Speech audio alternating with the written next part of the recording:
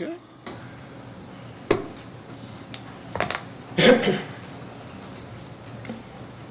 So at that point, you find the gun under the tree. Correct. And do you tell someone that you tell someone that Connie Basemore put it under the tree? I don't recall if that's what I said or not, sir. Okay, what do you recall? I don't recall any statements I made. I mean, I recall us locating the gun, us photographing where the gun was, collecting the gun, and then taking it to CSU.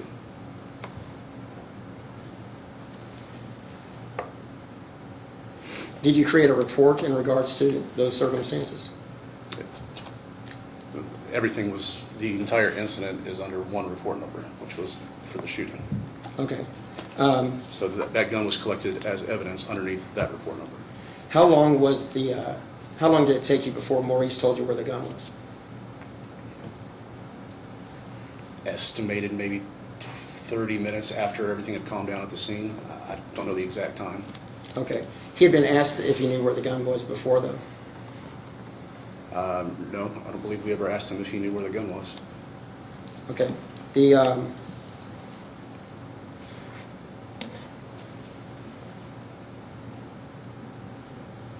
now,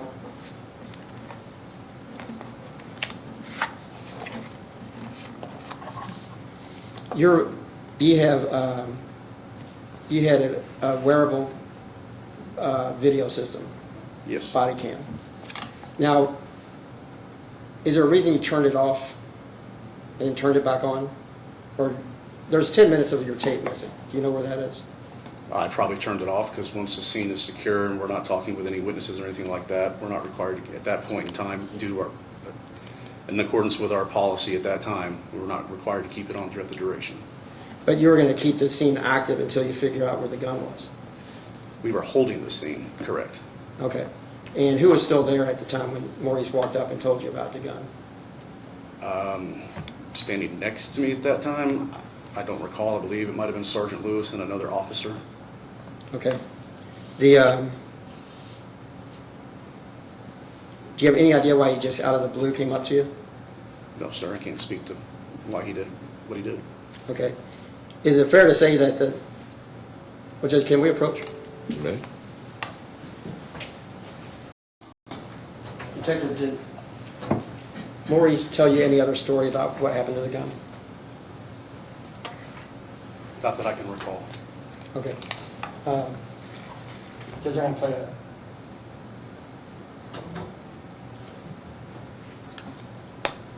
I don't know how to refresh this. Approach. Come on up. Sorry, ladies and gentlemen, Jerry, just 1 minute. Sorry, detective, just one minute.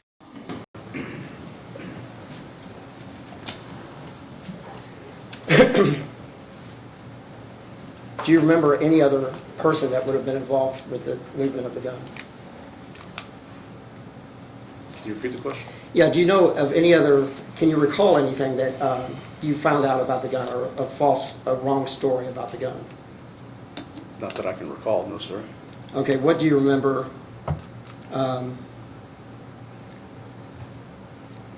So when Maurice tells you at the time that the gun's over underneath the tree, okay, what does he tell you? To the best of my recollection, he informed me that an unknown person came to help render aid to Connie. As she came running out the back, she handed the gun off to him. He went across the courtyard and put it behind the tree. Okay, so he stated to you that an unknown person took the gun from Connie and took it under the tree. That's what I recall, yes, sir. Okay, and that's the only story you know? That I recall, yes, sir. I say whether you recall or not, that's the only story you know as you sit there, right now. I mean, you could recall a million different stories, but the only one you can remember is that one. To the best of my recollection of what I remember of the events of that evening, that is the story that I remember. So in regards to that, there's only one story that you know. And that is that an unknown person took it from Connie and brought it over. Well, like you said, there's millions of different possibilities, but from what I can recall, that it was the story that was told. The story that you remember and that you know. Yes, sir. Mm-hmm. Counsel approach.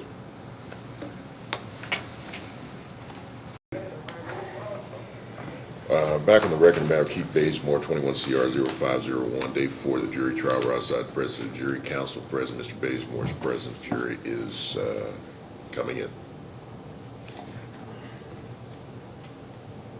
All rise, jury.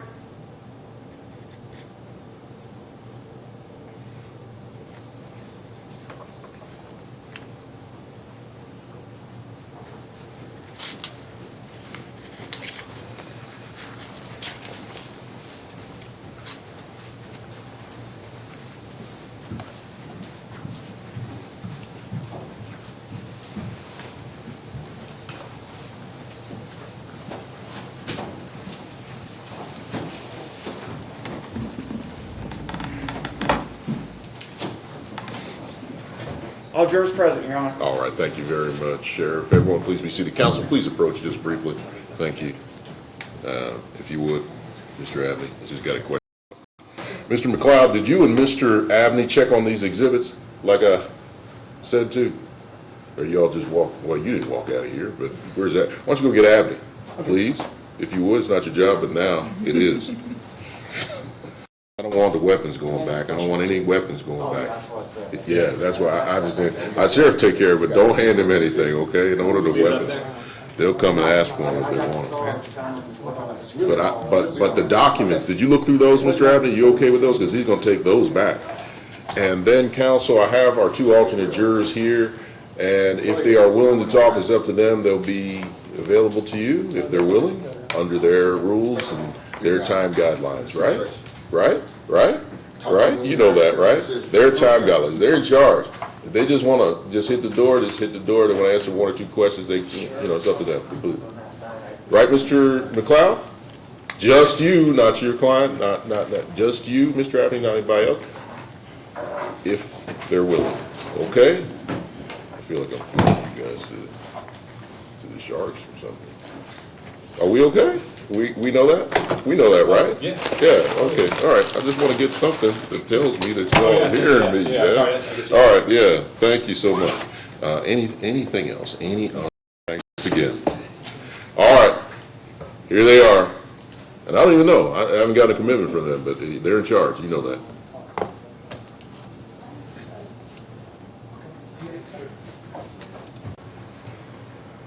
Okay, we're at 9:30. Good morning. We are on the record. This is the matter of the Commonwealth versus Keith Basemore, 21 CR 0501, day 4 by my count of the jury trial in this matter. We're outside the president of the jury, Mr. Basemore. Good morning to you. Represented by Mr. McLeod, who's present. Good morning to you. And Mr. Abney represents the Commonwealth. Good morning to you. Getting in position, we got to get this jury in here because I told them 9:30, and I don't want them sitting in the hallway waiting after I told them 9:30. So is there anything that we need to take up? I know these instructions, we're going to have to deal with that, and we will. But as far as the presentation of the defendant's case, Mr. McLeod, anything you think we need to address before we have the jurors come in? I don't think so, Judge. Okay. I'm a little concerned with the setup because I have my jurors. Well, I can't really see what's going on here, but they can get around here and kind of walk right in front of your Yeah, car, I'll right? move out of the way. until- Okay, yeah, if you would, just, okay, watch it, you look like, okay. That's where it's probably gonna be though, when Is that where it's gonna be? if I use it. Okay, all right, well, just be careful, that cord there.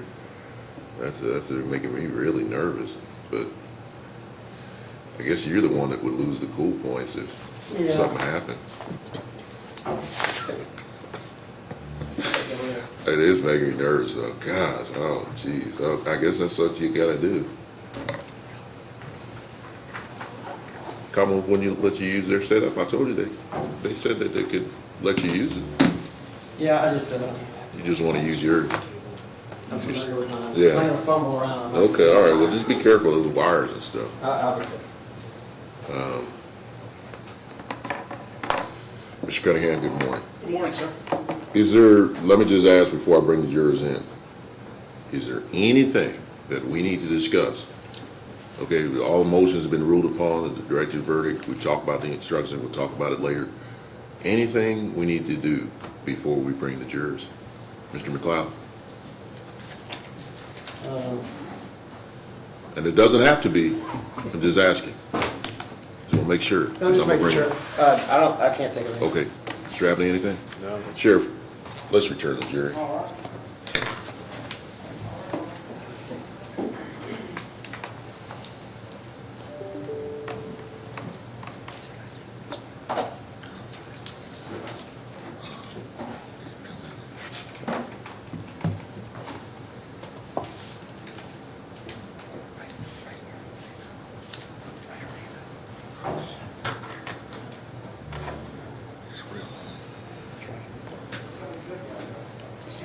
Okay. All rise, jury. Now, you said you're gonna move this thing now. I don't, where my jury's gonna walk through. I don't want them walking over that wire No, I either. agree. Just pull it back. Yeah, there we go. If you'll come around the podium there and then through. Thank you very much, ladies and gentlemen of the jury. Good morning to all of you. Welcome back. Thanks for your service. Good morning. Good morning. Good morning. Good morning. Good morning.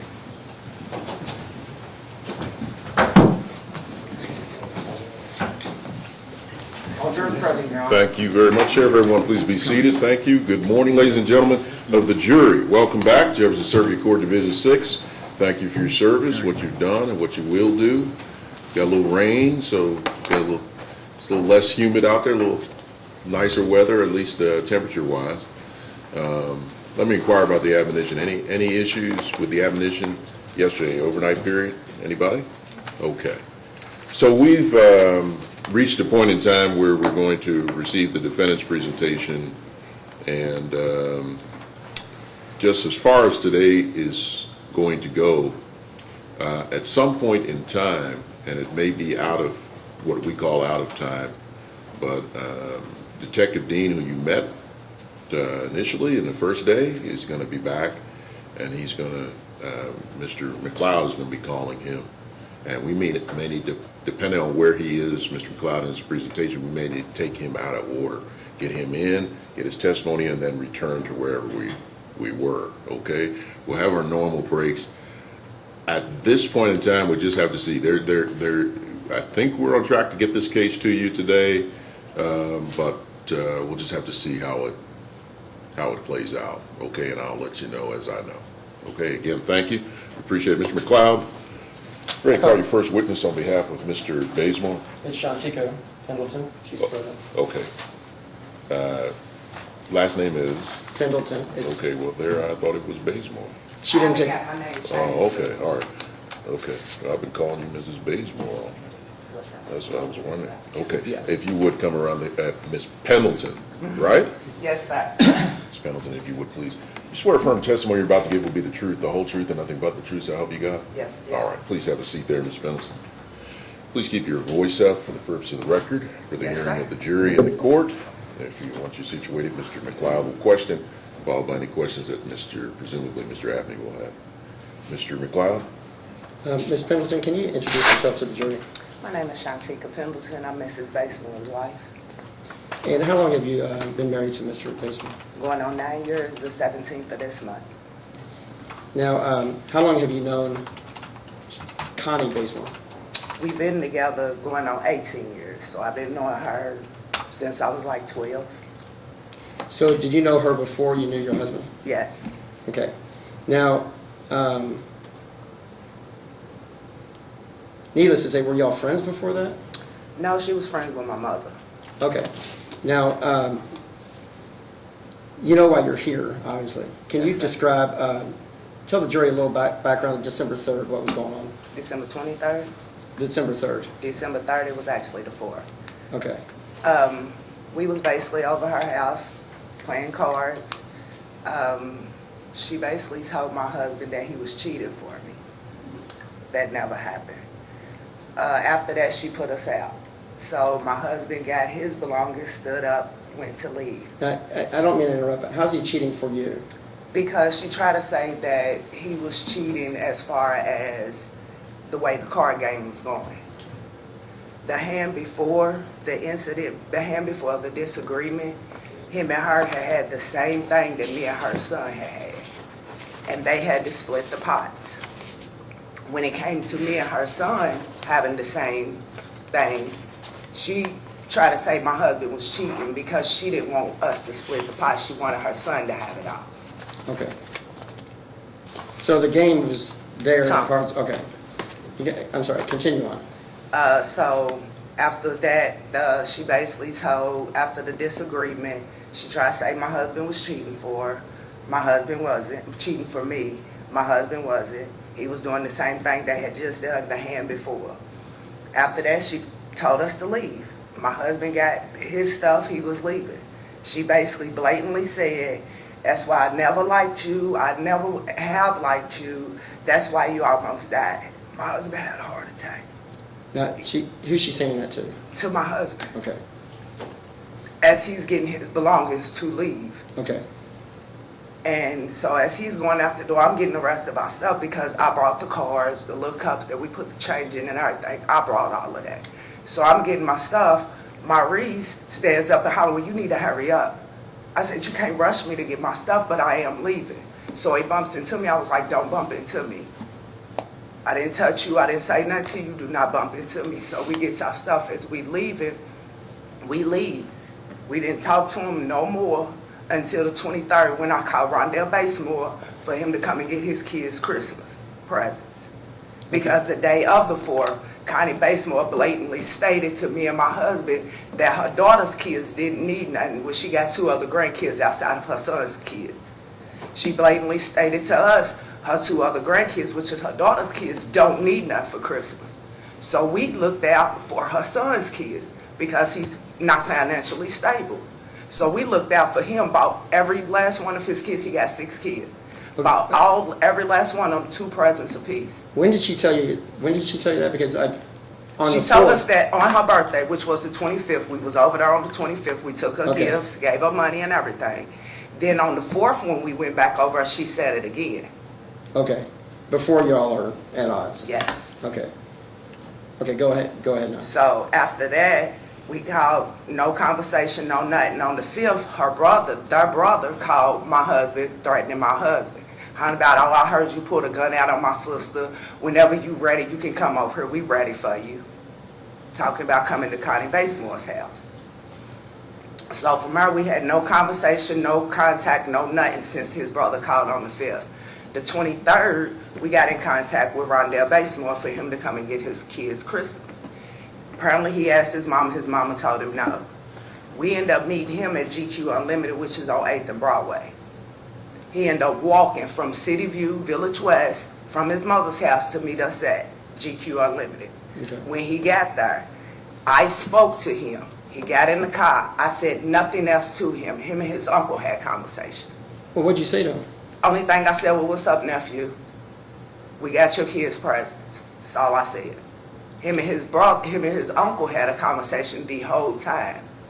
Okay. From that time, he got in the car, we drove, we went to Central.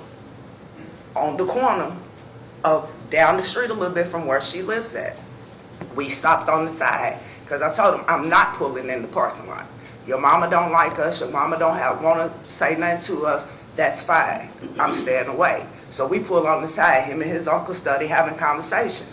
He gets out with his presents, he goes in his mama's house. 2.5 hours later, Connie Basemore calls my phone. Instead of calling her brother's phone, who she's having a problem with, she calls my cell phone. I didn't answer. My husband's like, why would she call your phone? I'm like, I don't know. So he answers. He didn't say nothing. As soon as he answered, oh, excuse my language. As soon as he answered, oh, fuck you, bitch, you lying asshole. Why the fuck you tell my son this? My husband's like, whoa, hold on, this ain't even my wife, this is me. My wife didn't say nothing to your son. Oh, well, whenever you ready, you can come over here, we ready for you.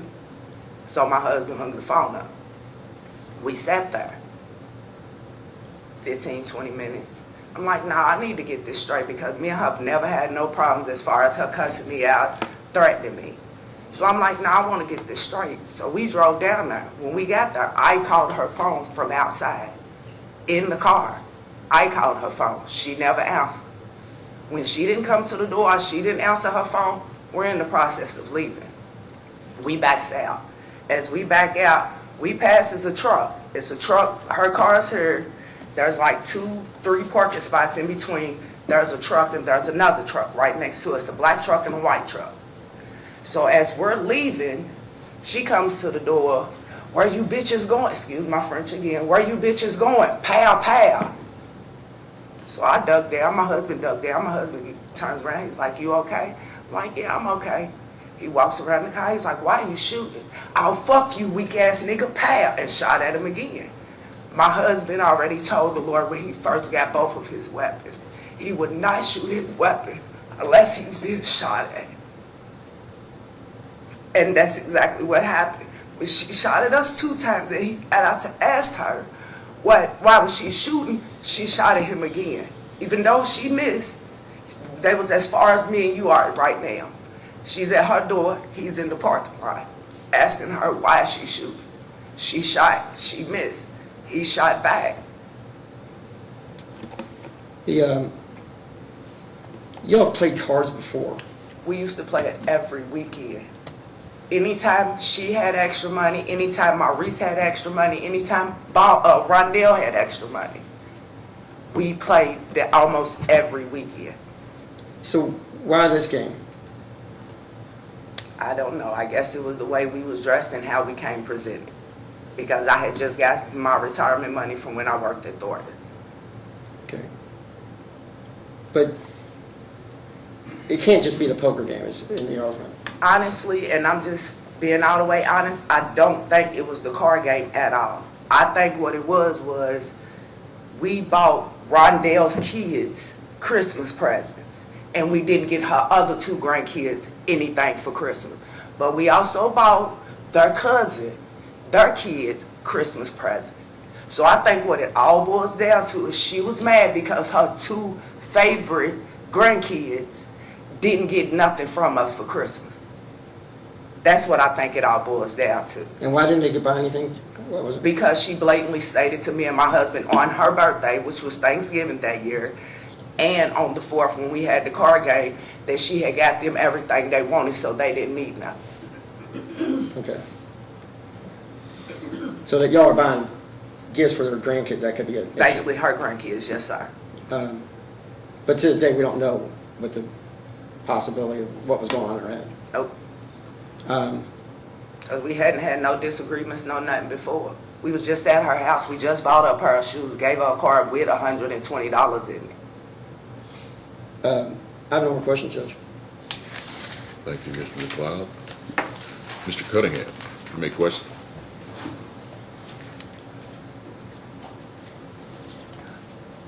Good morning. Good morning. All right.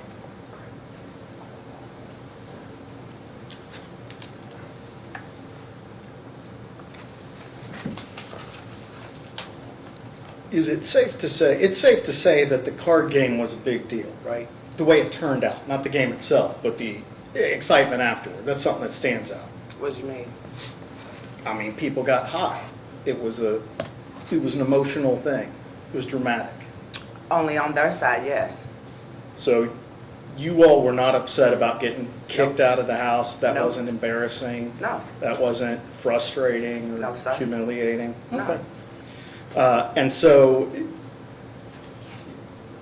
you were in the car when the presents were exchanged. I was the driver of the vehicle. And the discussion in the vehicle, was it heated? No. It was perfectly pleasant. Yeah, between uncle and nephew. And you dropped him off at the house. Not at the house. We was on the street side behind Indy's. And then you got a phone call out of the blue. Yes, 2.5 hours later. And you didn't answer that call. Nope. Your husband did. Yep. And the tone of that call, was that fiery and emotional? Yes, when he answered, because she instantly started basically blatantly cussing me out, threatening me, because she thought that I said something to her son, and I didn't. It was all about him going back telling her whatever he told her is what made her blow up the way she blew up. Okay, so she's blown up. She's very mad. I guess so. It seems that way. By her voice, yeah. And your husband, he's mad? No. No, he's not mad at all. He's not mad until she starts to cuss me out on the phone when he answers. Okay, so then he gets mad. He gets mad because he's asking her why she threatening me. So, For the simple reason I had nothing to do with what him and her was arguing about. but he's mad Yep. after that phone call. Because he felt that I was being threatened, of course. For whatever reason, he's mad after the phone call. And then you all wait 2.5 hours after you leave. What do you mean? After you drop him off, there's 2.5 hours. After we dropped the presents off, Yeah. it's like 2.5 hours when she called my phone. Okay. And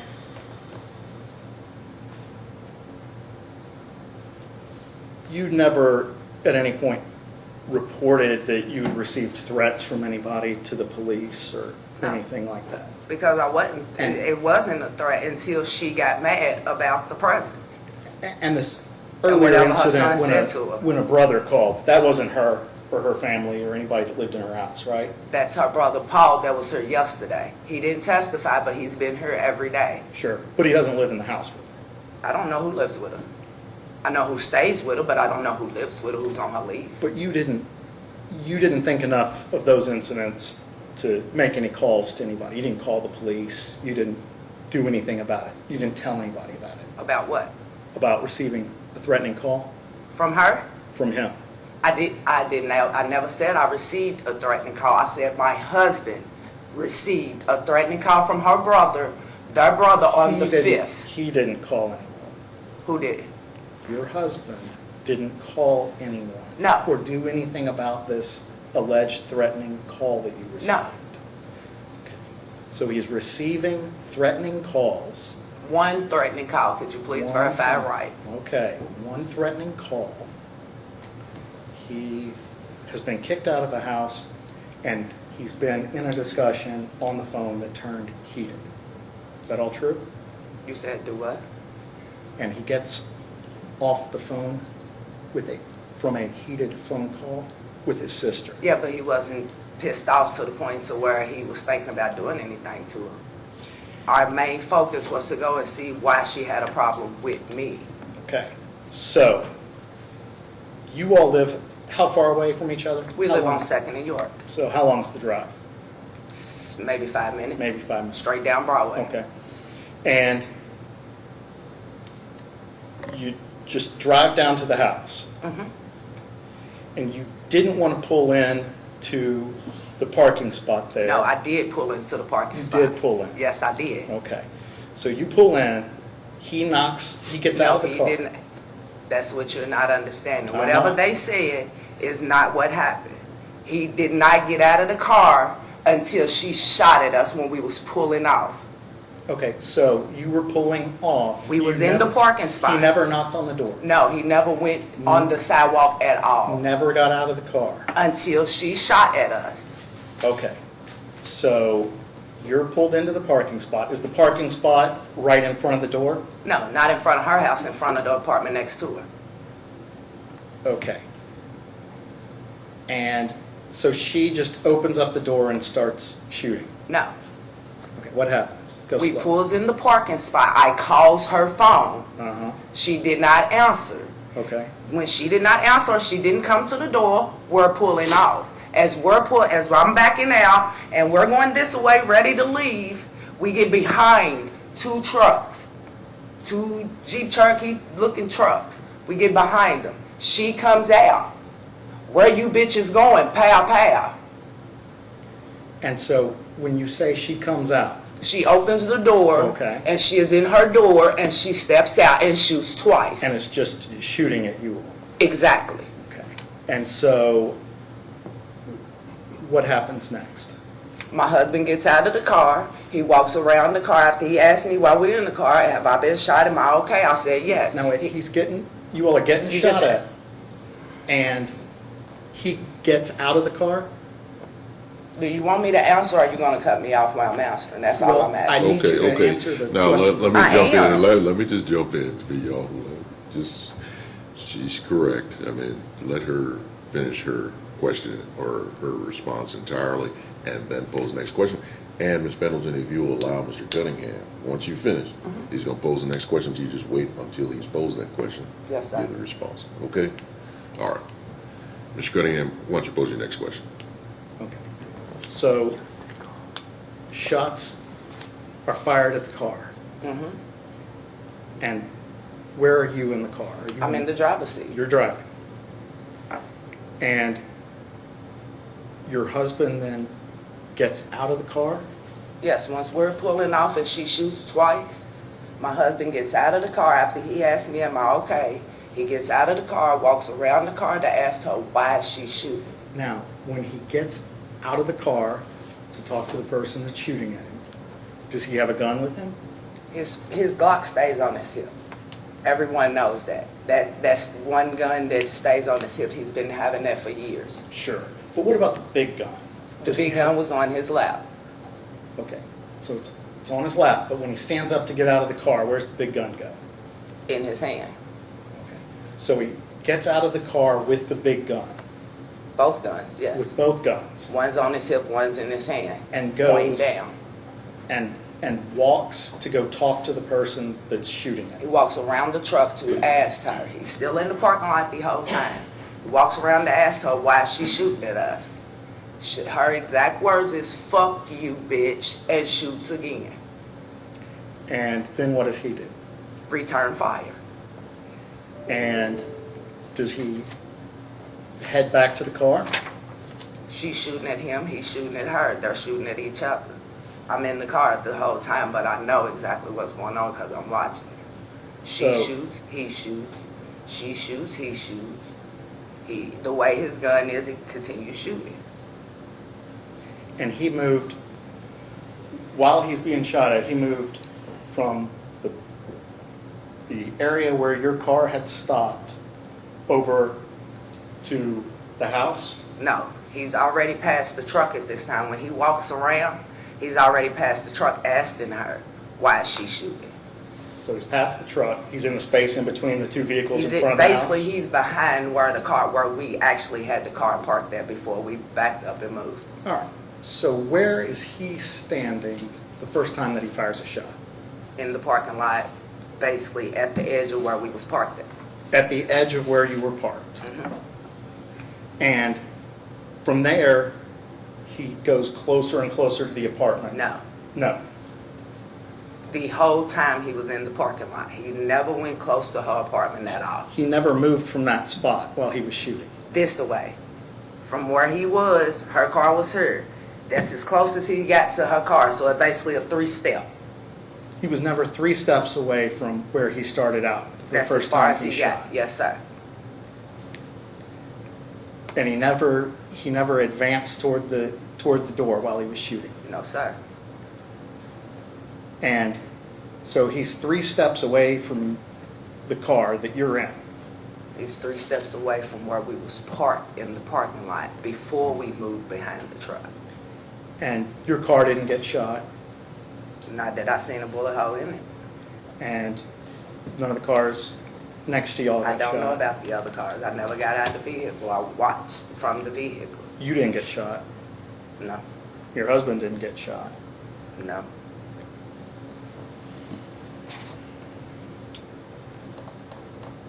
So, do you remember making a 911 phone call that day? And that's a yes?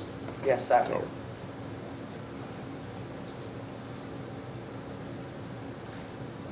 Your Honor, I'm going to move to admit and publish this 911 call as Commonwealth's 105.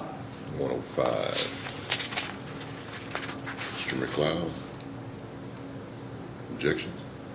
No objection. 105 is a 911 call. Ms. Pendleton's 911 call admitted without objection. May publish. 911, operator Shekel, what's the address of your emergency? 201 York Street. What's going on there? Well, I was calling, my husband was, out and about and his sisters got to threatening, and as he was riding by, she shot at him. So that was a shooting that was happening in Village West. All right, so when did this all take place, do you know? Probably about 10 minutes ago. Where's your husband at now? He's right here. He's the one who told me to call you. Okay, so he wants to make a report then? Yes, because he has been, we have been getting threats from his sister and his brother since Thanksgiving. They've been threatening to come by and shoot us, shoot our apartment up, do something to our car. We don't even go that way. We've been staying in the house since the incident. But all of a sudden she called today wanting to threaten my husband. And my husband went here, so when I called him, let him know that I got a call from his sister as he was riding back home, she shot at him. And he shot back. So I don't know what, he's not injured, he's not hurt, but she shot first, so. But he wanted me to call and let you know. All right, and where is he at now? He's standing right here next to me. No, with the address. So did this all occur at the 201 York? No, ma'am. Okay, so where did it occur? It occurred in Villae West. What's the address there? I'm not familiar with that. I don't know the address. Can your husband provide it? He don't know her address either. We have not been over since Thanksgiving and she done moved, so.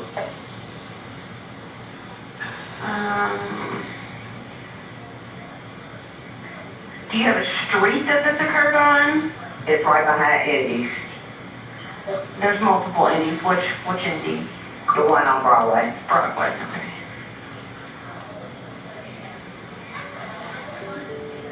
And you said no one's injured though? I don't know about down there. I know my husband's not. Okay. I don't know if anyone got injured down there. Okay. All right. We will get an officer out there to make a report with you. Thank you so much. You're welcome. Bye-bye. Mm.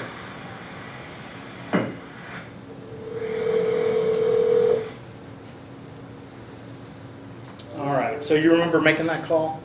And I was nervous because they had just got into a shootout. And that was on the 23rd when I made that call. So you made the call to 911 15 minutes after this happened. When we made it back home. You have a cell phone, right? Yes, sir. So you didn't call 911 right away, No. 15 minutes after. So what'd you all do for 15 minutes? Stood in the parking lot, waited on police for 3 hours to come and talk to my husband, and no one ever showed up. Well, I know that's not correct because 3 hours can't pass before the 15 minutes. 15 minutes passed from the time of the shooting to your call. What did you do for those 15 minutes? And I said we was in the parking lot. When we left her house, we went straight back to our parking lot and was in our parking lot. Talking about what happened? We didn't talk about nothing. You didn't discuss anything? It No. was just dead quiet for Yep. 15 minutes. And he is sitting right there. I mean, he was the one, you'd say, that was involved, right? He was more aware of what was happening than you were. But he wanted you to call. Because he didn't have his phone on him. Why couldn't you just hand him your phone? Why would I hand him my phone if I can make the call from my phone? Okay. And my phone number is well known down at the dispatch because I'm the building monitor at my building also. Okay. So you wait 15 minutes to make the phone call. What made you make the phone call at that point? Because I wanted to make sure that everything was straight. If anything, if any police needed to come and talk, they can come and talk to him at the house. And I actually called to make the police report because I never called the police because I'd never seen not one ambulance or police go towards her house. And I didn't know if I didn't know if she got hit or not. So was that a concern for her? It wasn't out of concern for my husband because me and him was right next to each other. Okay, so one of the first things that you say during this call is that you were receiving threats from them. You said, we got threats from her, threats from him. And just a minute ago, when I was asking you about threats, you said very pointedly, get it straight. We received one threat. And now you're on the 911 I said, call. I received one threat. Okay, now you're on the 911 call and you're talking about receiving multiple threats. So there's lots of threats. I do want to get this straight. Okay. And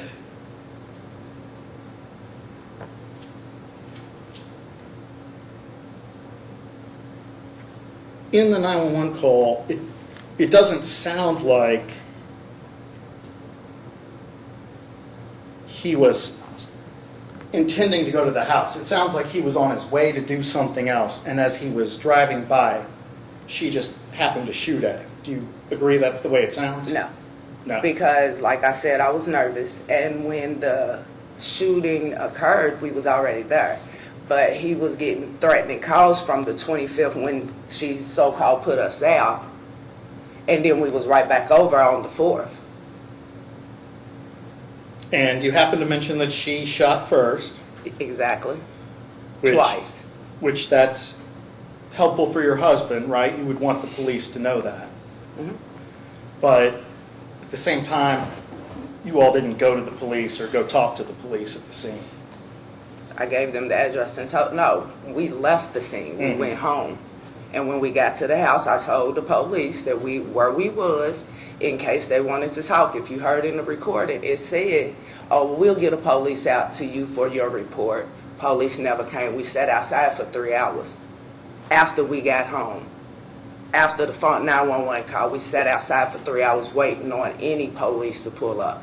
None ever pulled up.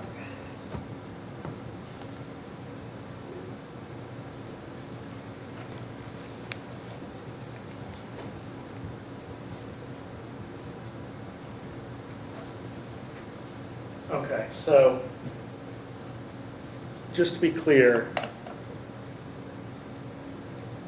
having nothing to do with anger over the card game, having nothing to do with a response to threats, having nothing to do with the phone call that was argumentative with his sister.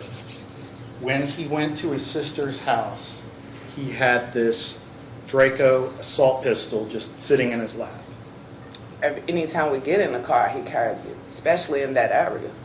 Not even 2 weeks prior to the incident of what went on between him and his sister, there was just a person that had got killed down the alleyway, So, right off of 9th Street. Not only that, 2 people had just got shot at Platinum gas station. So that area is a bad area, so why wouldn't you protect yourself, regardless where you go? but he was driving around with No. the assault rifle on his lap. That day, yes, when we went. Is that what he usually does? No, Is that special because it's Christmas time? no, it was the area that we went in. He always has his Glock on his hip, regardless where we go. That gun always stays with us. Now, you all just live a mile away, right? Is your area any different? Not as bad as that area. So does he always have a machine gun with him in your area? He has his Glock. Is there an objection? Yes, What's the basis of the objection? there's no machine gun. It's a handheld pistol. Overruled. That big gun? Thanks for your testimony. Yes, that is, if you look at it, it is a pistol. It is labeled as a pistol. But, Go to the pawn shop that he got it from, they label it as a pistol, a handheld pistol. all right, that little bitty handheld pistol that he carries around, he keeps that on him all the time. His Glock, or the Draco, that's The what I'm Draco. asking. The Draco has had, no, he hadn't had it that long. We hadn't even had that gun that long. We had the Glock Since for he got it, years. he keeps it with him all the time. We didn't go nowhere, but when we did go somewhere, no, he had the Glock on him. The big gun, does he have that on him? Obviously, he didn't have it on him before he purchased it. Once he purchased it, did he carry it around all the time? We didn't go nowhere, that's what I'm telling you. When we went somewhere, yes, he had both guns on him. Okay. Thank you for answering my question. Yes, sir. No further questions, John? Thank you, Mr. Cunningham. Mr. McLeod, redirect. Yes, Ms. Basemore, you called 911 to try to cover yourself, Mm-hmm. okay? And so you're trying to do the right thing, Exactly. and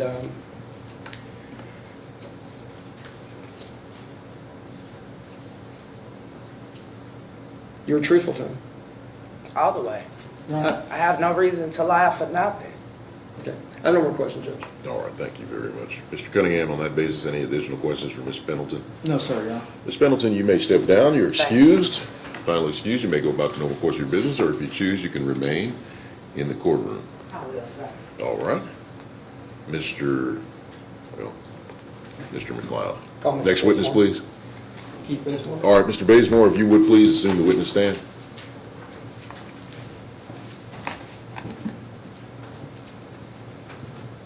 Okay, Mr. Basemore, before you're seated, if you'll please face me, raise your right hand. You swear firm testimony you're about to give will be the truth, the whole truth, nothing but the truth, so help you God? I do. All right, please have a seat there, Mr. Basemore. You know by now, please keep your voice up for the purpose of the record for the hearing of the jury in the court. Mr. McLeod, whenever you're ready, may proceed. Mr. Basemore, can you introduce yourself to the jury? My name is Keith Lamar Basemore. Mr. Basemore, you know why we're here today? Yes, sir. Okay. Now, let me just ask you a few background things. You're from Louisville, Yes, sir. and where'd you grow up? Grew up here in Louisville all my life. Villae West, 7th Street, Clarksdale, and now we live currently at 201 York Street. You have to ask if you're from Louisville. What high school did you go to? Ballard High School. Into Ballard? Mm-hmm. Okay. Tell me about your work experience. Well, I've been a hard worker all my life, off and on. Before I got with Shantika, and my first fiance passed away of aneurysm. I pretty much done worked 2 jobs off and on all my life, and I put 25 years in at University of Louisville, and I'm fighting. Great. I'm still fighting for unemployment now because I got wrongfully terminated, and it's still going on at U of L. Okay. Now, so you've always held a job? Yeah, until I got this bracelet on my ankle, yes. Okay. Now, you know why we're here. Can you explain to me what happened on December 3rd or whatever date it was? Well, I just like to say Thanksgiving on that day, usually everybody knows Thanksgiving, I think it's the 24th, but Connie's birthday fell in 2020, I think it fell on the 25th. So me and my wife went over there. We had a card for her, and I think it was like anywhere from $100 to $25 in the card. And the card was so beautiful, it brung me, Connie, and my wife, it brung all of us to tears.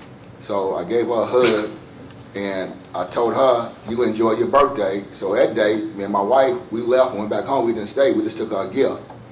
So then, a couple of weeks later, Maurice called and said, hey, brother-in-law, what y'all doing? You want to play some cards?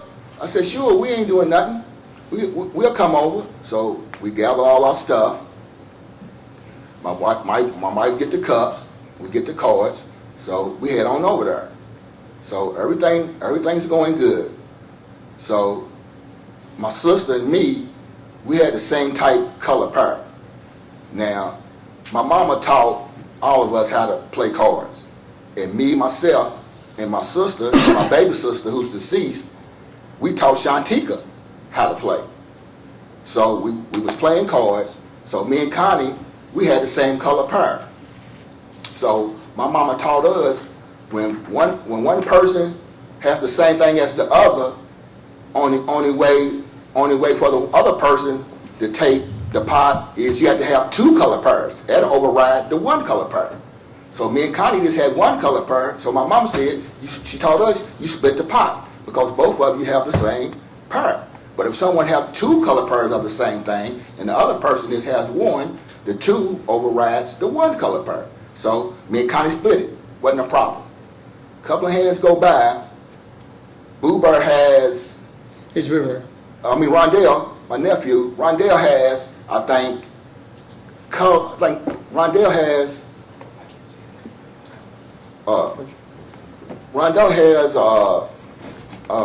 color. He has color aces. The ace of spade. Rondell has the ace of spade and the ace of club, I think. My wife, she has the ace of heart and the ace of diamond. So I tell them, I said, well, both of y'all split it because both of y'all got a single color pair, and it's the same thing what just happened with me and your mama. Oh no, this is my sister Connie. Oh no, you cheating for her. I said, what? I'm cheating for her. So me immediately done been through this numerous times with all this stuff. You know what I'm saying? When it comes to my wife, I immediately said, I'm done, I quit. So she get an attitude, I don't care. So I said, let's get our stuff, baby. So we start gathering up our stuff. Then when we gather up our stuff, my sister looks at me and she tells me, That's why I never liked you, never have, and I never will. And that's why you almost died of a heart attack. So I said, cool, Connie, God still got me here for a reason. I'm trying to get my stuff and get out. Now, let me back up a little bit, though. So when she alleges you cheat, it's not from dealing from the bottom of the deck. No, Or- it's just pertaining to both of my wife and Boo Bear having the same color pair. It's interpretation of the rules. Yeah. Okay. So when she says that, when she says that, because I already told her, she never put us out. I already told her I was leaving because I done heard this before. You know what I'm saying? Anytime I do something for my wife, and when I do it, it's right because we just split the same thing. So what's the problem with Boo Bear and my nephew, with my wife and my nephew, which is Rondell, split doing the same thing we just did 2 years ago? So I was like, I done heard this before. I quit. We started gathering our stuff. She told me what she told me, which it was hurtful because my sister stood up for me when I married my wife. And for her to tell me she never liked me, and she never have, and she never would, and she knew I had a heart attack and I almost died at work. That was the hurtfulest thing I was heard in my life. And she know, my sister knew I love her. I always have. Because my other 2 sisters passed away. And they passed away, I believe, because they attacked Shantika. And God didn't like it. And he took them away from me. And I'm still hurt to this day. So we got our stuff. And we left. And then when we got home. Okay. Okay. Now, Mr. Basemore, let me just jump in here. Do you need a minute? Yeah, because Well, I've been hurt to all every single happened. All right, well, let's do this. Okay. Let's just take a break. Ladies and gentlemen of the jury, let's take about 10 minutes here, okay, until 10:25. Please remember the admonition. Court will stand recessed till 10:25 this morning. All rise for the jury. There's some, if you right, there's some tissues right there. Some tissues right there. Be careful you step there. There should be at least. Okay. All right.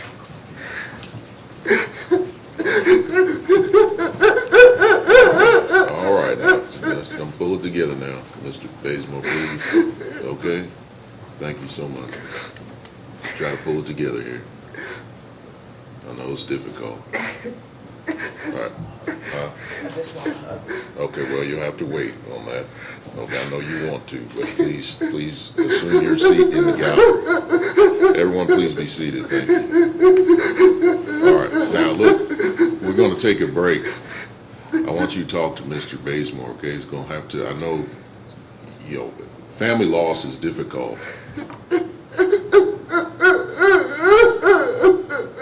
But we're going to have to pull it together and stay on topic, okay? What you are crying, as my understanding is the loss of your siblings. Yes, and I know that yes, was traumatic to you. But listen to me now. I'm listening to you.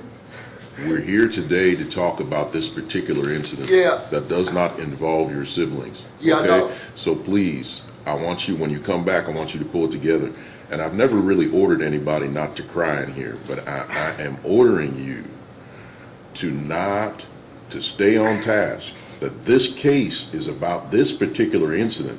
And I understand, all of us have experienced loss, okay? And sometimes it overwhelms you. But at this point in time, you're going to have to control it, and you're going to have to channel the focus of your testimony to what this case is about and nothing else. I got you. Okay? So please, I'm not going to have that again. I don't want that to happen because that's going to influence the jury. And that's going to influence the jury. I don't know how it will, but it may. Okay? I shouldn't say it will, but it very well may. And it's not relevant to this case. I got you, okay? So I'm sorry for the loss of your siblings, number one. I'm not jumping on you because you're upset and you're feeling emotions about the loss of your siblings. But what I'm telling you is that that's not related to this case. And that's not even what Mr. McLeod was asking about. Okay, so please, focus. Mr. McLeod, please help Mr. Basemore during the period of time that ask him to focus on what your questions are, and it's about this case, and no more of that outburst in here. Please talk to him, okay? Let's take a few minutes, and we'll be back, okay? We got about 5 minutes, and let's Mr. Basemore, you can step down, and your wife want to hug you, that's fine. You all can do that outside, but please, when you come back in, pull it together so we can get this testimony done. Thanks. I got you. All right.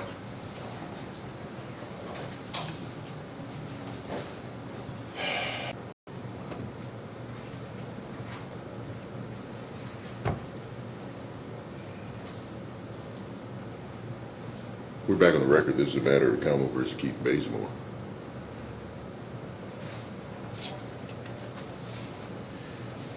CR 0501.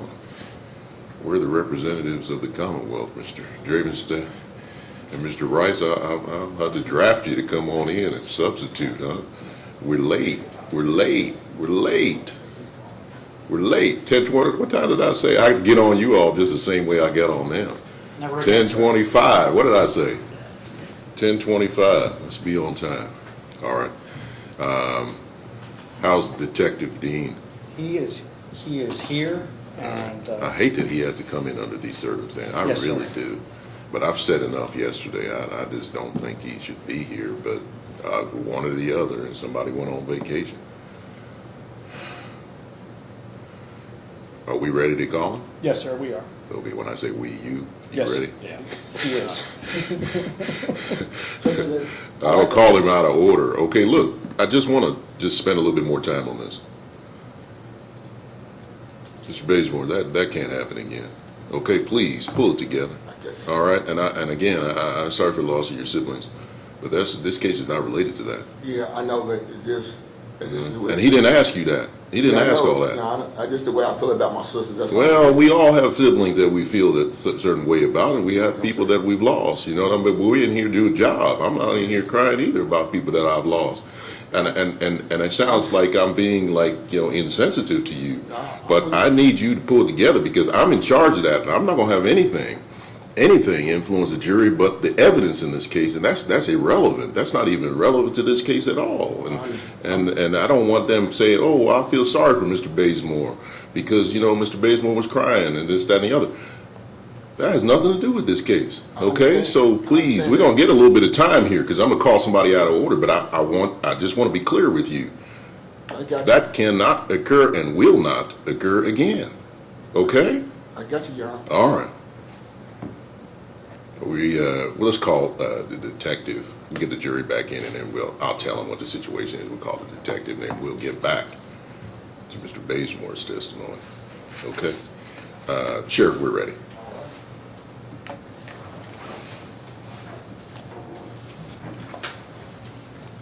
All rise, jury. And when I keep looking at you, I just figure he's the lead, but it's really you're calling him, right? Yes. Okay. Creature habits. Call the lead. It's usually the Right, Okay, that's why I keep looking over there, but you're the one that's calling. Okay. That's why they were looking at me like, what are you talking about?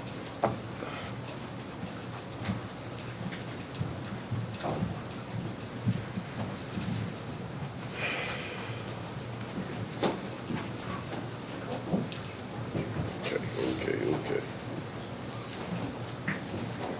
All jurors present, Your Honor. All right, thank you very much, Sheriff. Everyone, please be seated. Thank you. Ladies and gentlemen of the jury, welcome back. Sorry about that, and appreciate your patience. Any problems at all with the admonition during the break?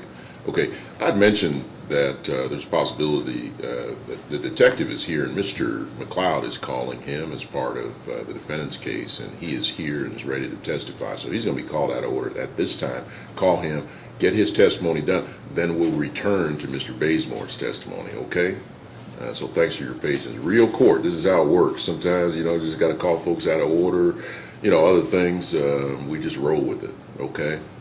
Just assume that there's some reason, but don't hold it against anybody. Don't hold it against Mr. Basemore or the Commonwealth. It's just the way this case is rolling, okay?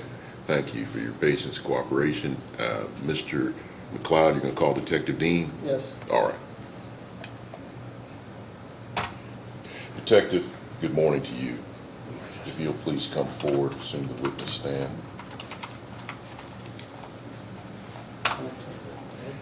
Detective, before you're seated, if you'll please face me, raise your right hand. You swear firm testimony you're about to give will be the truth, the whole truth, nothing but the truth, so help you God. I do. All right, please have a seat there. Detective, please keep your voice up for the purpose of the record. For the hearing of the jury and the court, Mr. McLeod will question. Mr. McLeod, whenever you're ready, may proceed.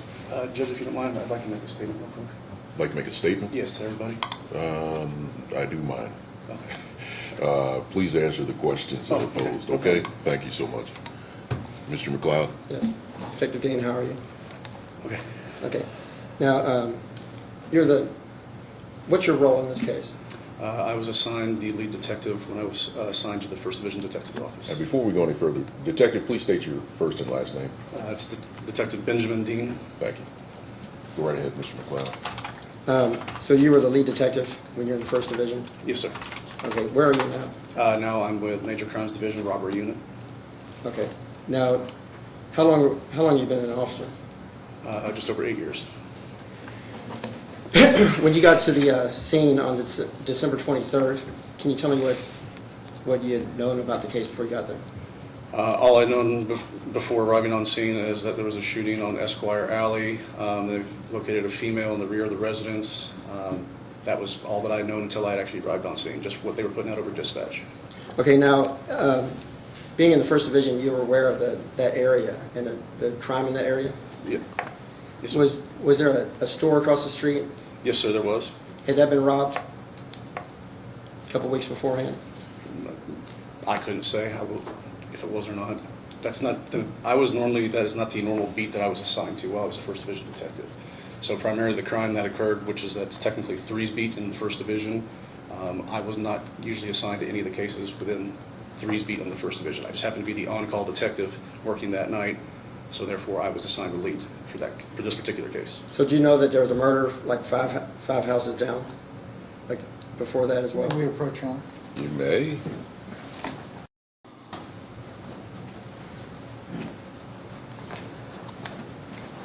Do you know anything about that area? A little bit, yes, sir.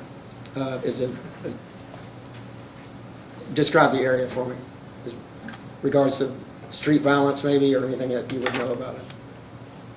Can you be a little bit more specific than describe? Okay, there's Villae West. Were you in the First Division when Beecher Terrace existed? Yes, I was. Okay, how close are those two together? They're very close. Okay, and what was the reputation of Beecher Terrace? It was a housing project that was high in crime. With what? That was high in crime, Okay, and how close is Villae West to it? very close. Okay, did the high crime stop from Beecher Terrace to Villae West, or does Villae West have the same type of? It was a high crime area. Okay. That's what you're asking. Okay, now, so you show up on the scene and there's someone shot in the back porch. Correct. Now, when you show up in a scene, what are the practices of an officer to make sure that the scene stays untampered with? Well, the first arriving officer's the main priority is preservation of life. So obviously they're going to try to locate the victim and render any first aid. That's their top priority. After that, then it's to basically surveil the surrounding area for any other acts of aggression, any other dangers, anything like that. And then after that point, everything's secured, is to go ahead and start taping off and secure the actual crime scene itself. Now, when you arrive, there were several people there already. There were multiple officers on scene, yes. Okay, and it was taped off. The back. The back taped was, off. yes, absolutely. And when you got there was nothing happening in the front. There was multiple officers standing out front. Okay, but they weren't taping it off or looking at it as a crime scene. They knew there was a crime scene out front from the shell casings and everything like that, but there was no way to, I can't speak for their state of mind, but as far as for the actual layout of the area, it's difficult to try to tie off any crime scene tape if you don't have anything to tie it off to. Okay, now, you and Detective Lewis were inside of the house. Sergeant Lewis. Okay, Sergeant Lewis, and you all were recognizing that there's other shell casings there. Correct. Okay, what didn't you know when you showed up at the scene in regards to who was involved in the shooting? Can you repeat the question? Yeah, you didn't know that someone else was firing at someone from inside the house initially. No, initially when I arrived on scene, we knew that we had a victim who was on the back porch that had been shot in the arm. Okay, when did you figure out that someone was shooting from the house? We made that determination when we were walking through the crime scene. We could see that there was actually shell casings inside of the residence, just right inside the front door. Okay, and how many shell casings did you find? I believe we ended up finding a total of 3 9mm shell casings. Did you find any clips or anything that would go along with the gun inside the house? Inside the house? No, we did not. Okay, now, at that point, you see the shell casings inside. Are you sure at that point that someone's shooting from inside? We made the assumption that somebody was, yes. Because you don't know, At that point in time, we did not know, no. and no one had told you anything else. At that point in time, no. Okay, at what point in time did you find out? Detective Simon went to the hospital to speak with Miss Basemore while she was in the ER. We, again, looking at the crime scene, making the assumption, we had 2 different calibers of shell casings, looking at the scene, speaking with what other people heard around the area. We determined that it was 2 shooters. Detective Simon spoke with Miss Basemore, and piecing it all together, that's when we figured out that she had returned fire. So, Ms. Basemore called in to 911, is that correct? I'd have to look at the call for service. I can't remember who made the initial 911 call. Okay, but it came over your radio squawk that Ms. Basemore had called in and said that they were fired upon. I'd have to reread the actual call for service to see exactly how it came in, but I can't say 100% if she called and said that or not. Okay, what was the first proof you got that, other than the shell casings, that someone else was shooting from inside the house? When I spoke with Ms. Basemore, and she informed me that she had returned fire. Okay, Connie Basemore. Yes. Were you ever informed by another officer at the scene, or heard it come over your radio, that someone had called in and stated that they were at the scene and that they had been shot at by? Yes. Shortly after officers were on scene and it was secured, there was a call for service that came in from Mr. Basemore's wife stating that his vehicle was shot at by his sister. Okay, and so at that point you start realizing that someone else shot from the house. Correct. And so what did you do at that point? Well, at that point in time, we continued to process the scene. Detective Simon was still down at the hospital, so I was waiting to hear back from him to see what statements Connie Basemore had made. And then at that point, we knew that there was another gun, but we didn't know where that gun was. So we held the scene, and we were going to execute a search warrant for the apartment to try to recover that gun as a piece of evidence. While we were still processing everything, I was then informed that the gun that we were looking for was actually not inside of the apartment. It was behind a tree across the courtyard from the rear of the residence. And how did that information come to you? It came from Ms. Connie Basemore's boyfriend, Maurice. Okay, and how did that happen? While I was standing outside in the rear, processing different things, making phone calls, he approached me and asked, he kept inquiring about when he could go in. I kept explaining to him that we're going to execute a search warrant to recover the gun because it's a piece of evidence that we have to have. And then he informed me, he said, if that's all that you're needing is that gun, it's not inside, it's behind this tree over here. And how did he say he knew that? He informed me that when she came running out the back, another person came running up to help them. She handed the gun to him, and then he went and put it over there. She handed the gun to who? It's an unknown person. Okay. And who said that to you? Maurice. You don't remember him saying that she ran over there and put the gun under the tree? No.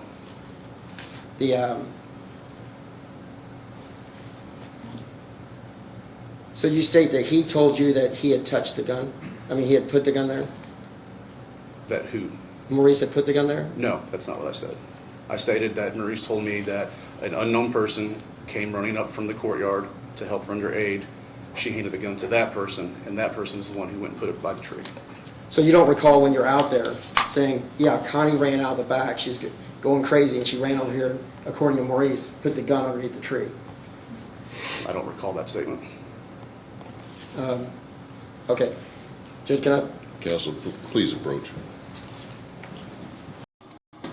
Thank you.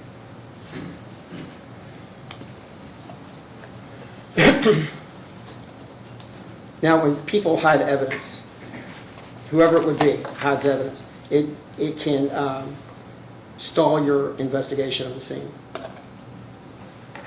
Is that correct? It could. Okay.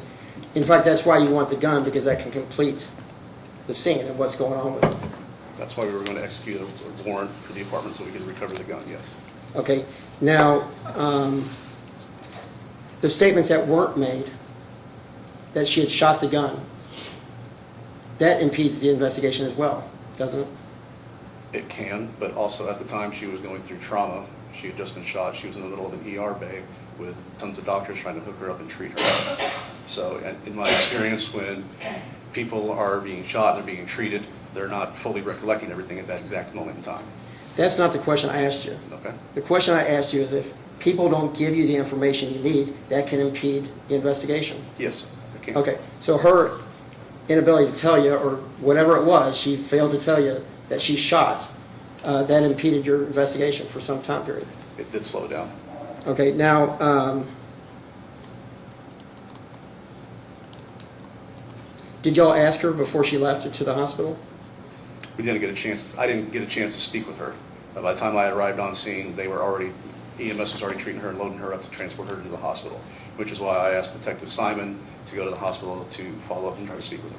Now, as a lead, all the information comes back to you, and you are the conduit with the Commonwealth Attorney's Office. Is that correct? Yes, sir.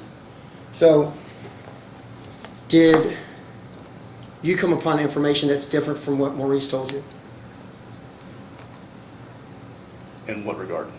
You had an audio recording. You talked to Connie Basemore over the phone at some point, Yes. and you stated that the Commonwealth wanted her to answer one question for you. I had told her that I do have a question I need to ask you because it will come up, is why did you have the gun moved, or why didn't you tell us where the gun was put? And what did she say? I don't recall exactly what she said. Did she say she took it out and put it underneath the tree? I don't recall her saying that, no, sir. I believe she said something to the effect that she was shot, she was in shock, and she was just handing it off to somebody. I believe that's what she said, to the best of my recollection. Okay. Did she say she handed it to Maurice and he put it under the tree? She never stated exactly who she handed it to me. Okay. What else did you ask her? I asked her to explain to me what happened, why her brother would do this. I asked about the gun. I believe I even asked her why she didn't tell Detective Simon or anybody else that she had returned fire. Right. You did ask her that, right? I believe I did, yes. And you said, isn't that relevant? Didn't you think that was relevant? Yes. Okay. And you were surprised that she hadn't told you? I kind of already was under the assumption that she did, so I kind of already knew that she did. I was just curious as to what her explanation was, because I knew it was going to be an issue and come up later down the line. Okay, but you knew she had fired the weapon, is that correct? I couldn't 100% definitively say yes, but it was a very strong assumption that she did. Okay, so, but you stated you knew, so when you asked her if she had fired the weapon, and then you said, why didn't you tell anyone? What did you think? My first initial thought, the reason she didn't, is because she was, again, in trauma, being at the ER, being rushed by all the doctors and getting sent to a CT scan. And at that point, Detective Simon had left the hospital, so there was nobody else there available to talk to. That was my first assumption. Okay.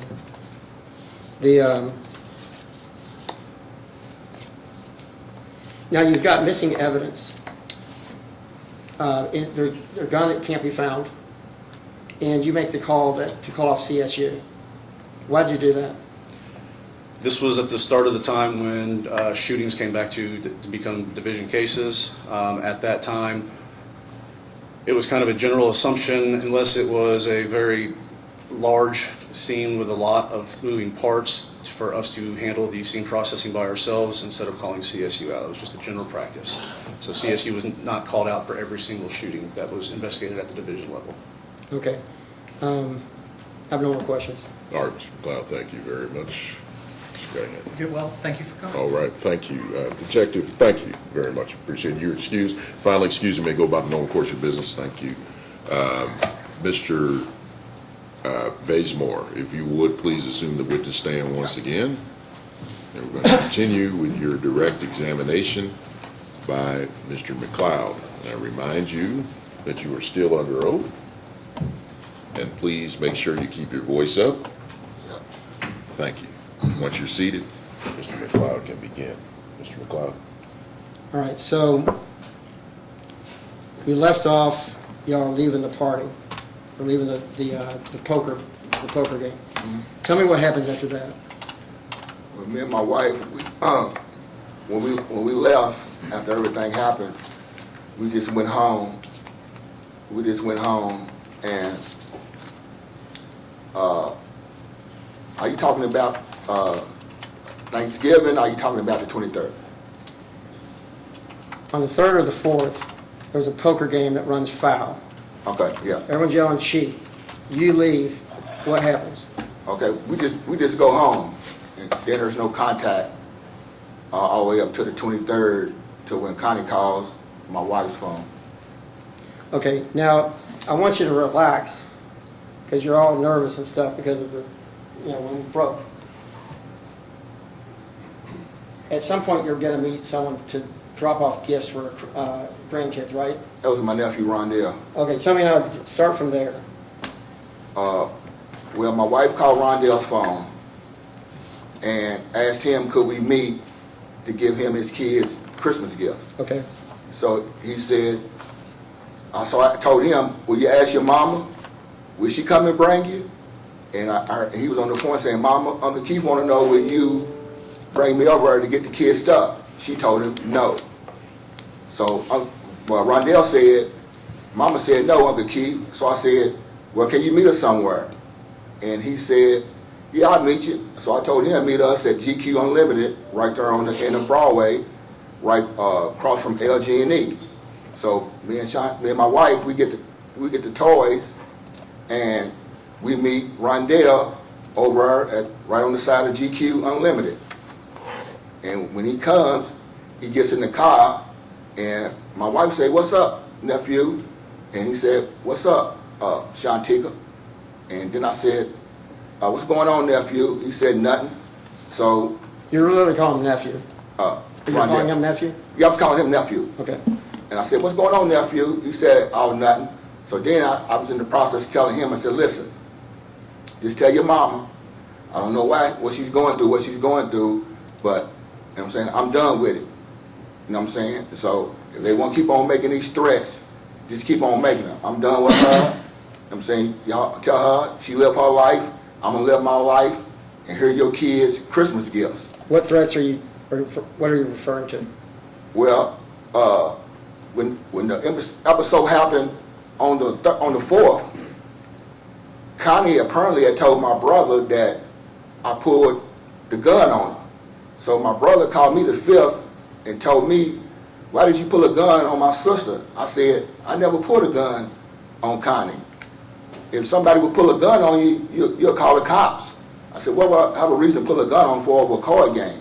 So my brother kept on hollering about, well, come on over here. We over here. We ready to get y'all. I said, why would I do that? Over a card game. So I just hung up on him, and he never called back. Okay. Now, so are there any other threats that you've received? It's okay, it's fine, you just turn it off, that'd be fine, thank you. No, except for, outside of that one, except for the one when Connie called my wife's phone on the 23rd. Okay. Outside of them, no threats. Okay, so now Connie calls your wife's phone and you pick up. What happens? Well, as soon as I pick up, I'm right there by my wife, and Connie just goes in, calling my wife dirty bitches, funky whores. Why you lying? I'm gonna do this to y'all, do it to y'all. And then I say, it's not Shantika, it's me. Then she goes, fuck you too. And then I was like, huh? Fuck me too, over some cards? So we going back and forth with each other. So then she hangs up. So me and my wife, we just looking at each other. And then my wife was like, we're going over here because this just don't add up. Everything's just been fine for the whole 2022 year. It's almost the holidays. Then over some quarters and dimes, all this is going on, so it didn't add up. So we got our stuff, and we went over there, and we tried to talk to her. Okay, and what happened? So as we get over, Shantika pulls in and park. So when we park, Shantika calls her phone, but she don't answer. So we just sit in the car, wait 3 or 4 minutes, nothing happens. Shantika says, baby, we don't know why she tripping, and we don't know why she acting like this. Let's go on back home. I said, pull on out, let's go on back home. And that's what my wife does. As soon as my wife backs out, she goes this way, we going left to head on out the way we came in to go back home. As soon as we get past, I think, the 2 trucks that was right there parked beside our car where we was at, she comes to the door and she hollers, where y'all going at, bitches? Come on back. Pow, pow. So me and my wife, we kind of like do like that in the car. I get out of the car, I grab my weapon, and when I come behind the first truck, next to the second truck, I ask Connie face to face from about, I'm in the street, Connie's probably at the doorway, I might just a little bit about far from you. I said, why are you shooting at us? She said, fuck you, nigga. Pow, pow. And then when she did that, I had no choice but to defend myself, and that's what I did. I pulled up my pistol, and I returned fire. Okay, now, did you approach her house while shooting? No, I was in the street. I never got on the curb. Or nothing. This is the curb. I'm in the street. I'm in the street by the 2 trucks, and Shantika just stopped right when we was backing out, trying to leave out. Her car is right past just the other 2 trucks. Okay, you didn't go and throw away your gun. No, they retrieved my gun from the house. Right, so you didn't get rid of anything that you used that day? No, sir. I didn't touch nothing over there. I didn't touch nothing. And you cooperated with the police when they were there to get your guns and... Yeah, when I came back, when my wife came back with the bank, my wife and my friend, we came back from the bank, and they was at my door, and they said, are you Keith Basemore? I said, yeah, I'm Keith Basemore. They said, turn around. So I turned around. They put handcuffs on me. I had my Glock 23 in my pocket, were visible, and they took that. Then the officer asked me, do you mind if we go in the house to talk to you out of the hallway? I said, sure, I have nothing to hide. Come on in. So. Yeah. Okay, now you never called her outside of the apartment and said, hey, we're out here, I'm out here, come out? No, sir. And it's Shantika that called? Shantika called from inside the car. Okay. I don't have any more questions, Judge. All right, thank you. Mr. Abney, you're ready, you may begin. Yes, Your Honor. Thank you. Okay. Good morning, Mr. Basemore. Good morning. So, you purposefully shot your gun in the direction of your sister, is that right? Self-defense. With the gun that you had in your hand, you pointed it purposefully at your sister, correct? You weren't No, trying sir. to point at, you weren't trying to point at anyone else, right? No, when I defended myself, my gun wasn't pointing at my sister. I just fired back because I didn't want to hit my sister after Okay. she shot first. So, when you fired back, you saw the pictures that we've entered throughout the trial. There's various bullet impacts inside of her kitchen, right? Yeah. So you fired back in the direction of her home, right? After she came to the door and fired first, I shot to the left of her toward the kitchen area, the sink area, the refrigerator area, and I think where the kitchen table was, because she was right there at the door. Okay. So it wasn't an accident that you pulled the trigger, right? You pulled the trigger on purpose? To save my life, yes, sir. And you knew the gun was loaded, is that right? I'm not gonna go nowhere with an empty gun, sir. Okay, and this is you call it a pistol, but it's got rifle ammunition in it, right? It's got the 7.62 by 39 millimeter ammunition. Yeah, it's under the category of a hand pistol. It's in the same category as a handgun, sir. Okay, but it was loaded with that kind of ammunition, with the ammunition it shares with a rifle, right? Yes, sir. So you pointed the gun and pulled the trigger. You knew that the bullet coming out of the other end could hit your sister, right? It could, but I wasn't trying to hit her with none. But it could be. It's what it's supposed to do. You were trying to get it really close to your sister, is that fair? No, I was trying to protect my life after she shot at us. Okay. Point blank, after I asked her, why are you shooting at us over some quarters and dimes? That's all I was trying to ask her because it made no sense. You put our life in jeopardy over some quarters and some dimes? Okay, so let's talk about the card game. The way you describe it and the way Shantika describes it, you basically confirmed that yes, there was a dispute at the card game. Yes, Okay. it was a dispute. And you gave a lot of information to Mr. McLeod about the rules that were broken and how exactly it went down. So you still remember it very well, right? Yeah. Okay. And you also said that statement that your sister made after this dispute broke out was one of the most hurtfulest things you'd ever heard in your life. You remember saying that to Mr. McLeod? Yes, sir. Okay. So you're upset? I'm more so, I'm hurt and I'm disappointed. Not so much upset, it's just hurt because she was in the hospital with me when I had the heart attack, so it was just hurtful for her to make a statement like that. Okay. But when you were talking about Mr. McLeod earlier, you got extremely upset. That's clear, right? I wasn't upset, it's just my emotions about everything that's going on got the better of me. And I apologize to the jury for that. It's just my emotions got the better of me because what we're talking about and what I'm testifying to. Okay. So is it fair to say that if you're getting that upset about it 20 months later, you were probably pretty upset at the time as well, right?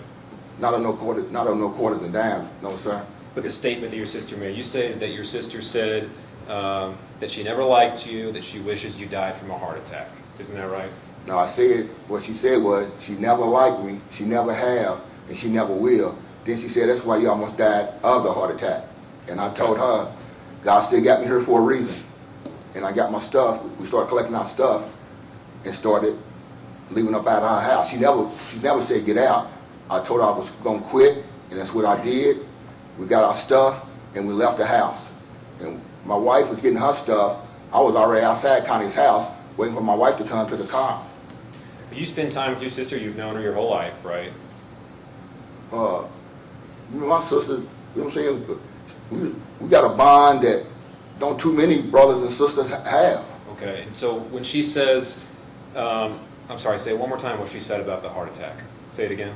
She said, when I told her I quit, I got her from the table, and she said, that's why she was still sitting at the table, but I was up. She said, I never liked you, never have, and I never will, and that's why you almost died of the heart attack. Then I said, God still got me here for a reason, Connie. I told my wife, get our stuff, and let's go, and that's what I did. Okay, and you did suffer from a heart attack, I guess, in the past, is that right? I had a heart attack at work in 2017. Okay, and I'm sorry to hear that. I'm sure that was a very challenging time for you, is that right? Well, it scared me a lot because it was just out of the blue. And it sounds, someone that says that's why you had a heart attack, that's someone that's not really being nice about that very serious thing that happened to you, right? To hear from your sister that you done loved all your life is very hurtful. Okay, and it was hurtful at the time, right? Yeah. Did you think about it after you went home? I thought about it, but you know what I'm saying, me and Connie done been through stuff before, and we always been able to work it out. So I was like, it hurt, but it really ain't no big deal. It's the holidays, so I was like, I wasn't too much. I was hurt, but it wasn't on my mind like, you know, why every day, like, why did she do it? Why did she do it? It's just because we done been through stuff before, and everything we've been through, we always done worked it out. So I wasn't too much concerned about it. Okay. So I'm going to jump around a little bit, but you said that you did meet up with Rondell, your nephew, on the 23rd. Yes, sir. Okay, so when Rondell says that he came and met you and you handed over presents and you spoke with him, that's true? Yes, sir. Okay. And Rondell also said that you had a message for him to give to his mom. Now, you have a different message that you've talked about today, but it is true that you gave him a message to give to your mother on that day, right? Yes, sir. Okay. And that was the plan you had whenever you met with your nephews. Turn the presents over, but also give your mom this message. Is that fair? Yeah, to let her know that I don't know where all this stuff is coming out of Slugger Field at, but tell her I'm through messing with her because I ain't got time for it. And I told Rondell that when my sister lived with us, we got insurance on her life, and she signed all the documents. And me and my wife, we paid for the insurance policy because when she stayed with us for 3 years, she had no income. So we took life out insurance out on her. So I told Rondell, if your mama want to keep that policy that we have for her, tell her let me know, then she can just keep on paying the premiums and she'll have life insurance on her because at the time she had none. That's what I told him. Okay. Then, So you remember clearly on the 23rd when you met with Rondell, that you discussed the life insurance policy on Connie Basemore's life. Is that fair? Mm-hmm. And you brought that up in the car that day? Mm-hmm. How long was Rondell in the vehicle, would you say? He wasn't in there long. Anywhere from probably maybe 10 to maybe 15 minutes. It wasn't that long. Okay, so you greeted him when he got in the car. Shantika greeted him when he got Well, in the my car. wife greeted him first and said, "Hey, nephew," and Rondell responded, "Hey, Shantika." Okay. Then I said, "What's up, nephew?" He said nothing. And you gave him the presents. Well, we talked a little bit because I told him about if she wanted to take over the policy, I would give her the policy, that she keep on paying the premium and she'll have insurance on her. Okay. Then I told him that tell your mama, since whatever she's going through, because I don't know what she's going through, because everything in 2020 for our family had been just fine and dandy. Now all of a sudden, from the 4th of December until the 23rd, all this occurred out of the blue. It don't add up. Okay. So Rondell didn't bring up life insurance, right? No, I told him about the life insurance because I know Connie. So when she turned this into being about my wife, you know what I'm saying, I knew I was trying to cut ties. That's why I told Rondell about the life insurance if she wanted to carry on with it, because I wasn't going to bother Connie, and I didn't. From the 4th, I didn't talk to Boo Bird, I didn't talk to Rondell, I didn't talk to Paul Basemore, I didn't talk to Maurice, I didn't talk to Connie from the 4th all the way to Connie called my wife's phone on the 23rd. We never heard from them. We didn't have a text them, nothing. Okay, so but Rondell did not bring up life insurance. You brought it up first. That was my question. Is that Yeah, fair? yeah. Okay, I told him, yeah. and she needs to have her life insurance straight if she wants it to get paid out right, correct? Well, she needs to have life insurance if something happened to her and her kids are not able to bury her. Right. If she keeps the policy going, something happened to her, they can bury their mama based on the kids that she put on her policy. We just pay the premium. And I'm not trying to be funny, but that also includes if she gets shot in her home, right? If she gets shot in her home. No, life insurance needs to be paid that out. don't include that. I'm just trying to inform my nephew that if she want to take the policy over, where if something was to happen, she can have insurance on her. That was my concern.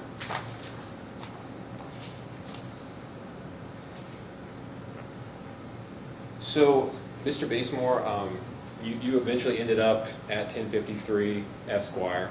You've been over this a couple times with your wife, Mm-hmm. and eventually the shooting occurred. Yep. Were you invited, in your mind, to come over by Connie Basemore? No, sir. I wasn't invited. Was it actually pretty clear that she was upset with you? I can't say how clear it is how upset she was with me, but in my mind, I'm always over my sister's house, so it wasn't no big deal to me Okay, well, you said that to go on the over and phone try to call, talk she to said, her. I'm gonna do this and that, and part of my language would fuck you too, and she used an even nastier language than that. Mm-hmm. So it's fair to say that she's not on friendly terms with you at that point, right? Yeah, but it's my sister, so if it's somebody in the street, it's different.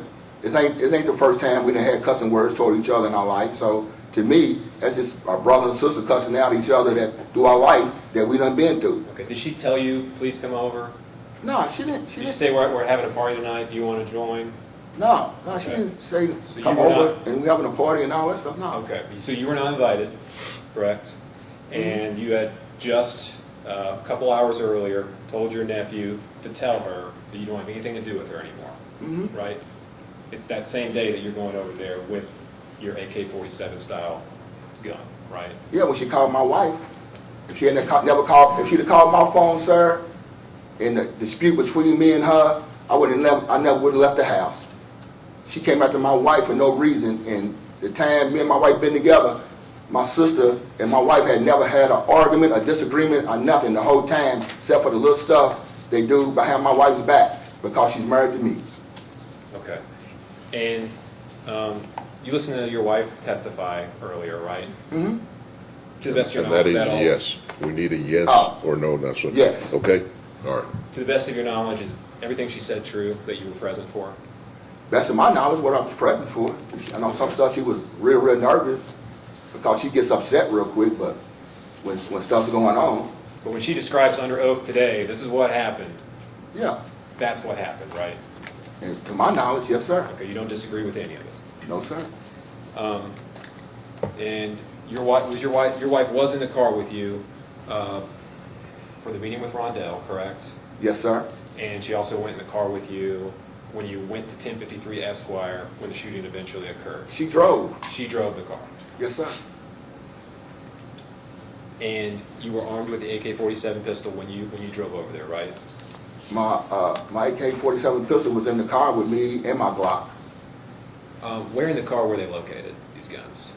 My Glock 23 stays on my hip, and my Draco pistol was in the back seat in my backpack.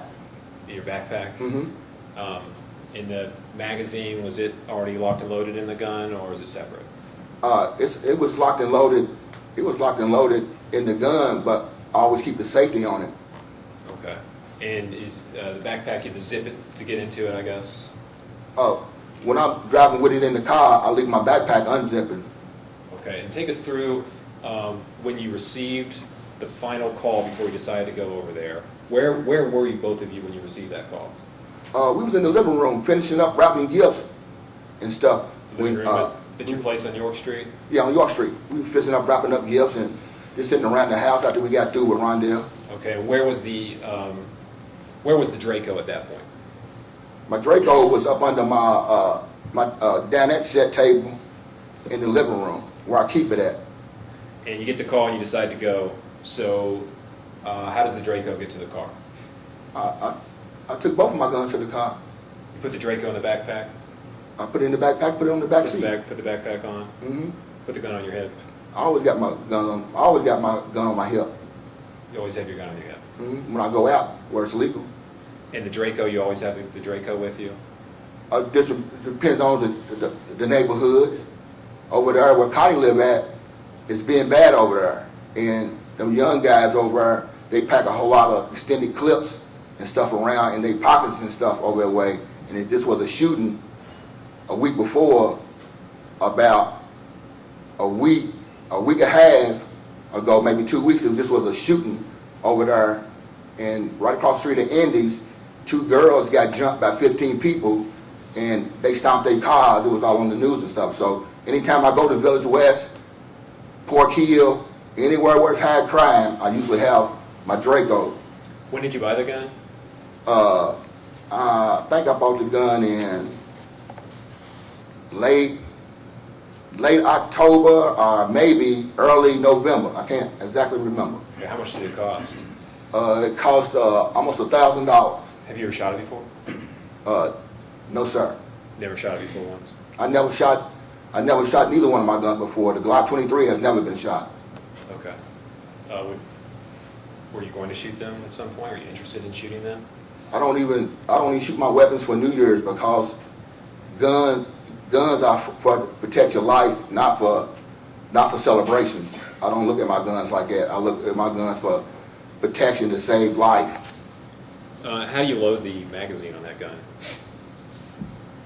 You just turn it upside down, pop the clip in it, and wait for it to click. Then that's how you load it. How many rounds go into it? 22, I think. 22. Mm-hmm. Was this magazine fully loaded that it was equipped with on that day? I'm not for sure it was fully loaded, but it had bullets in it. Multiple bullets, do you know? Yeah, I would say, but I don't know how many, but it had bullets in it, loaded in it.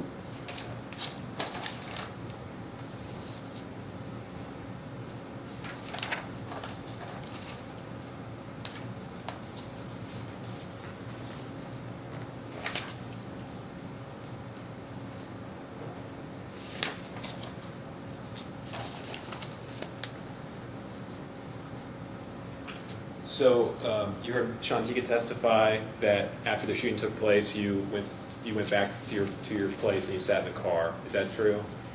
Yes, sir. We got back to the house. My heart was racing real heavy, and my body language was bad. So Shantika was trying to get me to calm down.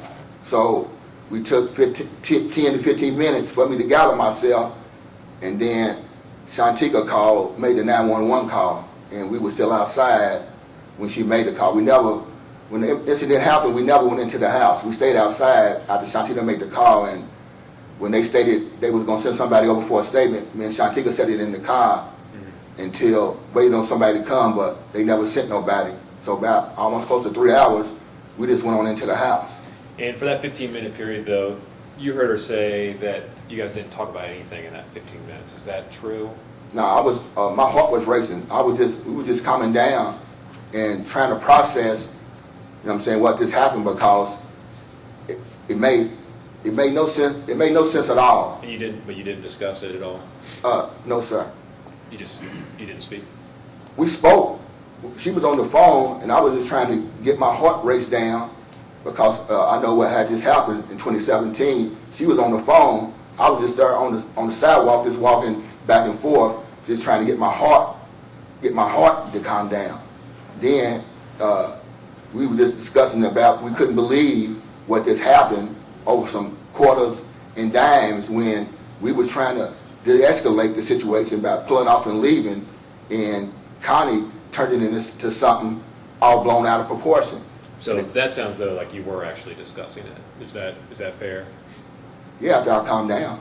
Okay. But she said you guys didn't talk about anything, but you did talk about it. Yeah. Okay. And ultimately, she makes the phone call, not you, right? Mm-hmm. Were you injured? No, but I could have been. But were you injured? No, she missed. Was there anything wrong with your voice box? No. Okay. So you could have called. You could have made the call yourself, right?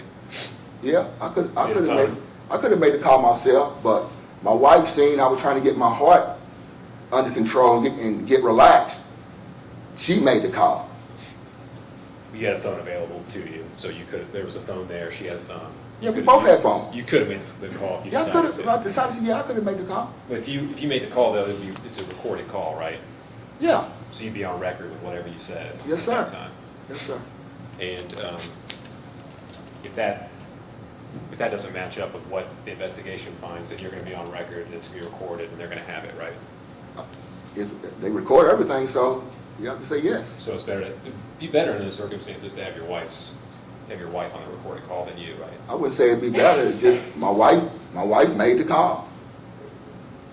Were you there? Were you sitting there listening while she made the call?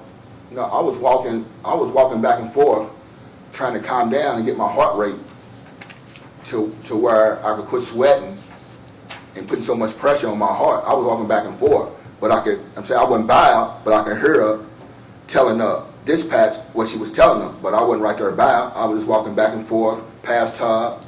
Just walking around on our front area where we live at. I was just walking back and forth, trying to get myself together, try to process what happened. But you just said you could hear her speaking. Yeah, I could hear her speaking, but I wasn't standing by while she made the whole 911 call. Okay, but could you hear what she was saying? Yeah, I could hear some of what she was saying. Yes, sir. Okay. And could you hear her say that as, let's just play the call. That might make it easier.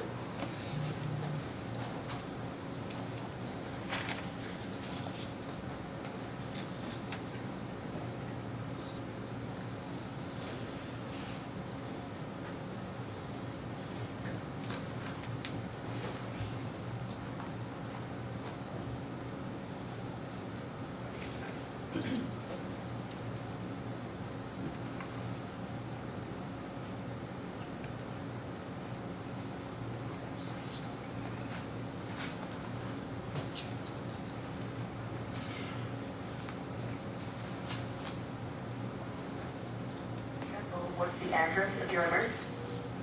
911, operator Sheffield, what's the address of your emergency?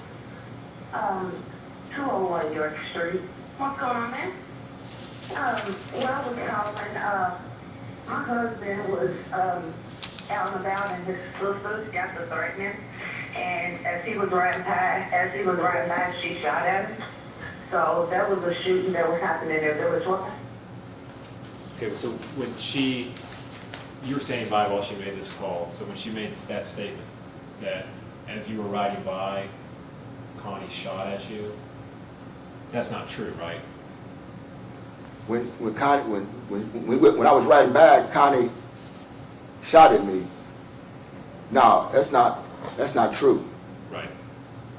So when she made that statement, you're standing nearby, she says that to law enforcement, you're standing within earshot. You didn't jump in and correct her,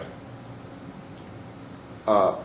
No, because like I said, I was walking back and forth on the deck. So all what my wife was telling 911, a whole lot of it I didn't even hear because I'm trying to get myself together because of my heart rate. So a whole lot of that she told 911, I pretty don't know pretty much nothing really what she said, but when she made the call, because I'm walking back and forth on the deck. So a whole lot of what she told 911, I have no recollection of except knowing that she called. Okay, so that, you've just been involved in a shooting, and that's the first you know that's getting reported to law enforcement, right? Yeah. That's gonna be pretty important, what's said to law enforcement, right? Yeah, it should be. Because you just fired a gun 9 times. In self-defense, yeah. Right, but it's a shooting, so it's very serious, right? I would say so. Would you be interested to know what your wife says to law enforcement in a recorded call? Well, I would be interested, but really not so much because when you in a situation like that and you nervous, sometimes you really not gonna understand what you telling the dispatch because you're nervous and you just reporting what you're reporting.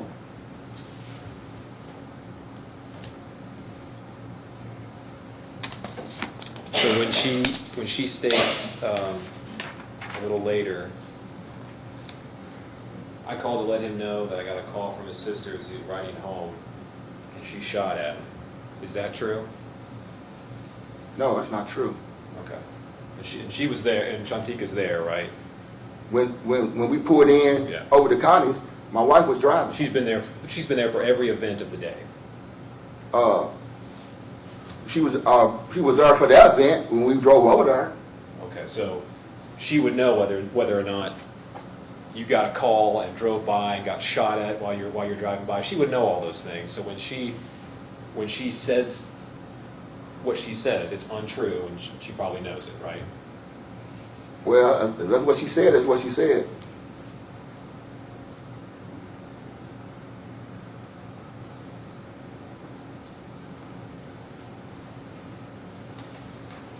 You guys waited about 10 or 15 minutes to make the phone call to 911?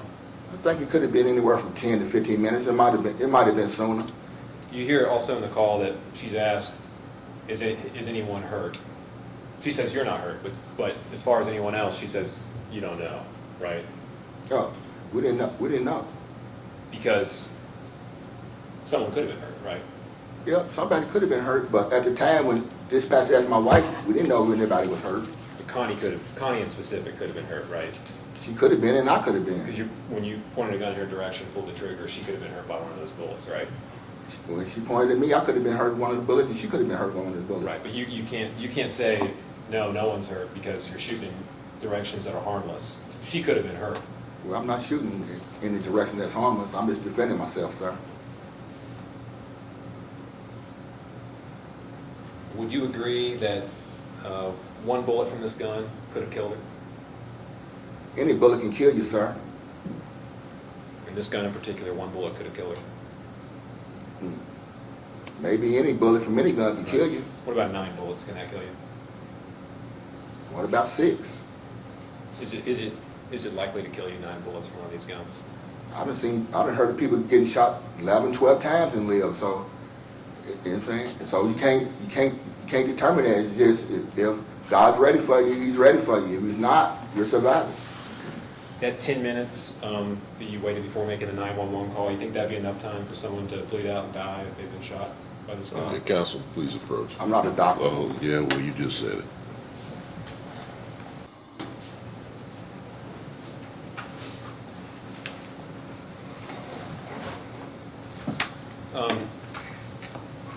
Let's take it back to the moment when you started pulling the trigger on your gun.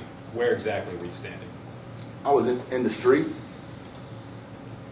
There were various cars in the street. Can you say where you were standing in relation to the other cars? When we was pulling off and Shantika was parked. When she stopped, we was just ahead of the two trucks. One truck here, one truck here. And we just a little bit, when we was leaving out, when we was parked in the parking lot, we were about right here. So when Connie came to the door shooting, I got out of the car. So when I got out of the car, I ended up at the end of the first truck in the street. Okay. And so you started where were you when you first pulled the trigger? I was in the street when Connie shot at me first, and I returned fire. Right next to the car that you just said? Yeah, it was the car of the truck. Okay. And the second, and third, and fourth shots, where were you when you fired those shots? I was still in the street. Did you move at all from that position? No, I just stood my ground because she just emptied the clip. So I just stood my ground. How many shots do you think you fired altogether? I can't recall, sir. I can't recall. I just know when she emptied the clip, I just returned. We was both pow, pow, pow, pow, and I wasn't trying to count bullets. I was just trying to save my life. Okay. Was it more than 5? Could have been. Okay. Could have been more than 7 or 8? Could have been. So we talked about possible shots 2, 3, and 4. Did you make any further shots past that, and where were you standing when you fired all of your shots? I was still in the streets, still defending my life. Did you ever move from that one place when you were firing Nope. these shots? I was right there in the same area the whole time until all the gunfire stopped. Okay. You never walked left or right? Me and Connie was face to face as me and you, sir. You ever walk forward or back? Yeah, when I left, when the fire stopped and I got in the car and went home, and then I got myself together and Shantika made the call to the 911. The first shot you shot and the last shot you shot, your body's in the same place between that entire span of time? Yes, sir. I never went left, I never went right. I just stood my ground till all the shots stopped.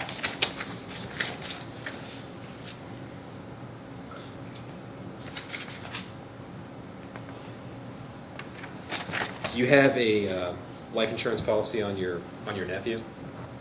No, sir. What about your brother Paul? No, sir.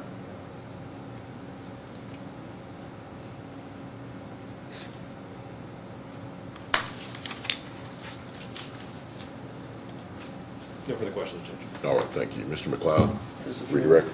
You may. You're 56 years old.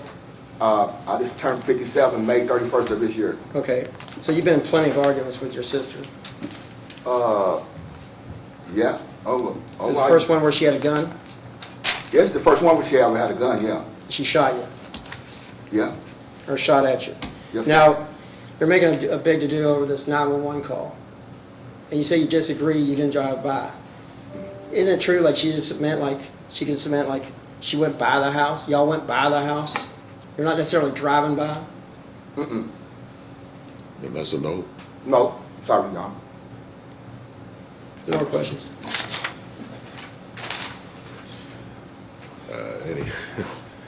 Any recross? No, Your Honor. Okay.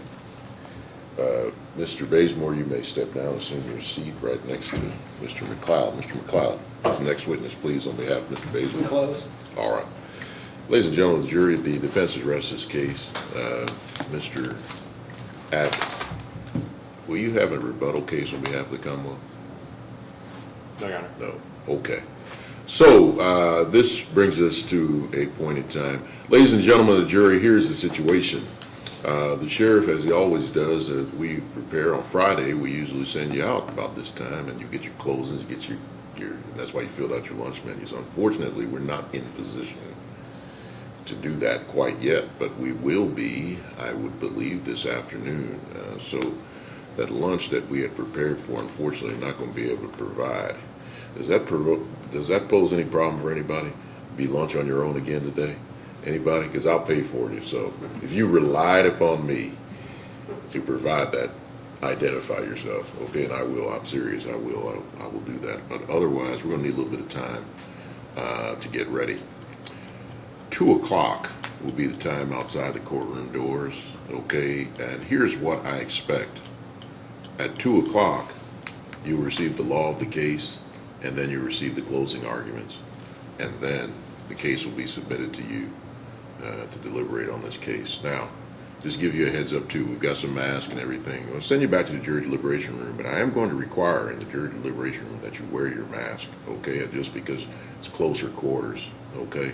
And if you do not have one, then we can provide one to you. Obviously, if you're drinking, something like that would be an exception, but please, I'm ordering that everyone, if you are not, I'm not gonna be in there with you, obviously, but I'm ordering that if you're not drinking in the jury deliberation room, that you would keep your mask on above your nose at all times, okay? So to give you a preview. So that, all of that, we expect to begin at 2 o'clock, okay? So have a nice lunch. Remember the admonition, this court will stand at recess till 2 o'clock this afternoon. All rise for the jury.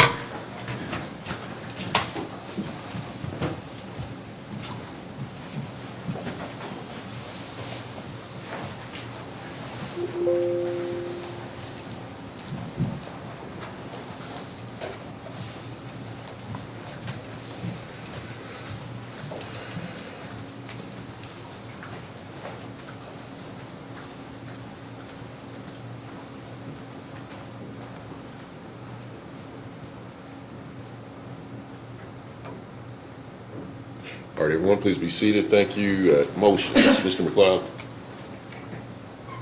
Same argument as the first one. Like most favorable of the Commonwealth and approve it. Thank you.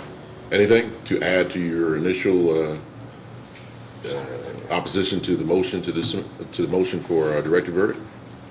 Judge, still light most favorable to the Commonwealth, even if it weren't there. His witnesses have been unbelievable, so we make the same argument against, we object to directed verdict. Okay, so the motion's been made and opposed, and the court will deny the motion for directed verdict. Anything else before we reach these instructions? Do you have a copy of what Mr. Abney is proposing? It looks like you would have that, Mr. McLeod. Did you receive those from Mr. Abney yesterday? Probably did. I don't know what time it will be, but. Judge, I know you know our position on this. Proposing, we put it out there, but we're not proposing everything in there. Oh, yes, no, I've, you know. Trying to make it easier. I understand based on wording, but again, I think you've complied with the court's directives regarding the lessors, and you do not believe one or more lessors need to be included. I get it, and you haven't conceded that, but we're going to engage in a discussion, and I just want to make sure everybody has it. We're all operating from the same document. Mr. McLeod, do you have the document that you were sent by Mr. Abney last night or this morning? I don't know when it was sent. The proposal is for assault in the first. I don't think there's any question that there will be an assault first instruction. Okay, I don't think there's any question about that. The question would be one of the self-protection instruction. Now, Mr. McLeod, what say you about the self-protection instruction as proposed in 1A? Looking at it.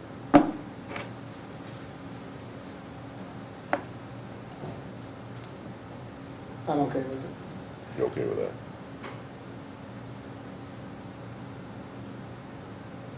Okay. I'm going through it right now myself.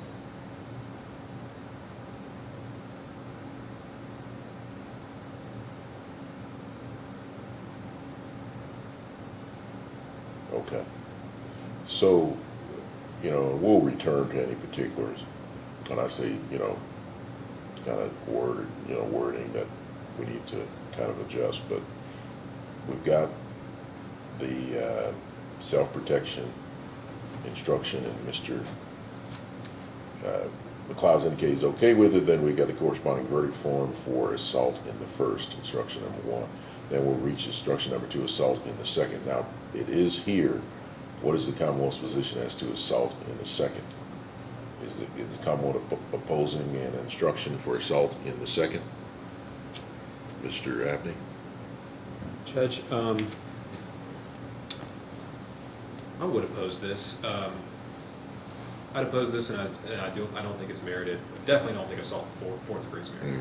Well, we'll But- reach that we'll reach momentarily, that, but but assault second. I don't think that there's been a serious challenge to the seriousness of her injury. I don't think it's been reasonably called into question. So if they're going to say that he was acting in self-defense, it was justified for him to act in self-defense, and that was what was going on in his head, then I get that that would be a defense to assault in the first degree. But there's nothing in that defense that would require an assault in second degree instruction. I mean, it's either if he was harmed intentionally, given this serious physical injury, or she was harmed intentionally, given this serious physical injury, but he was acting in self-defense. I think those are kind of the theories that have been put out there. So I think it'd be unnecessary to give them these middle ground theories when that really hasn't been put in front of the jury. So, in your opinion, where's the rub here with the assault second specifically? I understand that you are opposed to these lesser being given at all, but if I were to ask you what particularly is your reason why you are opposing the instruction for assault in the second, how would you answer that? And I am asking you, so please be particular. The seriousness of the injury, Judge, the assault in the second degree would have them find that it's just an injury. So the defense has to produce something saying that this lesser is required, or something has to come out saying that this lesser is required. And I think it's pretty clear that someone that has a gunshot wound like this and her humerus snapped in half and it's a serious physical injury, I don't think it's really up for debate. If and again, you're doing so at the course instruction, I assume that this was taken from Cooper's, but in C, on a reading on instruction, number 2, assault in the second, C1 would say intentionally caused a physical injury. C2 is an or wantonly caused serious physical injury, or C3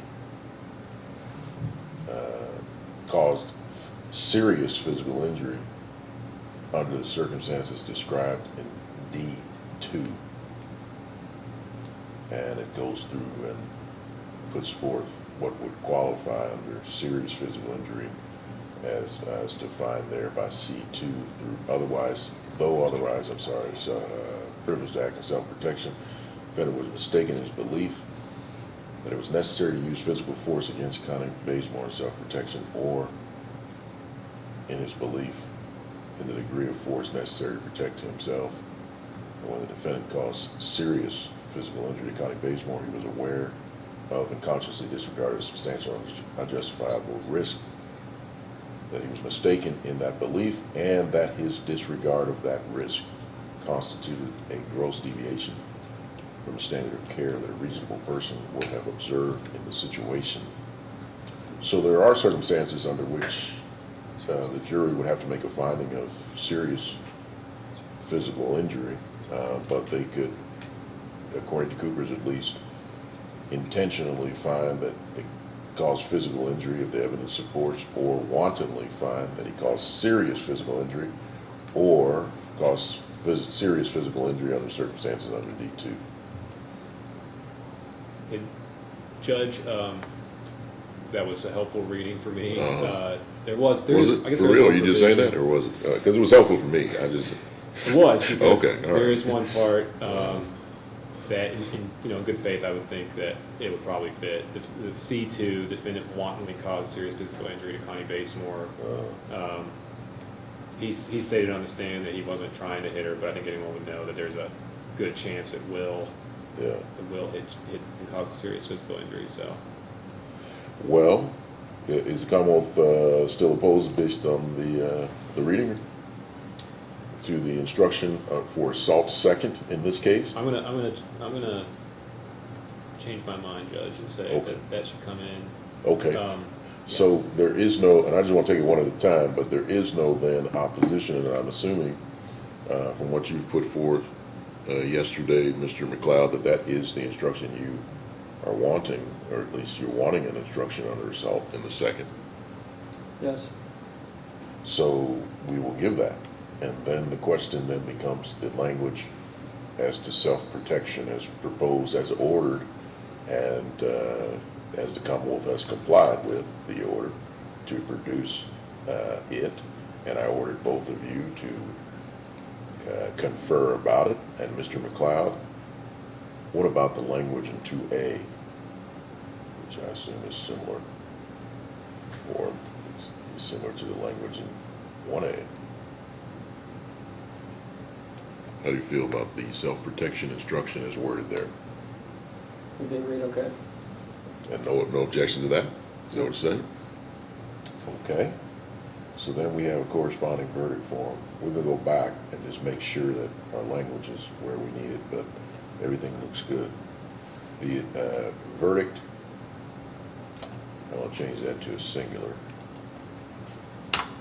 Verdict under instruction number 2, assault in the second.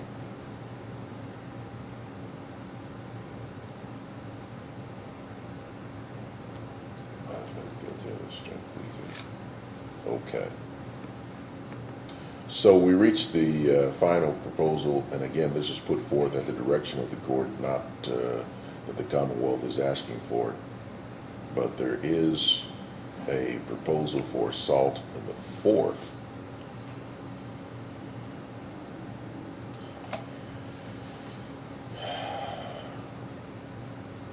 Mr. McLeod, why should the court give an assault 4 under these circumstances?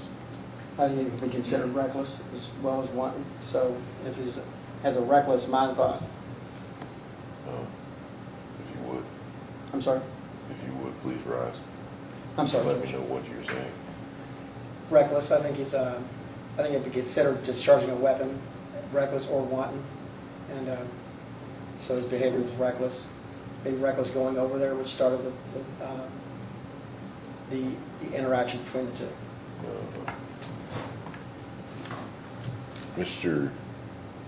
Abney, what's Commonwealth's opposition? Well, the difference between wantonly and recklessly is if a reasonable person would know about the risk, or whether we've proven that he did know about the risk. And I think he testified that, if you point a gun at someone, you might hit them. So that's basically taking this issue out of contention. Once it's right from the horse's mouth, I knew that this could have hit this person. Recklessly is if someone is so boneheaded they don't even know about the risk. And that's not what's going on here. And it couldn't be, it's not reasonable.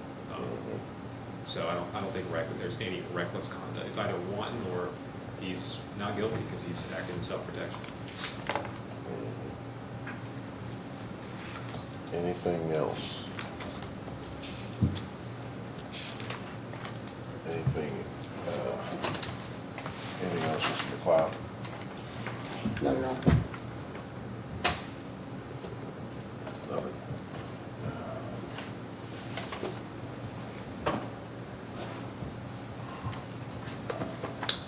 Wait 1 second.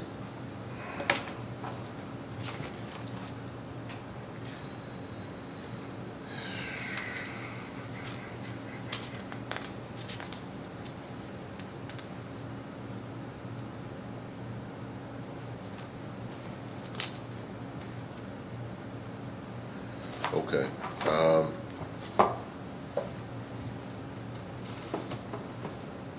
Look, I'm not going to give the instruction on 4 on the 4th degree. I don't think the evidence supports any determination that this was reckless. If I'm not making any determination, Mr. Basemore, okay, I'm just called upon to just wait and just if it did happen. That it would have happened recklessly. I don't think the evidence supports that, and so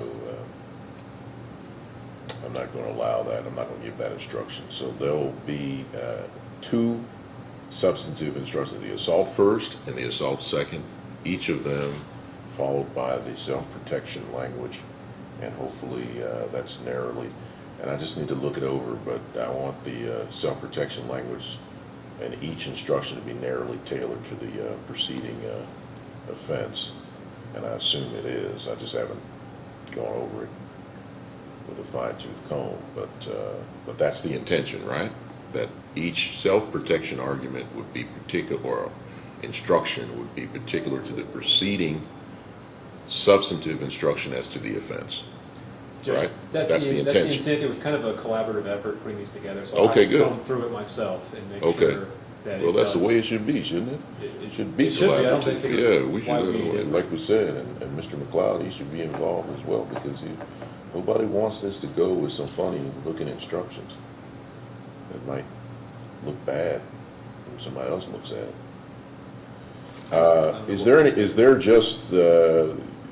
Is there a reason, a method, to why that self-protection language is still in the definitions, or is it just, hey, look, we just didn't take it out? Judge, Do you want that again, or is there any reason to have it again? Because I wouldn't think so. I thought when I glanced at it that the definition included a couple of caveats that the initial one doesn't have. Because I don't want them to be confused. They're being instructed on self-protection as it relates to each offense, and then they're coming back. If there's something contradictory in this, that's what's going to be the problem, ultimately. So unless you can point to me, tell me why we should even have touch on self-protection and definitions, I would rather leave it out than to find out that there was some contradictory language. You see what I'm saying? That's when we get in trouble. Jury's gone back, they can't reconcile the two, or reasonable, somebody looking at this can't reconcile what the instructions are.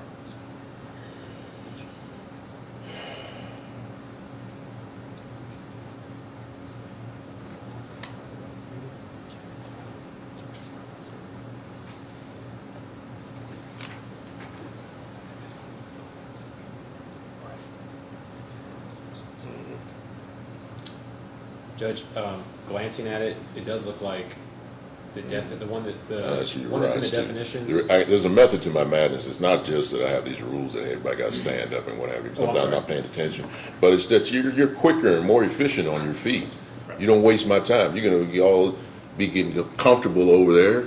And next thing you know, we're at 2 o'clock and you all still talking. Right. You see what I'm saying? Yeah, my If feet you're on are your on feet, set. you're efficient because you want to go ahead and sit back Yeah, down. That's right. the method to my madness. It's not about me, but it's just, hey, look, we're going to get this thing done if everybody abides by the rules, okay? Yeah. So what is it? What do you got there, Mr. Abney? Well, I'm sorry, I wish that's I okay. had this down before we came in, but Uh-huh. I think that the initial aggressor caveat is in the definition, on the last definitions page, but it might not be in the, and I'm not certain because there's a lot of. I thought it language was. I'm trying to There read was some quickly. mention of that, but let's see what we got. We would definitely want it in there somewhere. Self-protection. I thought I saw that in the self-protection.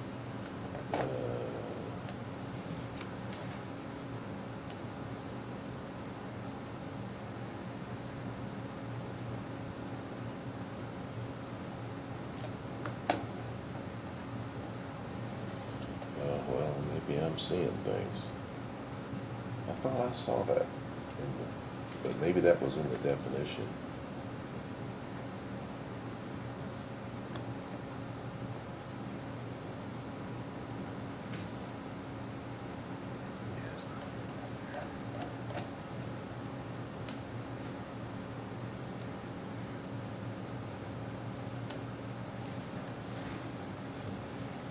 Okay, let me take a look at the initial aggressor language.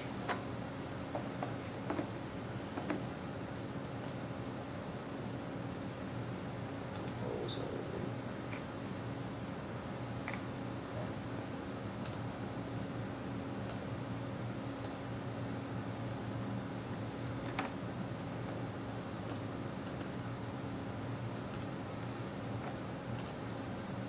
Okay, so what are you seeking to include here? In the definition, on the definitions page, it has a line that starts with provided however, in the second paragraph. And then that, what follows is the initial aggressor exception.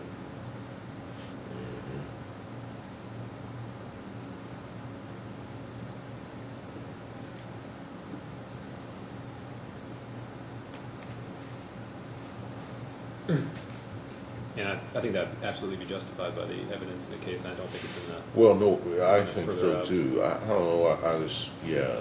So, your proposal above, where'd you get this self-protection language from? Is that a, This is a template that's going around in my office, Judge.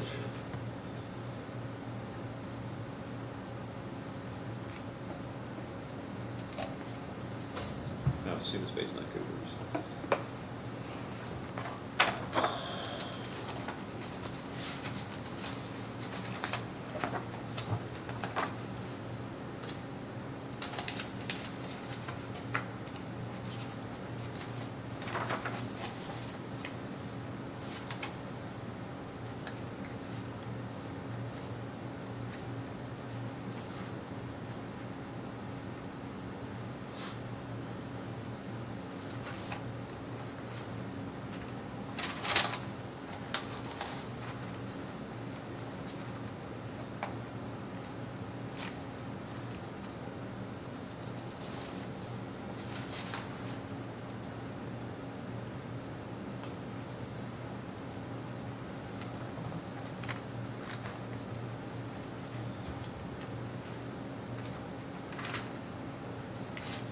okay, here we go. Just take provided however down to this last part. Just add it to this substance two.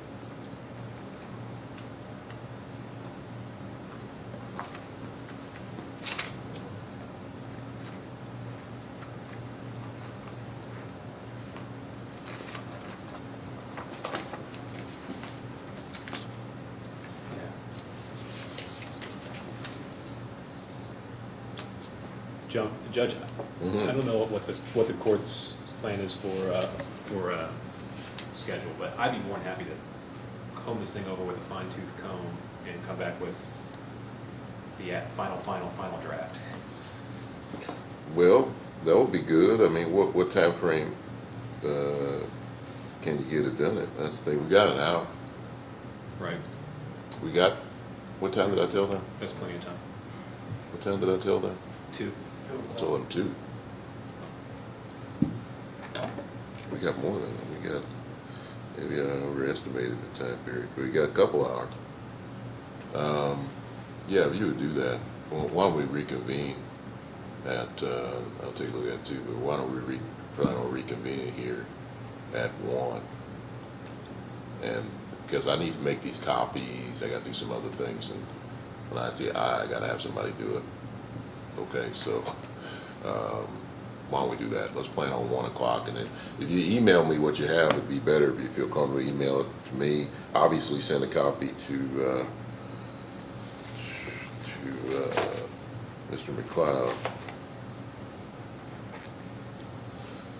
But I'm looking at some proposed language here that the self-protection initial aggressor qualification provided, however, that if you believe from the evidence beyond a reasonable doubt the defendant was the initial aggressor, in the use of physical force, defense of self-protection is not available to him unless 1A, 1B, 2A talks about withdrawing. So it is that, it mirrors that language that is contained within the definition. So, yeah, I would think it'd be a matter of adding that to the existing proposed self-protection instruction, right? Yeah. Mr. McLeod, on the same page there? Yes. To both. I think it would be a matter of adding it to both. And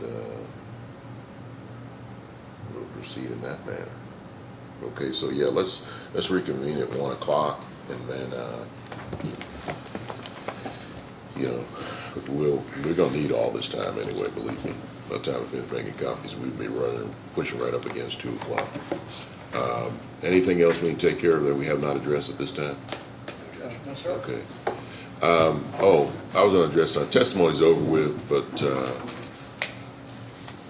I don't know if it wouldn't come up, I don't think, but the testimony is what it is. Folks have said what they said, and it's in evidence, but, generally speaking, I do not permit, even the utterance of racial epithets in this court, period.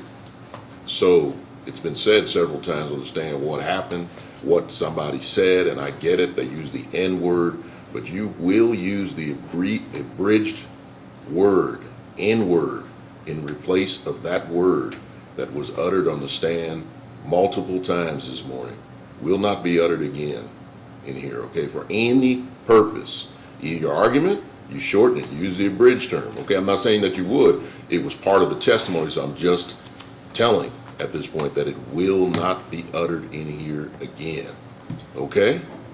All right, or any other racial epithet for that matter, okay? Abridged terms would be most appropriate. Thank you so much. Can we gotta do that? All right. Sorry.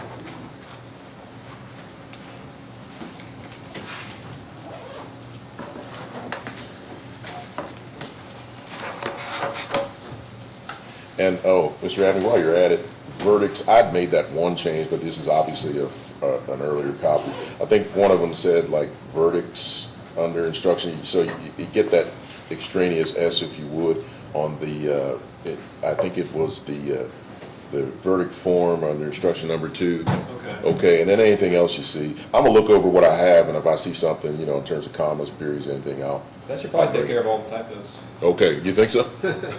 I doubt it. Yeah. All right, I'll see you at 1 o'clock. Thank you.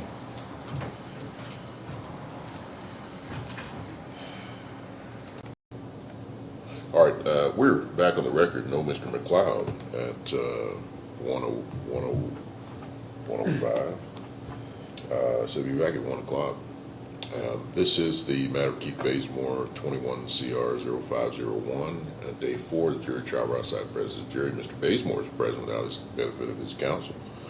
And counsel for the Commonwealth, Mr. Abney, Mr.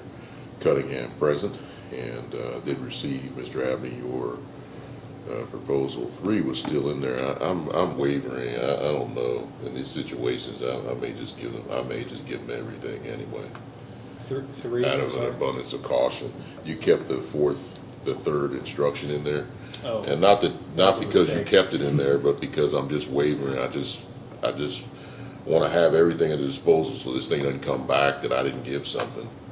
I'd rather err on the side of caution. Maybe I hear you on your arguments, but maybe the fact that it's continually on my mind and in my face is telling me, giving me a hint that I need to do something.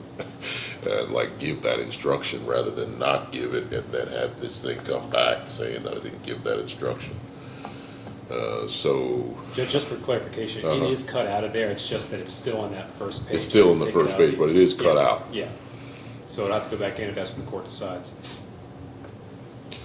I may decide that, but there's some things that I just had a question for you. Because Mr. McLeod's supposed to be here. It's 1:05 now, and I assume he's on his way. He but texted I'm- me 7 minutes ago that he's 7 minutes away. He's 7 minutes away. Well, that was 7 Very minutes ago. precise. The proposed, I was a little confused because it jumps into the stand your ground stuff. And I didn't see that in the proposed, in the self-protection proposal in Cooper's.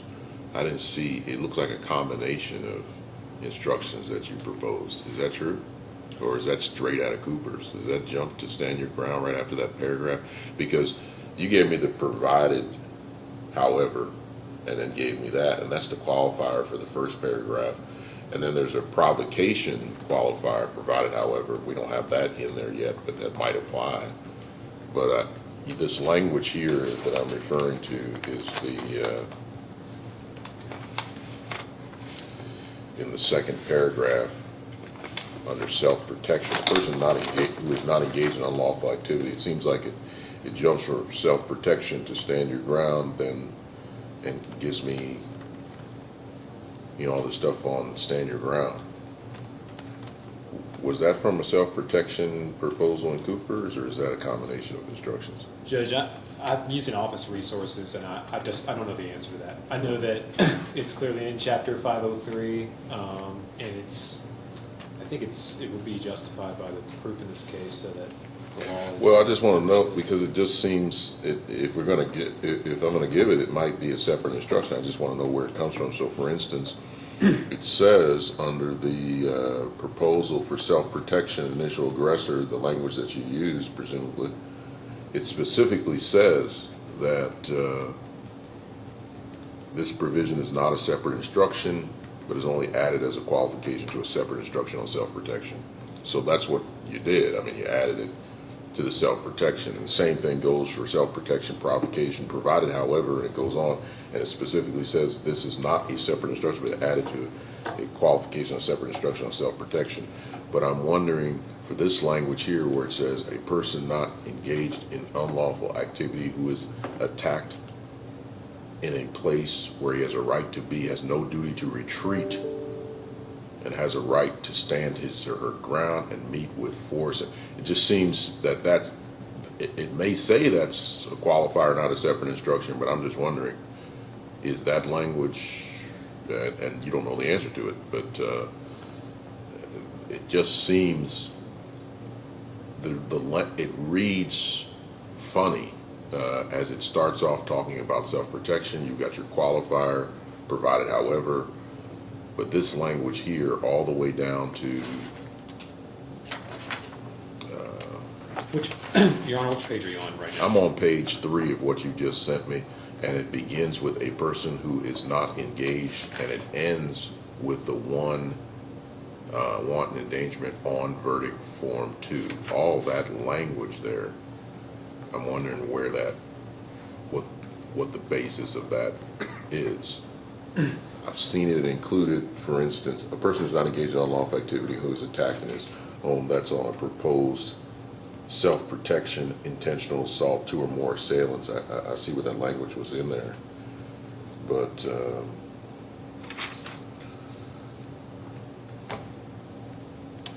Well, just, I think in general, this self-protection instruction, this is kind of an amalgam of several different parts of KRS 503 already. So I don't know what Mr. Cooper would say about it. I just know I used an office resource that someone put this together previously. well, yeah, no, I know you use somebody else. I'm just wondering, and maybe they're not here answered, but you see what I'm saying? I mean, if you look at Cooper's 11, section 1111, you'll find the language that you just included. And it specifically says that this shouldn't be a separate instruction, it should be an add-on to an existing instruction. You see what I'm saying? Follow me?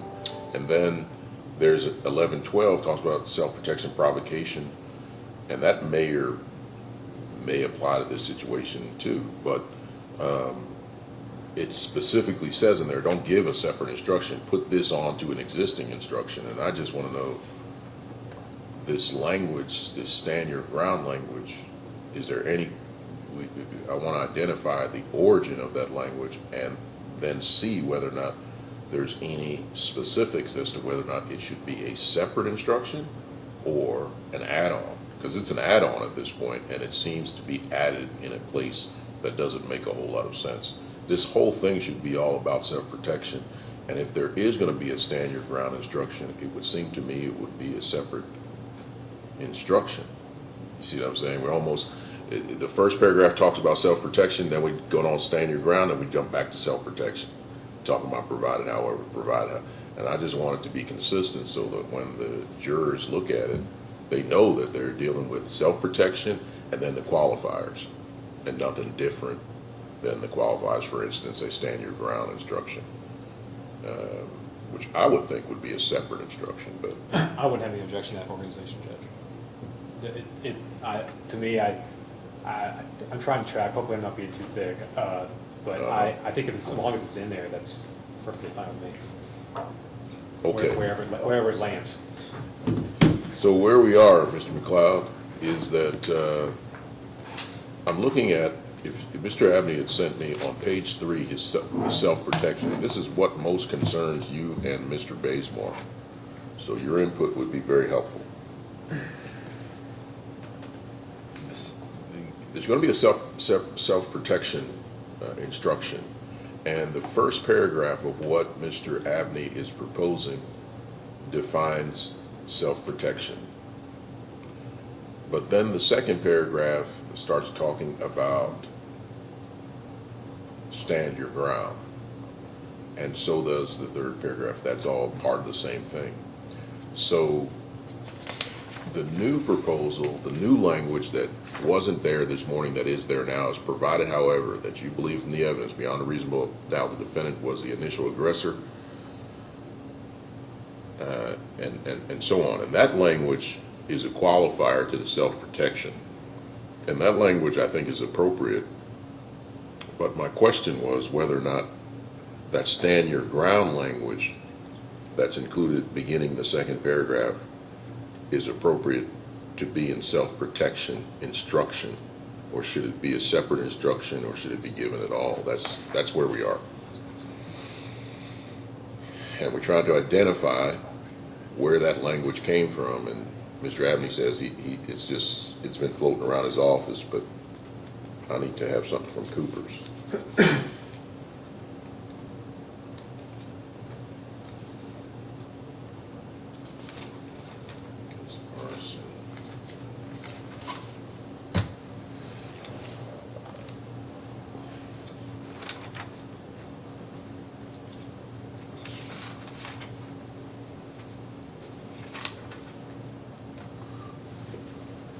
What's the applicability of the stand your ground language anyway? How does that play into this case? I think that protects Mr. Basemore, number one. If they're saying that he's there and she comes out and starts firing, we wouldn't want the jury to think, well, why didn't he just run away instead of start shooting? So it's one thing to protect him. I know what Mr. McLeod's position is. But also, judges, to clarify, if he has a right to act in self-defense to protect himself against unlawful physical force. So if the jury were to think that she fired first, they could still find that he's not privileged to act in self-defense if they thought her action was lawful. Part of the reason that's lawful is because she doesn't have a duty to retreat. We think he shot first, but even if they thought she shot first at her house when he shows up with a AK-47, they could still say that he was not acting in self-defense because she was acting lawfully when she did not retreat because she doesn't have a duty to. That's why the Commonwealth is interested in it, but frankly it goes both ways. It's confusing based on that because the self-protection instruction is for the benefit of Mr. Basemore's argument, right? I mean, what sounds like you're saying is that provision is included to guard against and to explain Connie Basemore's actions. And this is a self-protection instruction as it relates to Keith Basemore. And I just don't, that's where I was getting at the beginning. I don't want to give him an instruction on here's self-protection for Keith Basemore and then be jumping in to stand your ground only for the purpose of defining what Connie Basemore's actions might have presented in different, that's why I think it's very confusing to the jury. If this self-protection instruction is to be given, it seems to me that it should be given as it relates to Mr. Basemore's conduct, and then for instance, the qualifier. If the first paragraph were there, and then the qualifier, provided, however, that if you believe from the evidence beyond a reasonable doubt that the defendant was the initial aggressor in the use of physical force, the defense of self-protection is not available to him unless, and it talks about that. And even, like I said, there was a provocation that Mr. McLeod has not, that no one is asked to be included really, but there's another qualification under 1112 where it talks about provided, however, you believe in the evidence beyond a reasonable doubt the defendant was provoked, or the defendant provoked the victim to use or attempt to use physical force upon him, and he did so with the intention of causing death or serious physical injury. The defense of self-protection is not available to him being Mr. Basemore. Everything should be, in that instruction, should relate to Basemore and not to Connie Basemore, else we're really gonna have a problem. We'll go back to the jury. I'm confused. I agree with what you just said. I think that last part, I think that would address all of my concerns of the provocation. If we included that language. So let's just see if we can get on the same page here. What I'm suggesting is that they've already read the assault 1 instruction. They have that, they've read that, they reached this one, and it says, even though the defendant, Keith Basemore, might otherwise be guilty of assault in the first degree under instruction number 1, if at the time he shot Connie Basemore, he believed, and it goes on in that first paragraph. And then what I would say is that I want to remove, unless there's something specific anybody can point to, the next paragraph and the following all that stuff up to provided however. So the next paragraph would be provided however, and it would include this. And then if there's another provided however, there would be for the provocation under 5030602. Provided however you believe, and I just read it. So there would be 2 provided however provisions that modify the first paragraph. That modify the first paragraph. But this language here, as it relates to what my understanding, the standard ground, no duty to retreat, would come out and either be put into a separate instruction, and I'm just not quite sure about that, or just omitted entirely. Follow me? But I think that should be omitted, and I think the initial aggressor should be included, but the provocation, I don't know what that would be. Okay. Well, we can talk about it. I mean, y'all proposed it, and I don't want to start adding stuff into it. I'm just saying that those were the 2 that said, hey, look, if you're going to give these 2, give them as in addition to the existing self-protection, or don't make it a separate instruction. Okay, but I'm unable to find, and you all are, any language that would say, hey, look, put this stand your ground stuff in here as a separate instruction, and I have to be convinced as to why I should give a separate instruction on stand your ground. I don't think it should be in there. So, Judge, it could be that first paragraph, which goes from even though to Connie Basemore. Yes. And then it would be provided however, and then you have the initial aggressor language. Right. Followed by potentially provided however provocation language. Potentially. And then followed by potentially regardless. The part that begins with regardless that has the imperfect self-defense language. Well, where is that coming from? So, I haven't heard the motion from Mr. McLeod. It's very much to his benefit. We haven't even really discussed it, but it would be included there to tell the jury that they have to go to assault 2 if they think that it fits.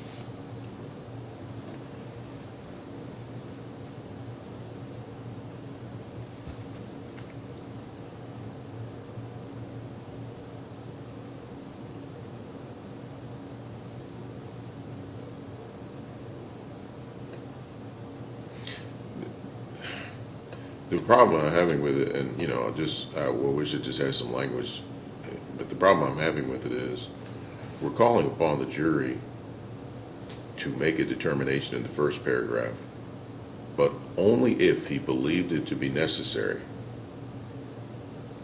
and then qualifying it, and then in the same instruction we're saying regardless of whatever it is you reached to this point, you should do this. You see what I'm saying? I mean, I don't, where is that language from? That regardless of what, where does that come from?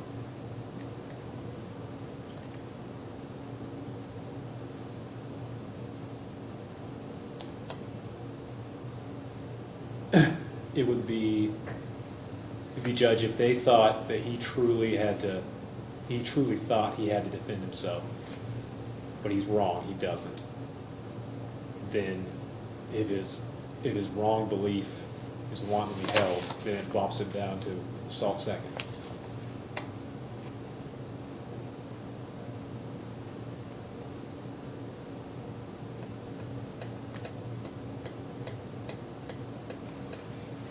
just think that language, I just want to know where that language is in the self-protection instruction in Cooper's.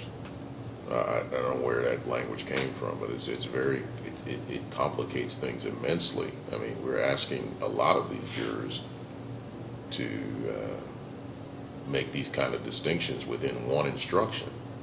You see what I'm saying? We're giving them a self-protection. We're telling, hey, here's what self-protection means, and if you find this, he will not be guilty of assault first. But if, regardless of whatever you find above whatever he thought, if you believe from the evidence that it was not necessary, I just want to know where that language comes from. Can you tell me that? So I can read it and see in Cooper's, because I don't know, I don't want to give things where I just don't, just be making up stuff about, I want to see it in Cooper so I know that that's an instruction that I can give. And I know you're planning on contingencies. Judge, I don't even know if the defense wants that provision or not, so we just included it in case they do. It's not one that I think is. Well, if you don't my care case. about it, then I just think it complicates things. I could be wrong on that, but it contradicts everything to that point. If you got jurors that are actually following these instructions, it's inviting them to, and I don't think, the facts support it in this case. I mean, either he was acting in self-protection, in which, or if he was the initial aggressor, he would have had to withdrawn from it. So they got a lot of stuff to think about, but I'm not, unless you can point to me something specific, I'm looking at all the self-protection stuff now, and, I guess that's the imperfect, but if that's not included in Mr. McLeod, your language, and you're not requesting that, then I'm not going to give it.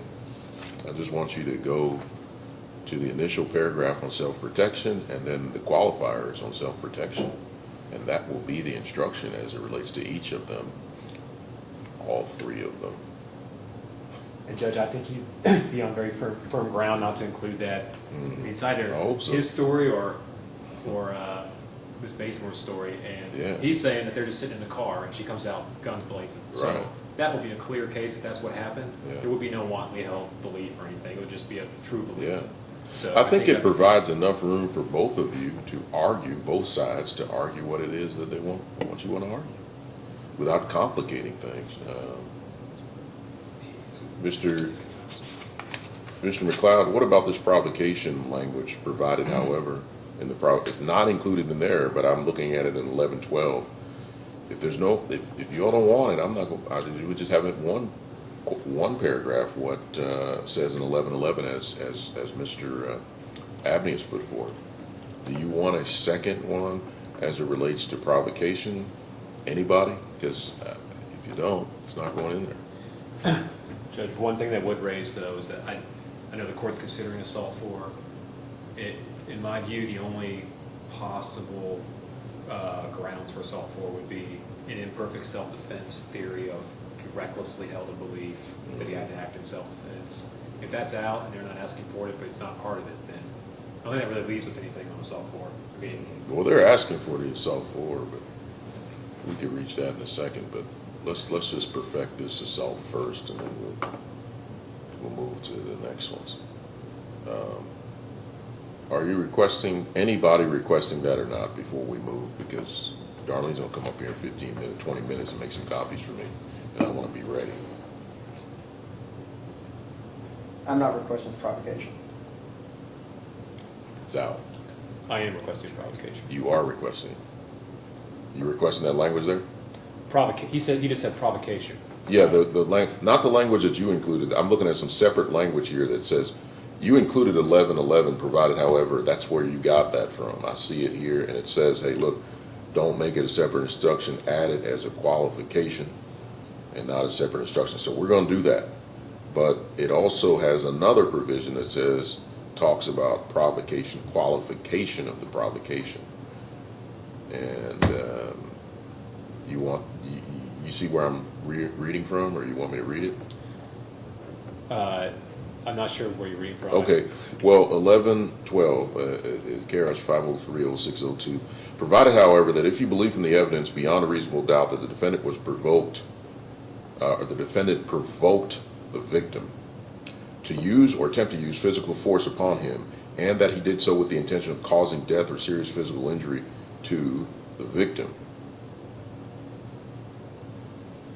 then the defense of self-protection is not available to him unless you further believe from the evidence as follows. The defendant withdrew from the initial encounter and effectively communicated to the victim his intent to do so, and the victim nevertheless continued or threatened the use of unlawful force against him.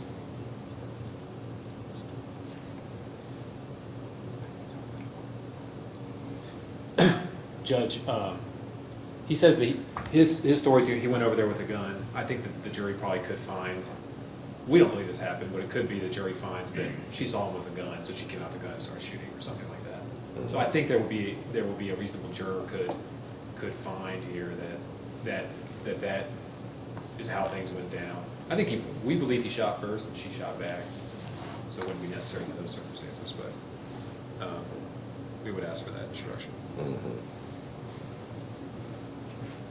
Okay, well, why don't you put together with what you have, the provided however, first paragraph, provided however, what you propose, provided however, this additional language. And you should have, if you have Cooper's, it should be 5030602, but it's 1112. I'm looking at section 1112 in Cooper's, but it's self-protection, provocation, qualification. That's what I'm reading from.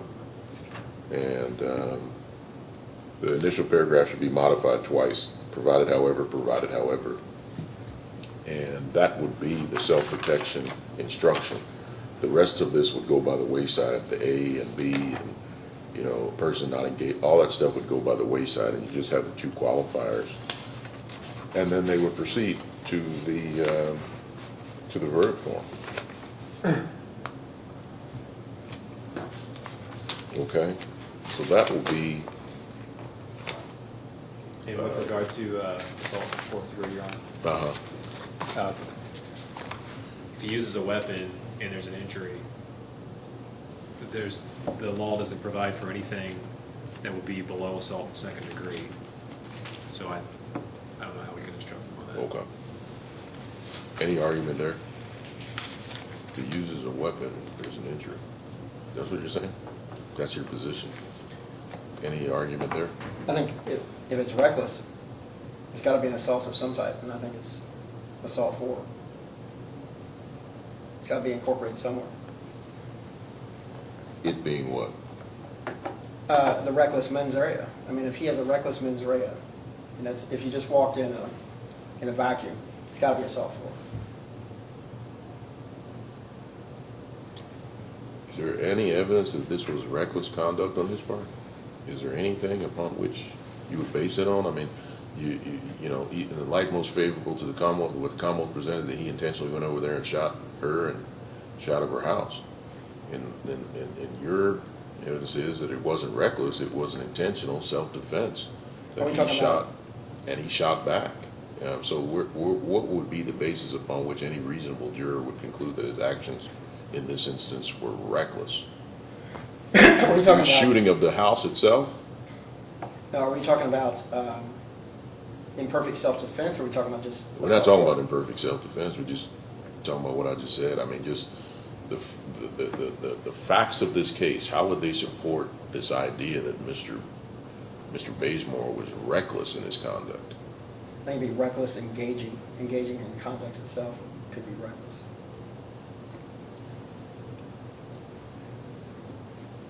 The act is, you know, obviously.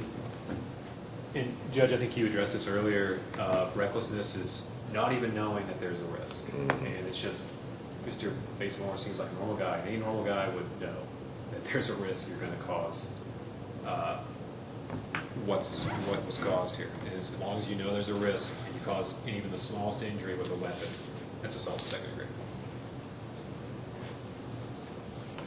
All right, well, I was stitching my guns on, and hopefully this works out. But there'll be two instructions in this case. There'll be assault first and assault second, there will not be the assault for instruction, given the nature of this case, given what this case is, what's come out of this case. Okay, 2 instructions, 2 self-protections, 2 verdict forms. Okay, so let's just, if you could, in this 15 minutes that you have, let's see what you can produce. Do you all have the language there that you said I read to you on this qualifier? I think we wrote down the number we could. Okay, I have, I don't know, it's been changed, but I'm looking at something that says 1112, section 1112, 503, 0602.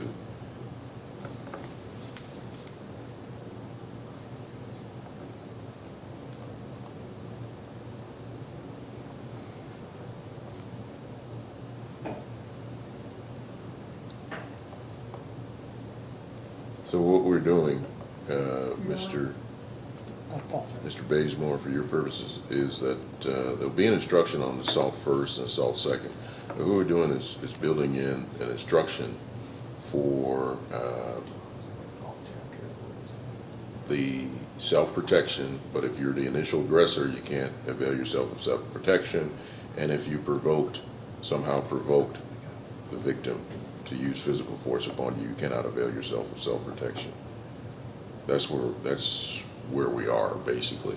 Okay, I just explained to you that you're going to get that. Mr. McLeod's going to make these arguments, but these are the exceptions to the self-protection, and the jury needs to be informed about those exceptions, and then they can weigh this case and make a decision about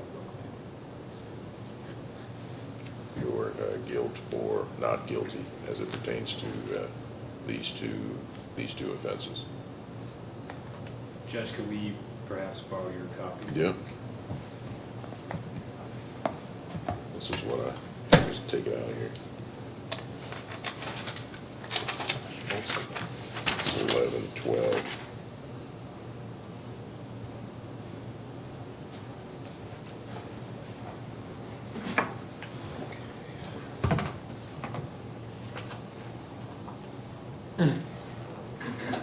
Judge, do you care whether it's provocation first or initial aggressor first? I wouldn't care, but I would just assume have the initial aggressor first, and then that's the way it's listed there in Cooper's. Okay. Provided, however, the initial aggressor language, provided, however, provocation language.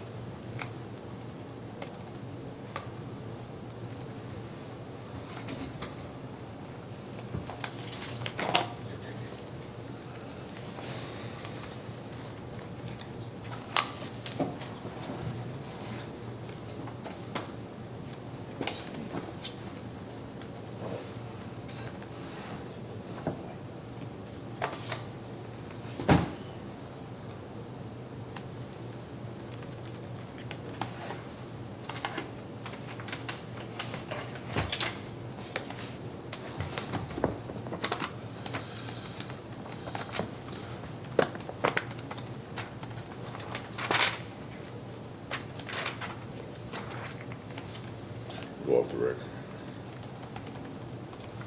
Just on this assault 4, just so we can put this to bed, at least in my mind. We're back on the record of the matter of Keith Basemore, 21 CR 05. Is that right? Yes, 0501. As to this assault 4, as Mr. Abney just recited, I think this is right on point. Defendant in this case was charged with assault in the second, the case I'm referring to, robbery in the first, and possession of a handgun by a minor. Was not entitled to instruction on the offense of assault fourth, as a lesser included in assault second. Uncontradicted evidence with respect to assault was that the defendant struck the victim in the head with stock of a .22 rifle. Since the rifle was a deadly weapon, as a matter of law, defendant could not have been convicted of assault in the fourth degree absent evidence that when he struck the victim, he was acting recklessly, i.e. that he failed to perceive risk that victim would be injured as a result of being struck in the head. with the rifle. And so that's why it wasn't an appropriate instruction as a lesser in that instance, and I think that appropriately describes where we are in this case. Okay, so it's not going to be given. We're going to have those two instructions. May I approach Two. your Honor? Yes. We're going to have two instructions. We're going to have two corresponding self-protection. You'll take out then self-protection in the definitions, right? Because it's going to be redundant at that point. And we'll have a definitions page. And Judge, I don't see recklessly anywhere else in the instructions at this point, so I'm gonna take that out of the definitions okay, as well. yeah, I would think so. Thank you.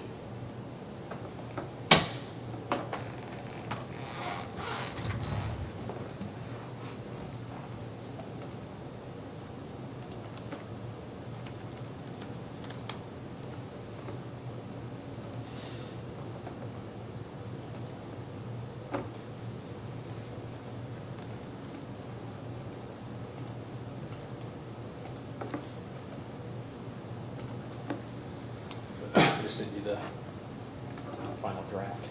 Okay. Thank you, Mr. Adams.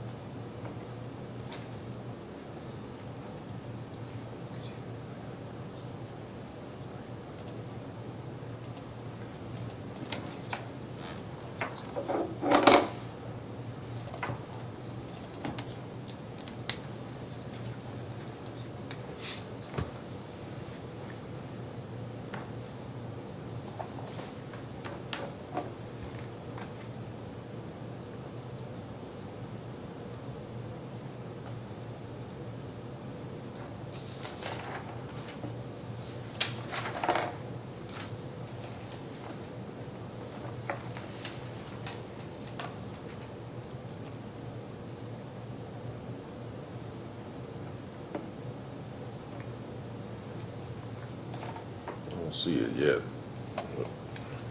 This stuff's kind of slow. Hitting the send receive.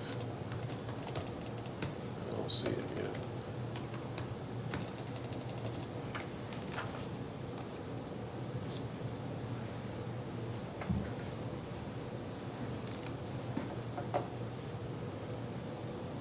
You have yours, Mr. McLeod? You received yours? Yes, I received it. You did. You did not? I did. You did? Yeah. Mine is slow. Oh, what's going on?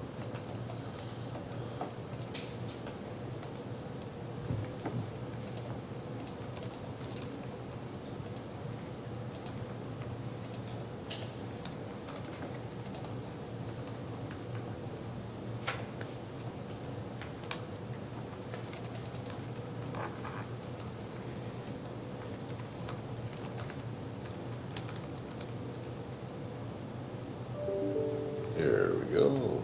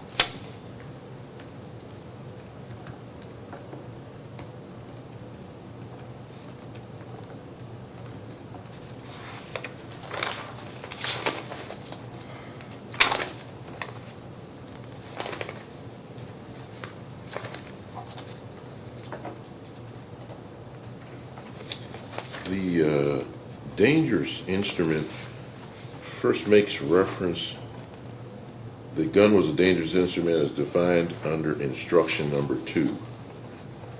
Is that correct? Or incorrect?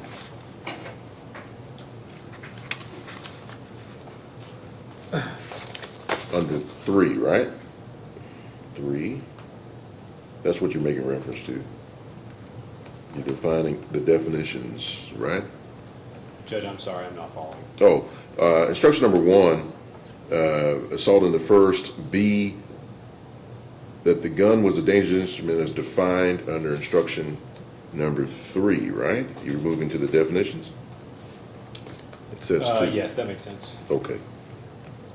I'm just trying to catch these little things before we. So if you follow me, if you make that change, that'd be good. So we only have one master copy floating around. Yeah, I just changed it. Okay.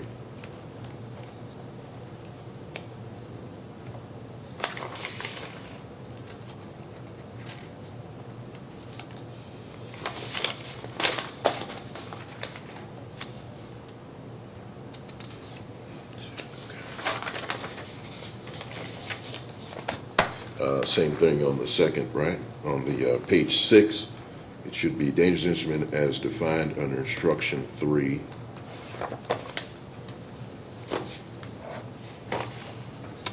Okay, got it. And are the dates correct? Sometimes we run into issues with it in other trials. December 23rd, 2020. That's it. Anybody, is that the date on which we're supposed to be, that's what we're talking about, right? That's right. Okay.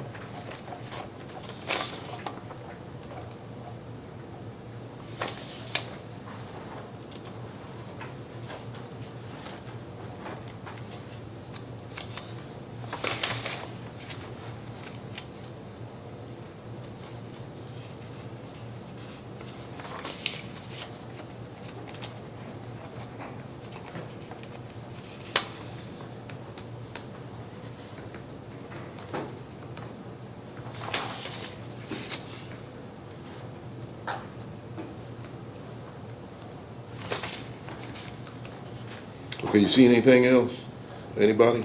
Judge, I actually just caught that it's instruction 5 and 6 on page 12 should be 4 and 5, I believe. Okay, I didn't get there, but yes, and if you would, the defendant testified in this case, so please remove that language in the second paragraph on the presumption of innocence. It's no longer necessary. Okay, it's gone.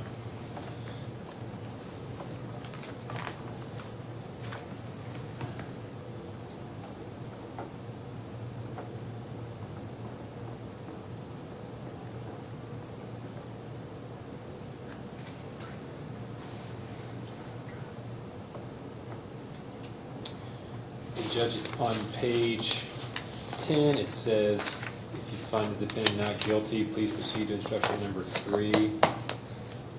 Yeah, that shouldn't be. Okay. Let's just get rid of that language entirely, okay? Because that point, they need no further, the definitions are the following page, and So that's we just don't, blank after that last line on the verdict page, on that page is just blank. I guess. yeah, just leave the date. Date should be the last thing, date line, that's it. Good catch. Anything else? Good catching. You gotta be responsible for catching something there, Mr. McLeod. This is the time where we get the periods, the commas. You gotta have some contribution. I'm waiting for you. That means you've looked it over with a fine-tooth comb. You give me some contribution. You give me some capital that shouldn't be in there, some semicolon, something. Mr. Abney's doing everything, typing it up. We gotta have something.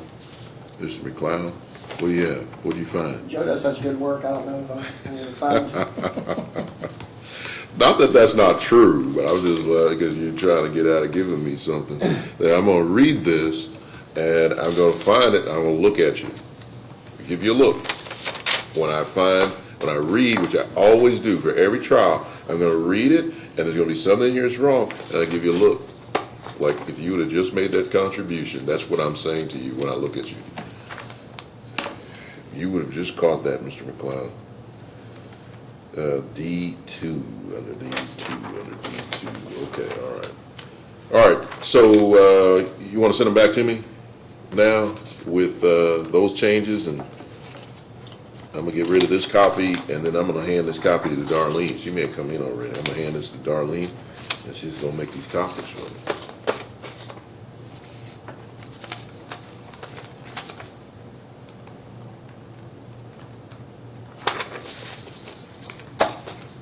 $14 plus 2, 3.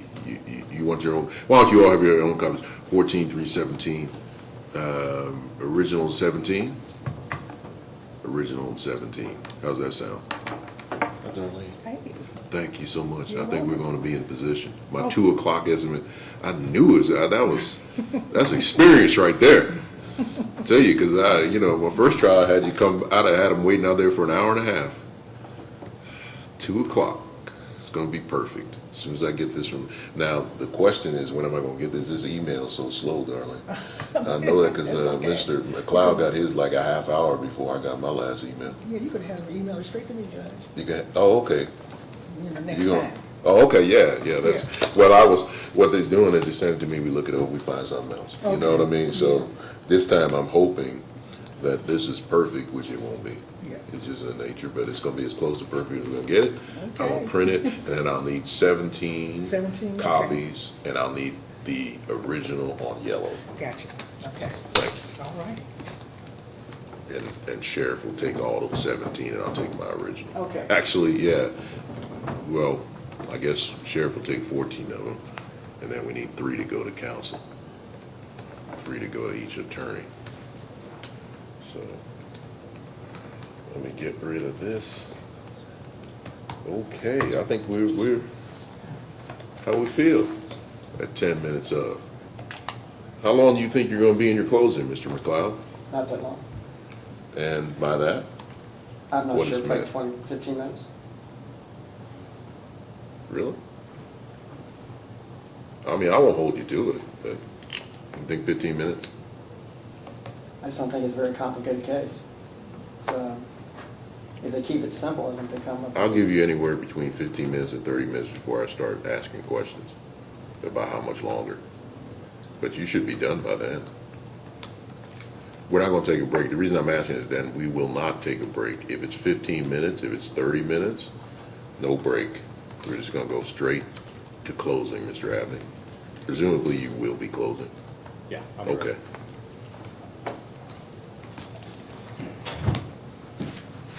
All right. I don't even know why I hit this send receipt, but it don't make a difference. Ah, there it is. Okay. Okay, here we go. And, let's see. Go ahead. I can just print your first copy. And you could,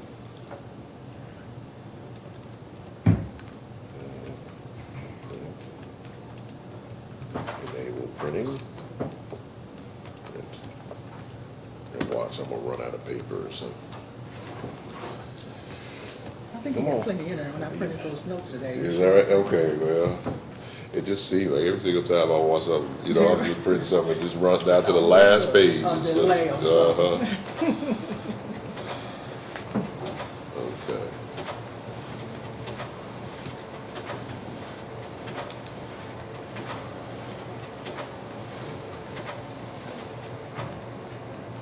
Okay. Okay, so we'll do 17. Let me just make sure everything came out the way I want it. Okay.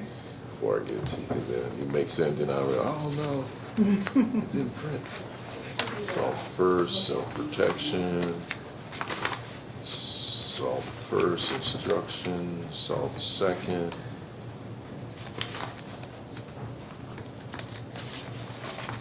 Self-protection.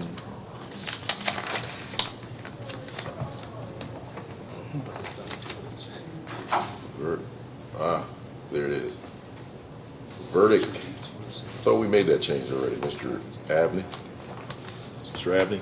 Yes, The sir. verdict form on the, it should be verdicts. It's verdict singular, right? We thought we had changed that this morning or earlier. Which page? The last verdict form should be singular verdict. Page Here, 10. I changed it. I'm just gonna print it from here and replace it.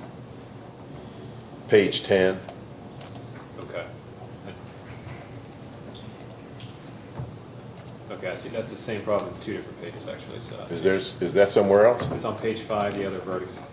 That shouldn't be anywhere else, though. Okay, all right, so let me do this. On page 5, I missed it. It is verdict, singular. And we go print.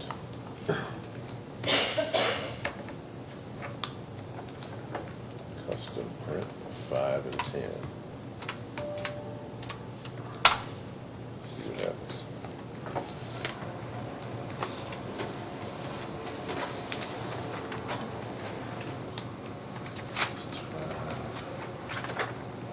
This is the new 10, the old 10, and this. And I think we're good. Okay. Anybody see anything else? Now's the time. Darlene's gonna make these copies, and once that happens, Let's do it back. it's the old 5 is the new 5.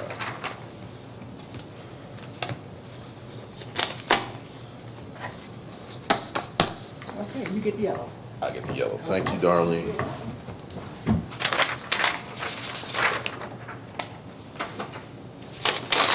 Anything else before we go off for about 5 minutes? We come back, we take it up? Anything else? Okay, just 15 minutes, or you're gonna be 15 minutes, might be a little 15 minutes, it's 30. And then the Commonwealth will go right into its presentation, and then we'll be complete. At least we'll be in position to get it to the jury. I'm gonna go check on some things with Madam Clerk. I'll be right back. Just want to make sure. Okay, ladies and gentlemen of the jury, welcome back. Thank you very much for your patience. We've gone about everything, got this thing in position for you to be presented to you now. Here's how things are going to go. In a minute, I'm going to give you the law of the case. Sheriff has copies for each of you. I'm going to read those to you aloud. Once I finish reading the instructions to you, then you receive the closing arguments in the case. As I told you initially, closing arguments are not evidence. They're a way for the lawyers to tell you what they think the evidence has shown you in this case and then recommend how you might find. Okay? So once you receive both the defense's closing and the Commonwealth's closing, then Madam Clerk will join us and she'll select at random 2 of your number. We'll not go back with a 12-person deliberating jury. I'll go ahead and dismiss those 2 jurors right here from the courtroom. If you would like to know what the verdict is, just come on up and under the noise, just give me your last name and telephone number, and I will call you, assuming we're within reasonable hours.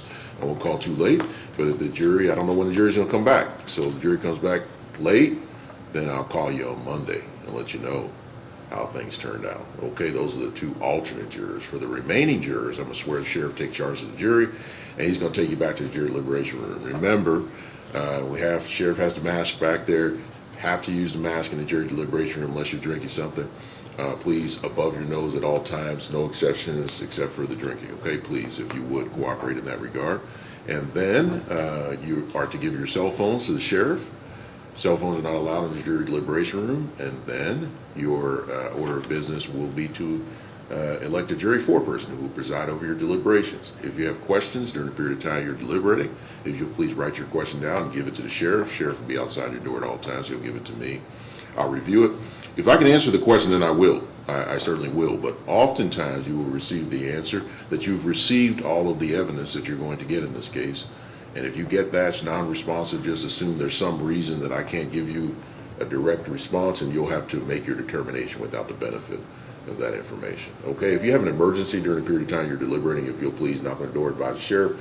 He'll escort you to a secure location so you can place a call and hopefully resolve the issue and return to your deliberations. Okay, so with that, and again, I want to thank you, Sheriff. I think we're ready now for the reading of the jury instructions. I'm required to do this by law, so we've got copies for you. My experience is it makes it easier once you get in the jury deliberation room, particularly if you have copies of the jury instructions. And so each of you will have copies, but as I will tell you, this is the official copy, the yellow copy upon which you will return your verdict, and I'll go through that with you in a second. All jurors have a copy of the instructions, Your Honor. Thank you very much, Sheriff. Here are how the instructions read. Ladies and gentlemen of the jury instructions. Under the evidence presented to you in this case, you shall find the defendant Keith Basemore not guilty under these instructions unless you believe from the evidence beyond a reasonable doubt that he is guilty of one of the following offenses. 1, assault in the first degree, is set out in instruction number 1, or 2, assault in the second degree, set out in instruction number 2. Next page. Instruction number 1, assault in the first degree. You will find the defendant Keith Basemore guilty of assault in the first degree under this instruction if and only if you believe from the evidence beyond a reasonable doubt all of the following. A, that in Jefferson County, on or about December 23rd, 2020, the defendant intentionally caused a serious physical injury to Connie Basemore by shooting her with a gun, and B, that the gun was a dangerous instrument as defined in instruction number 3, and C, that in so doing, the defendant was not privileged to act in self-protection. If you find the defendant guilty under this instruction, you say so by your verdict and no more. There'll be a further proceeding in which you will fix his punishment. Please proceed to instruction 1A. Next page is instruction 1A, self-protection.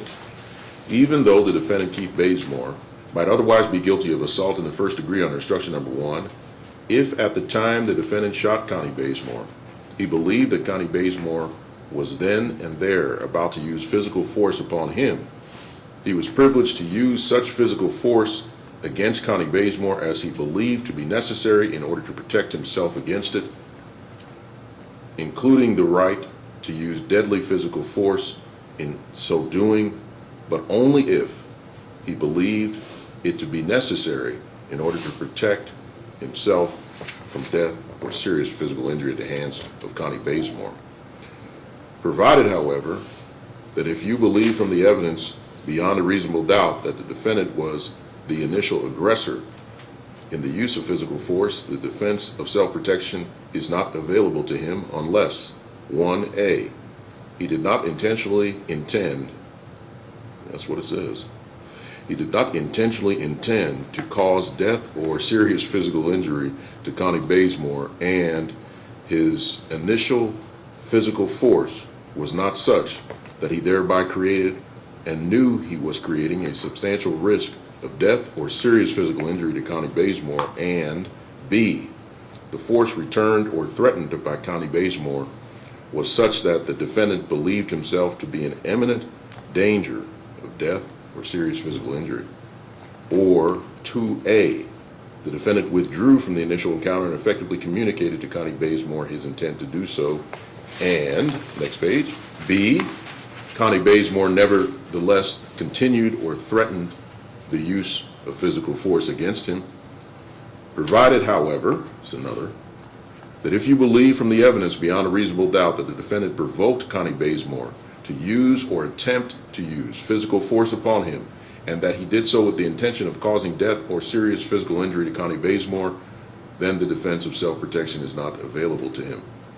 Unless you further believe from the evidence as follows. 1, the defendant withdrew from the initial encounter and effectively communicated to Connie Basemore his intent to do so, and 2, Connie Basemore nevertheless continued or threatened the use of unlawful physical force against him.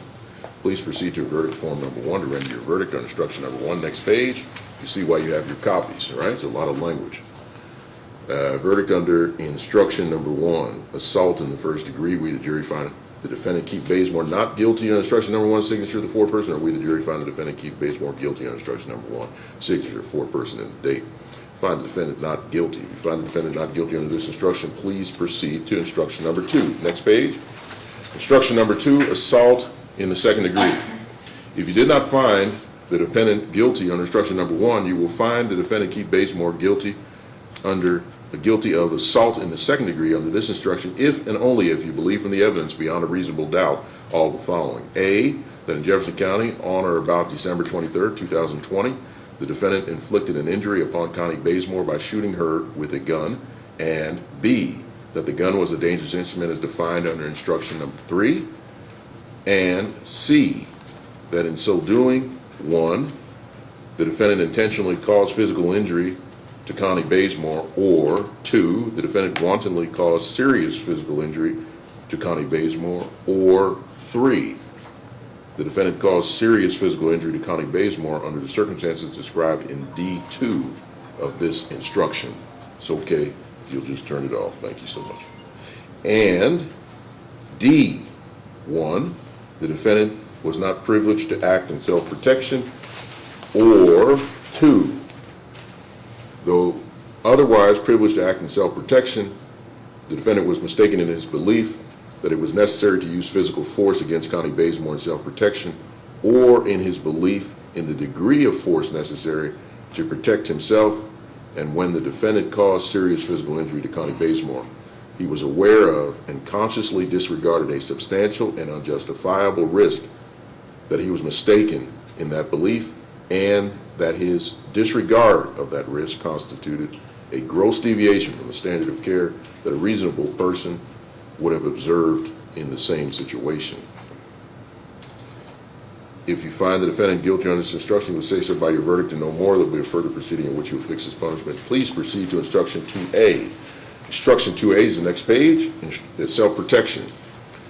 Even though defendant Keith Basemore might otherwise be guilty of assault in the second degree under instruction number 2, if at the time the defendant shot Connie Basemore, he believed that Connie Basemore was then and there about to use physical force upon him, he was privileged to use such physical force against Connie Basemore as he believed to be necessary in order to protect himself against it, including the right to use deadly physical force in so doing, but only if he believed it to be necessary in order to protect himself from death or serious physical injury at the hands of Connie Basemore. Provided, however, that if you believe from the evidence beyond a reasonable doubt that the defendant was the initial aggressor in the use of physical force, the defense of self-protection is not available to him unless 1A, he did not initially intend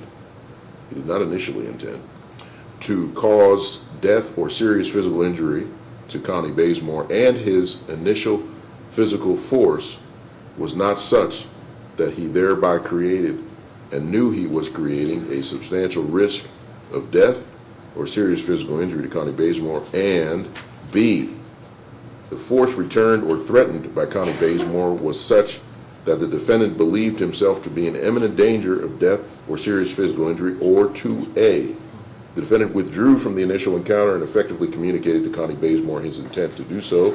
Next page.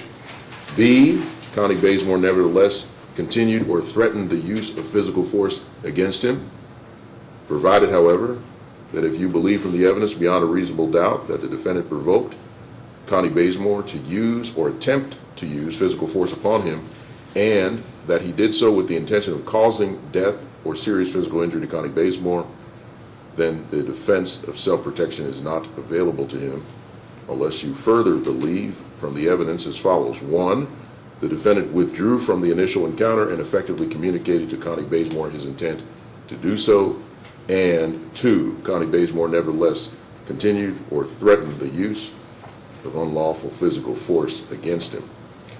Please proceed to verdict form 2 to render your verdict under instruction number 2. Next page is verdict under instruction number 2. Assault in the second degree, we the jury find the defendant, Keith Basemore, not guilty on instruction number 2, or we the jury find the defendant, Keith Basemore, guilty on instruction number 2, signature foreperson and date. Next page, instruction number 3, definitions. Okay? Definitions. A, intentionally. A person acts intentionally with respect to a result or to conduct when his conscious objective is to cause that result or to engage in that conduct. B, serious physical injury means physical injury which creates a substantial risk of death or which causes serious and prolonged disfigurement, prolonged impairment of health, or prolonged loss or impairment of the function of any bodily organ. C, physical injury means substantial physical pain or any impairment of physical condition. D, disfigurement means that which impairs or injures the beauty, symmetry, or appearance of a person, that which renders unsightly, mishapen, or imperfect, or deforms in some manner. E, dangerous instrument, means any instrument, including parts of the human body, when a serious physical injury is the direct result of the use of that part of the human body, article, or substance, which under the circumstances in which it is used, attempted to be used, or threatened to be used, is readily capable of causing death or serious physical injury. G, physical force, means force which is used for the purpose of causing death or serious physical injury, or which the defendant knows to create a substantial risk of causing death. H, deadly physical force, means force which is used for the purpose of causing death or serious physical injury, or which the defendant knows to create a substantial risk of causing death or serious physical injury. I, wantonly. A person acts wantonly with respect to a result or to a circumstance when he is aware of and consciously disregards a substantial and unjustifiable risk that the result will occur or that the circumstance exists. The risk must be of such nature and degree that disregard thereof constitutes a gross deviation from the standard of conduct that a reasonable person would observe in the situation. Next page. Instruction number 4, presumption of innocence. The law presumes a defendant to be innocent of a crime, and the indictment shall not be considered as evidence or as having any weight against him. You shall find the defendant Keith Basemore not guilty unless you are satisfied from the evidence alone and beyond a reasonable doubt that he is guilty. If upon the whole case you have a reasonable doubt that he is guilty, you shall find him not guilty. Instruction number 5, unanimous verdict. The verdict of the jury must be unanimous as to guilty or not guilty. Well, there it is. I thought it was going to be perfect. Every single trial that I've had is always something, even though we put all the I's on there, that just doesn't work out. And all the I's that were on this, it still hasn't worked out. The verdict of the jury, it'd probably be singular, must be unanimous as to guilty or not guilty. That's what you're called upon to determine. Guilty or not guilty. Innocence is not where we are. Guilty or not guilty. All right, those are the choices I gave you before anyway. Meaning all 12 of you must agree and be signed by one of you as foreperson. You shall use the forms provided in these instructions in writing your verdict. How about that? Make that singular. This is the official copy, ladies and gentlemen of the jury. The yellow copy is the official copy upon which you return your verdict. I'm going to initial each page, save the signature page, lower right-hand corner. Okay, I'm also going to initial where I have done my little artwork here on the things that I've indicated that were incorrect. And anything else that's grammatically incorrect, punctuation, anything, I take complete responsibility for it. It's completely my fault. It's nobody else's. My fault, because I'm the one that's signing it. I apologize to you. But those are the instructions. That's the law of the case. Okay, first you'll receive the closing argument from Mr. McLeod on behalf of Mr. Basemore. Then you'll receive the closing argument from the Commonwealth. Mr. Abney will present on behalf of the Commonwealth. So again, I want to thank all of you for what you've done. This is, last day of trial is always a little choppy, and we appreciate your patience, your cooperation. And thank you for what you've done and what you will do. Okay? Mr. McLeod, are you ready? May it please the court. It does. Counsel, Mr. Basemore. Ladies and gentlemen of the jury, I appreciate your attention.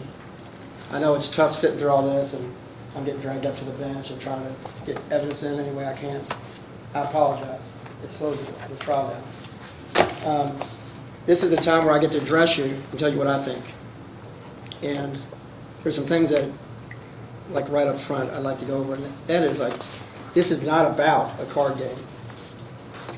I don't know what it's about for sure, but it just simply isn't a card game that turned into a fight. Psychologically, there's something else going on. When my client goes over there, he's not expecting an exchange of gunfire. I think she discharged from the front door. I think she's mad. She might be mad because Mr. Basemore and his wife don't have any children, so they've got 2 incomes. They probably live a little better than they do. There's a zillion kids over there. They might be mad because they bought presents, and they look like, when I was young, the uncle that brought over presents, the aunts that brought over presents, I remember them. I can name them right off the top of my head. They were great. Grandparents, that's what they do. She's the grandparent. I don't know why it was so volatile. They played poker 1,000,000 times before. So there's something else there. Esteem and ego that got hurt, pride that got hurt. There are, and I say that because there's all these subtleties. So her son wants to go and pick up gifts from the Basemores. And she said, no, I'm not taking them. So they asked Maurice, and she's like, no. Maurice doesn't say no. She says, Now, I don't know who that's hurting. Don't get picked, you're not going to pick up gifts for the children. It doesn't make any sense. So that's something else beyond the card game. This is something else that's overlying whatever's happening here.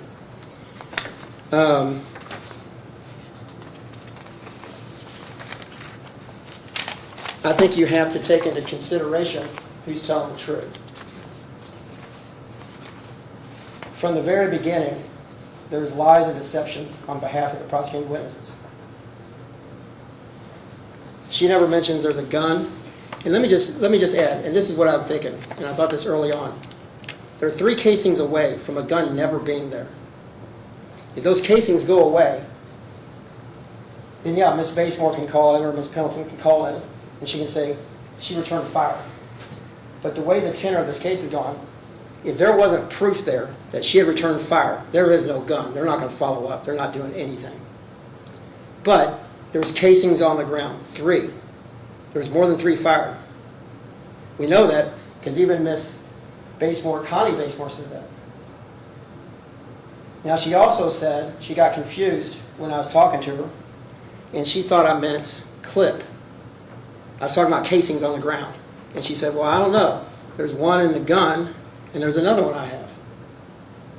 I'm not talking about the clips, but that clip was gone too. That clip was gone, and those bullet casings, I think they swept up as many as they could that they could find, but the police were right there. Judge, can we approach? You may.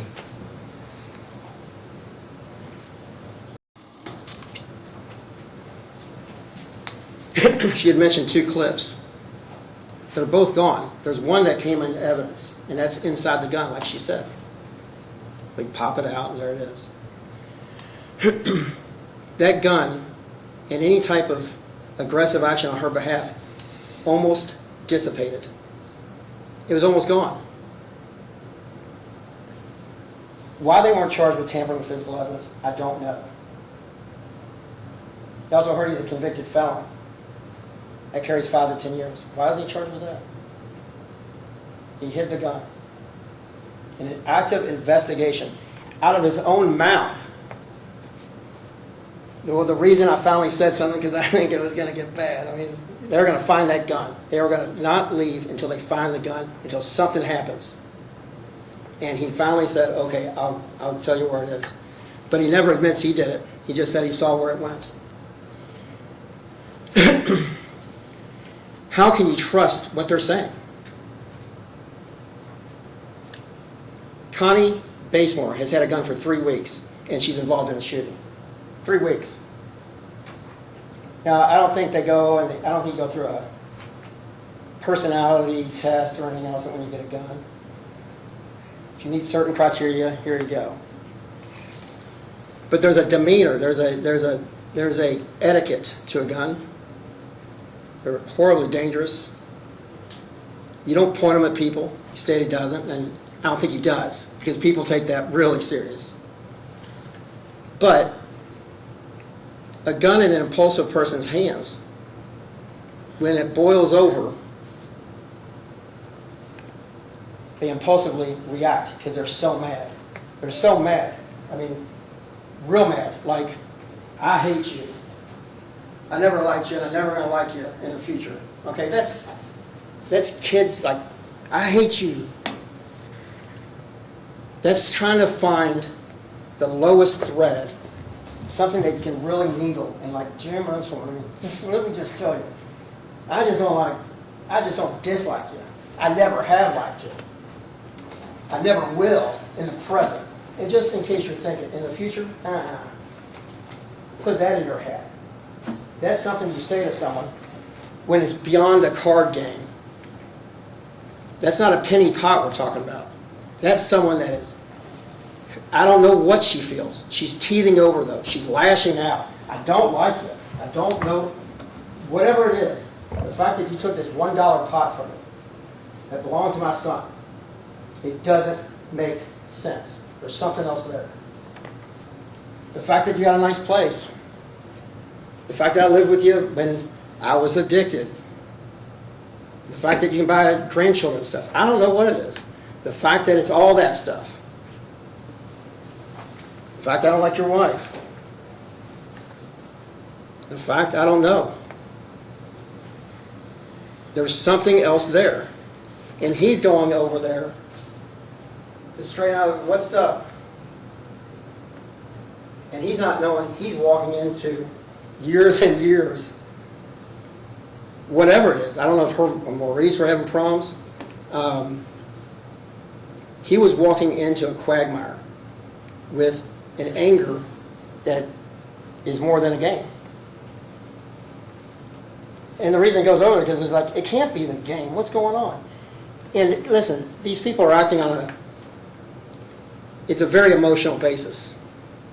The fact that Ms. Basemore needs to hear something from her because why does, she's never been this way with me before. Just let it ride. But they didn't. So they go over there. They weren't going to let it ride, so they didn't, and they went over. They didn't knock on the door. I thought, wait, I hadn't talked to him immediately before trial, but they called, and they were leaving. And all I can think of is that she's in there like, and she comes out. And that just sounds exactly like how it happened.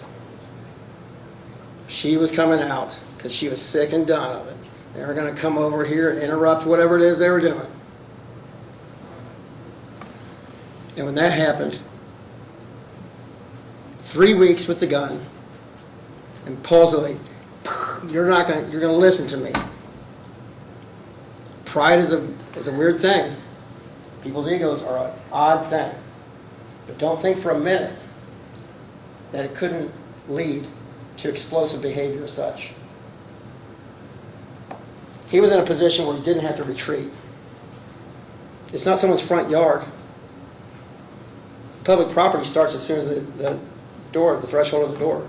He was out there, they were leaving. Now, I don't know if I'd jump out of the car and try to determine what was going on. But he did, and it escalated.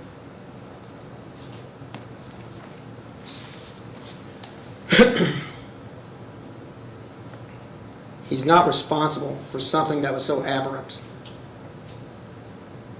Behavior that was aberrant. He's had a gun for as long as they can remember. Always wore one. Never a problem. That's just the initial observations. Now, who do you believe here? Now, they're talking about the 911 call. He says, they shot at me while we were driving by. Yeah, I don't know the verbal acumen of anyone here, like, really. But it could certainly just be, she was nervous, you could hear her voice quaver. We stopped by, we drove by, we went by. all of those are synonymous. Not everyone, when they talk, whatever leaves their mouth is the exact meaning of it. Catch the word. It's not what I meant. But obviously, Connie Basemore is not in a turret and tracking the vehicle and shooting at it.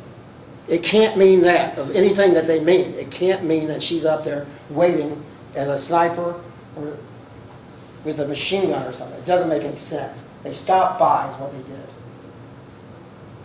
And he was confused by the language. No, we're just speeding by. Doesn't make any sense.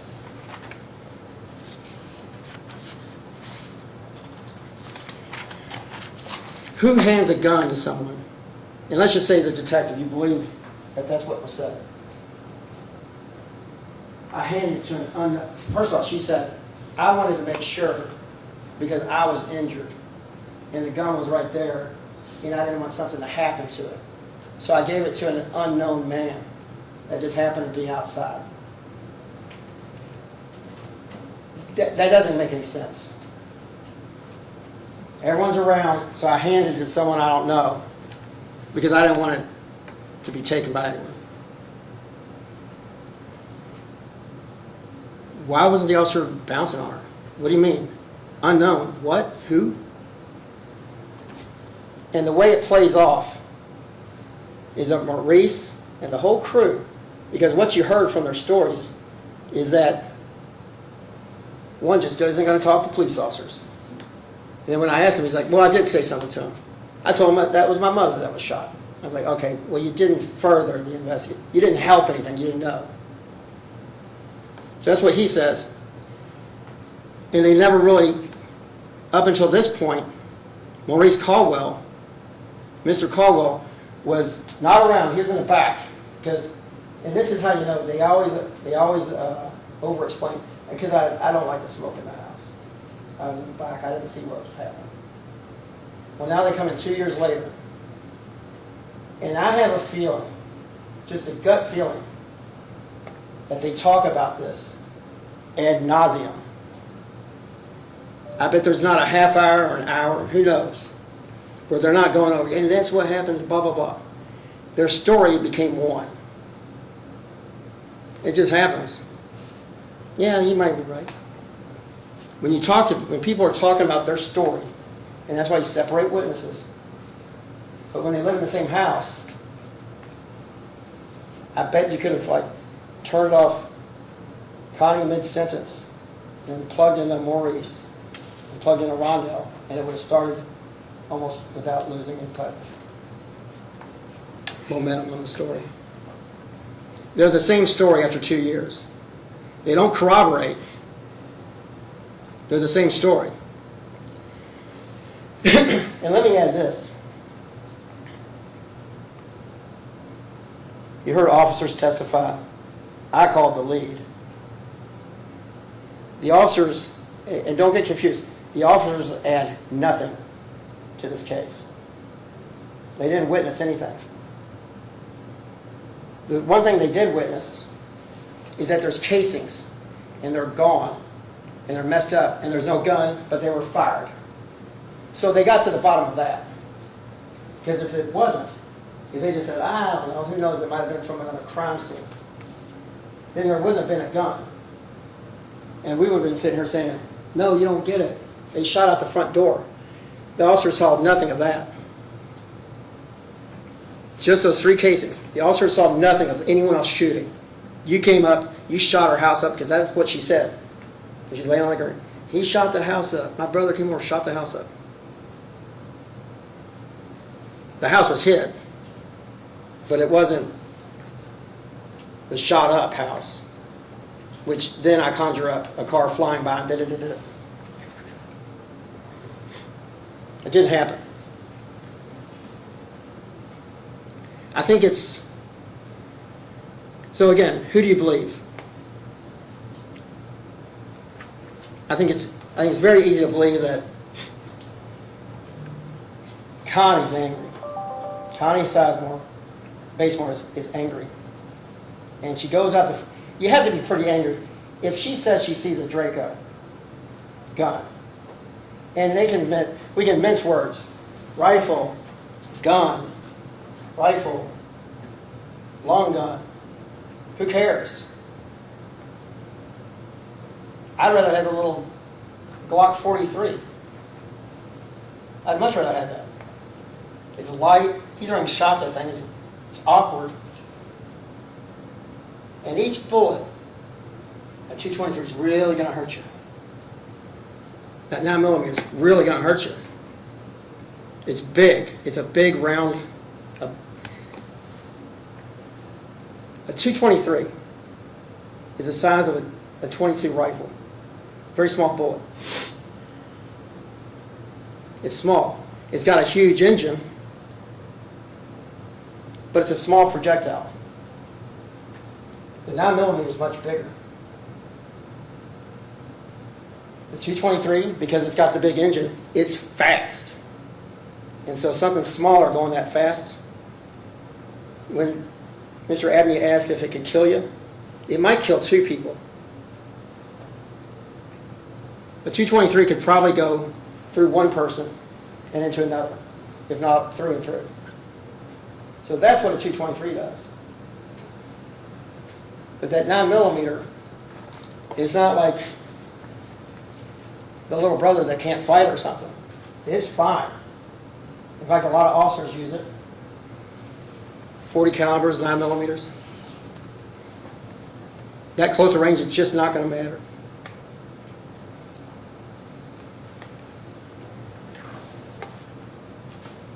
You saw the casings in different places on the ground. The wind was blowing. And you say, okay, well, that's convenient. It was. It was gusting around. And those things are like little sails. You know, and they say, you know, wherever they go. And I was sitting there thinking, like, well, as long as they don't go down your shirt. Because when that explosion happens, those things are red hot.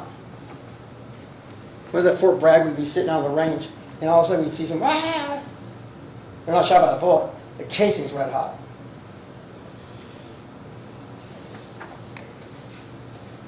The casings, they flop out, they go anywhere, they get blown around.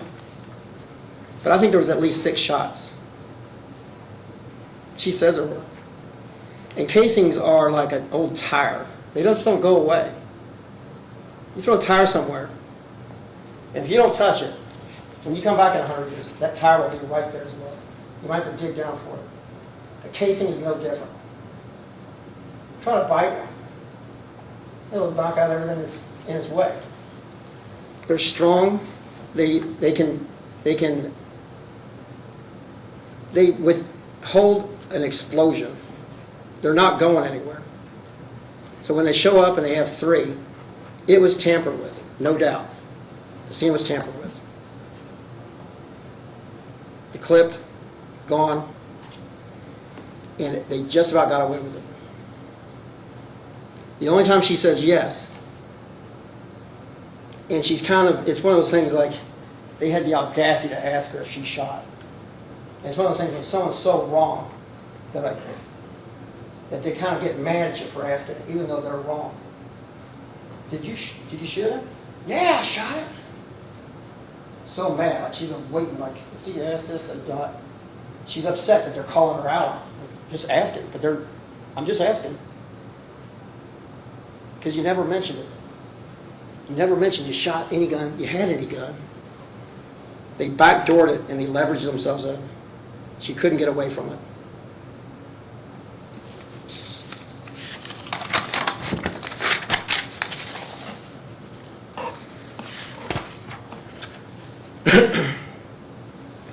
I think it was a sloppy investigation. The front it wasn't preserved, but it doesn't matter. The case is so simple.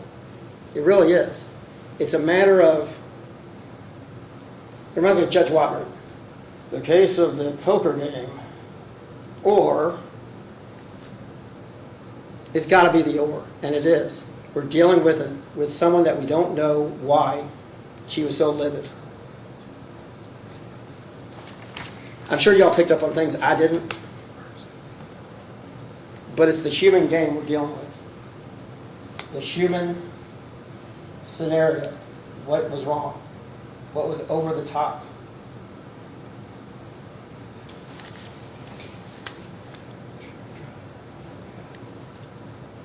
You don't lie outright if you haven't done something wrong. And she aggressed. And I say that because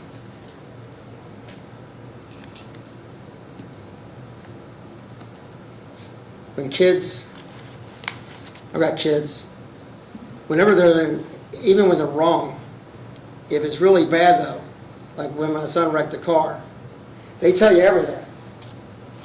Like, oh. All right, Joe, it's fine, everyone's safe. It's a truth serum.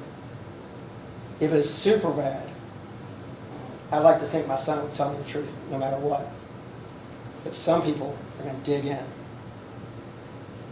And I'll tell you the difference. You can ask Mr. Basemore something. He's going to try to answer it. They're bucking up against you. They're doing whatever. They're trying to exert their rights. That's great. It's a little bit annoying, but it's great. But the audacity to come in here and just flat out, nope. I play a recording for him. Nah, I don't know. Nope. He finally started agreeing to stuff. But that's a type of ignorance. Just a flat out, nope. Well, when confronted and got the proof, that's the type of stuff that sends you through the roof. Well, this is what it was. Nope. Nope. They at least try to answer you, engage. There's not things that are so contradictory and against the grain that they did that. They try to cooperate, try to help. And you even heard the detective state that it came over the radio. She had called in, and so now they knew there was a gun. At least they were looking for more proof of a gun. So he didn't go over there to shoot her or anything else. They went over there for, I don't say it's a great reason. I wish I had some brilliant reason they went over there, but it's pride too. They went over to say, what's going on with you? Why are you mad at my wife? Why do you not like me? They went over there to straighten it out. They didn't expect what they got. Y'all concentrated, I can see you. I got eye contact. I appreciate y'all's time. I think if you go back there, I hope y'all talk and really think about the psychology behind this and what was going on and why they lied. Everyone up front. Everyone lied up front. And realize that their stories are all the same because one didn't give a story and somehow testified. One was in the back and never testified, but now he testified along with them as well. They call that coaching. They call it coaching the witness. They didn't. I'm not saying the Commonwealth did. I'm saying in-house. They coached them. And I don't know how you don't go with Connie when Maurice lived with his mom when he wasn't at Connie's, and his son lived there with Connie. I think you say what Connie says, or you might be on the streets. I hope y'all, I'm sure you've thought of more clever things than I did and subtleties that were important. But I hope you come back and do the right thing and find them not guilty. Thank you. All right, Mr. McLeod, thank you very much. Mr. Abney, if you are prepared, you may proceed with your closing argument.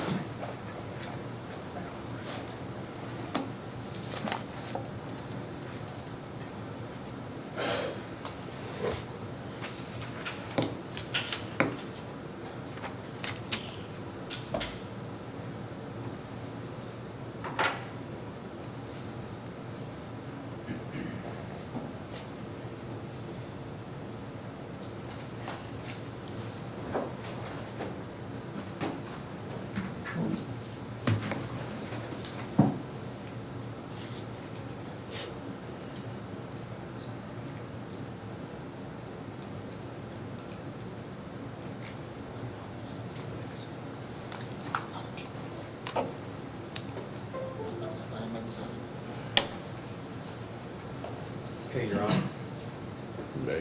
Co-counsel, defense counsel.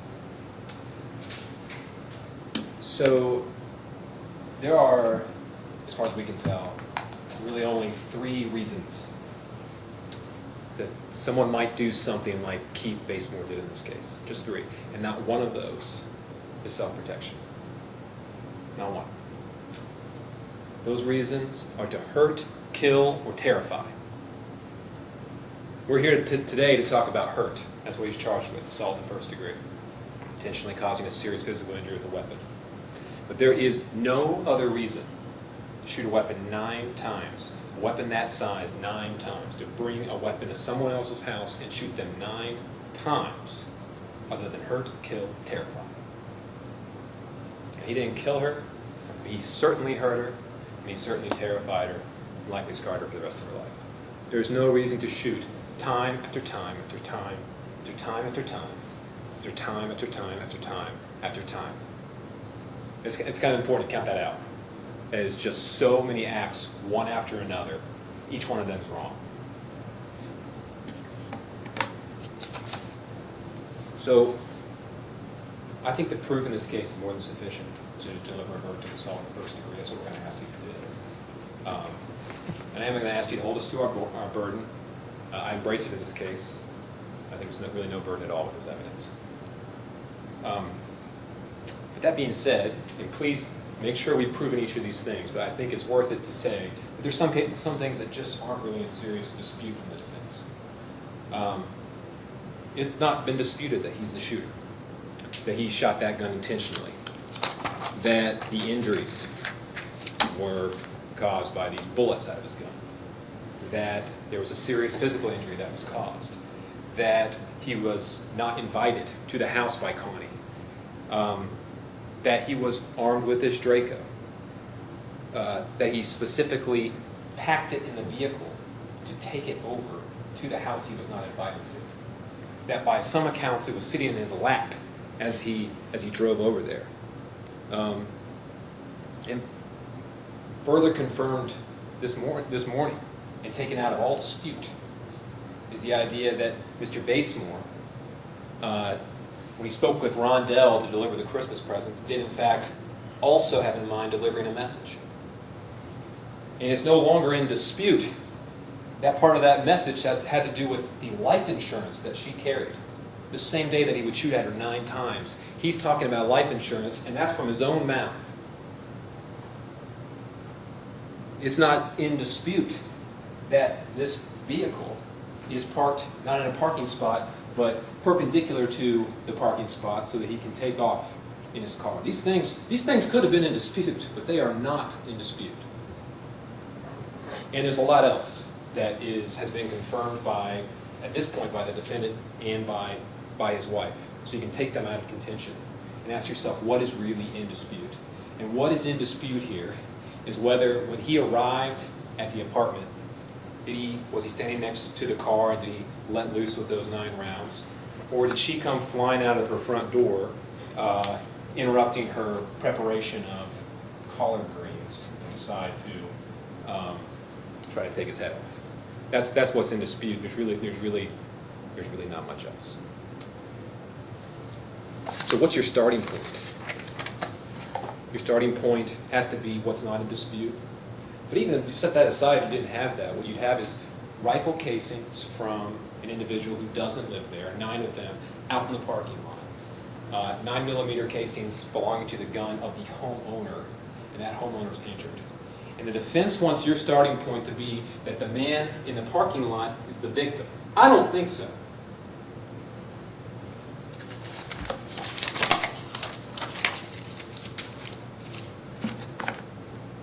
So that, in those casings, obviously that's not all the evidence you have, but if you start there, you have to start there with an element of skepticism, I would think.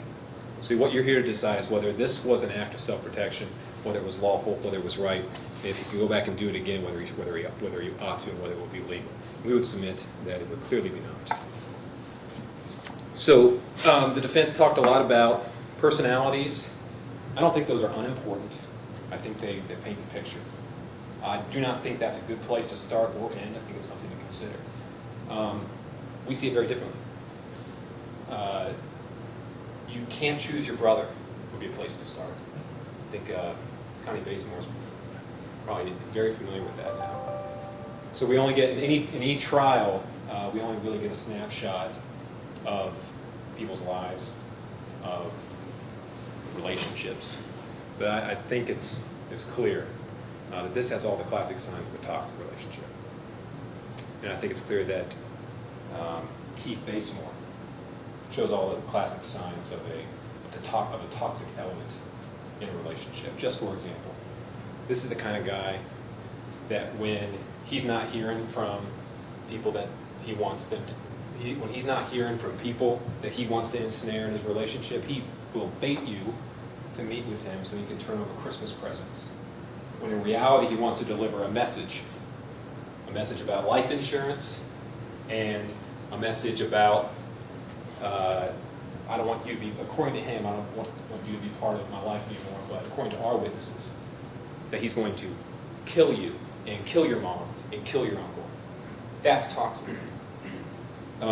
This is the kind of guy that brings a gun to a card game. Keith Basemore is the kind of guy that gets in so much trouble causes so much trouble at a family card game that he gets kicked out of the card game. So I bring all this up to say that Mr. McLeod makes a lot of how, no, this doesn't make sense, there's more to this. Yeah, there's more to this. And at first blush, when we hear about this, the immediate reaction might be, oh, it doesn't make a lot of sense. But I'd say it makes perfect sense to someone like Keith Basemore that handles his relationships in the way that Keith Basemore does. It makes perfect sense for a man that handles his relationship with his sister in the way that he does. And I think the evidence has shown that.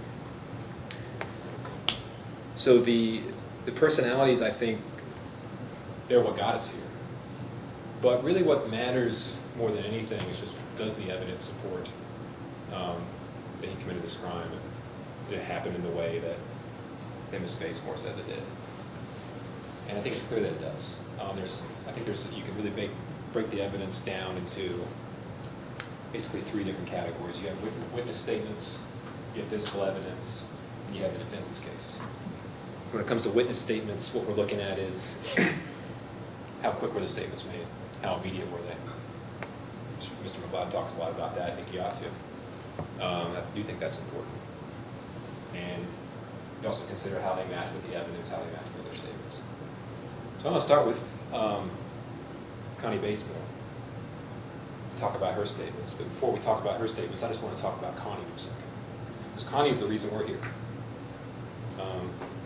She's the one that had her arm bone blown into, that went through all this pain. And Mr. McLeod covered at the beginning of this case, it's a serious case. And he wanted you all to take this case very seriously because of the consequences that can come from it.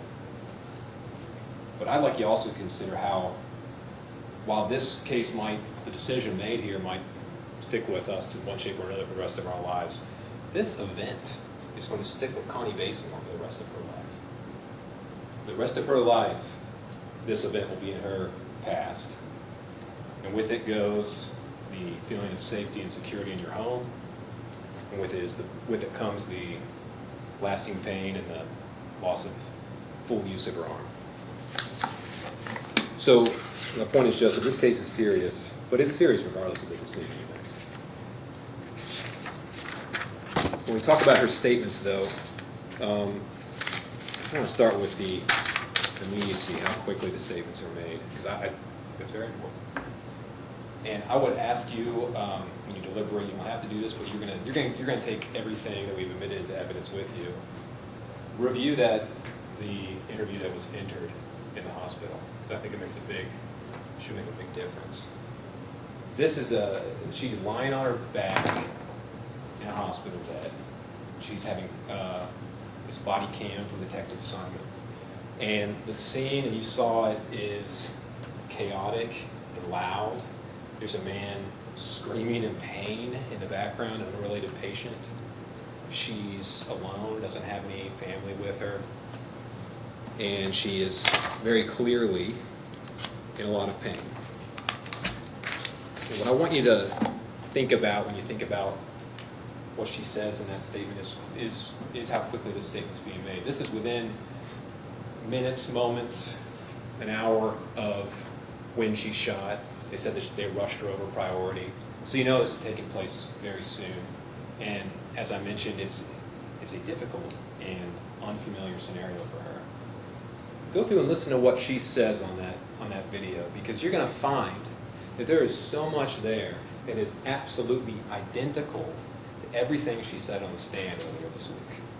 So they can talk about all of this family getting together and cooking up a story so they can get it just right for trial. But if you listen to what she has to say, you're going to hear that as she lies on her back, and Ms. Basemore may be many things, but she is not shy. So you hear her talk and talk, and provide Detective Simon forthrightly with everything that led up to this. And it is the exact same as what she said from that seat to the line. She says they had started with a card game, that he had a gun at the time of the card game, she talked about the Christmas gift handoff to the son. She talked about refusing to give a ride to her son, that he issued a threat to kill her and her brother to her son.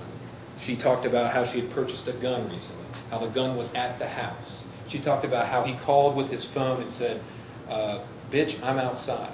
And I think that in particular is very significant, because that's unusual. She's saying that there was some kind of there was some kind of interaction between them at her house, and her story is not that he knocked on the door and things went from there. She's saying that he called from the parking, that he made a phone call, which means he wasn't at the door, which means he's out in the parking lot. And the significance of that, she's coming up with it this early in the chain of events while lying on her back in serious pain.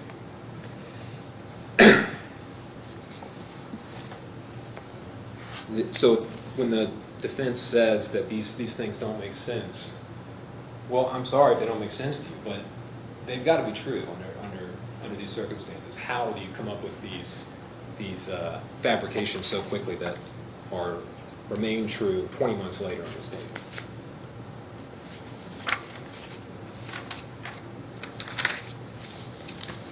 The next thing that you want to think about is the consistency with what Connie has to say, with what the other witnesses have to say.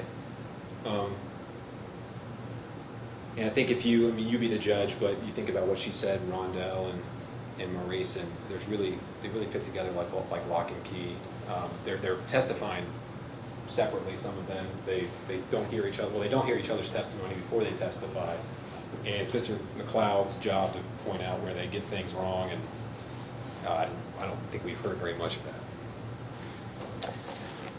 The next thing that's consistent with what Connie has to say is with the physical evidence.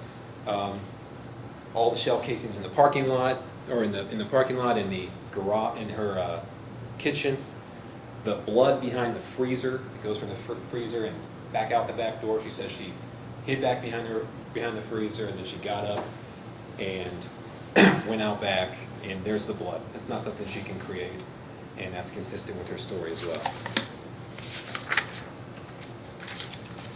Greens on the counter.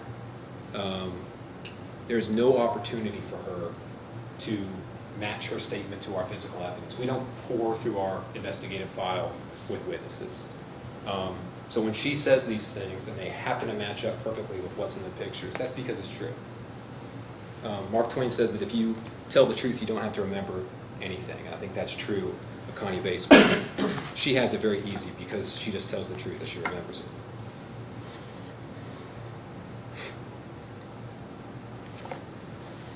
So there's a lot of talk of Maurice and hiding the gun.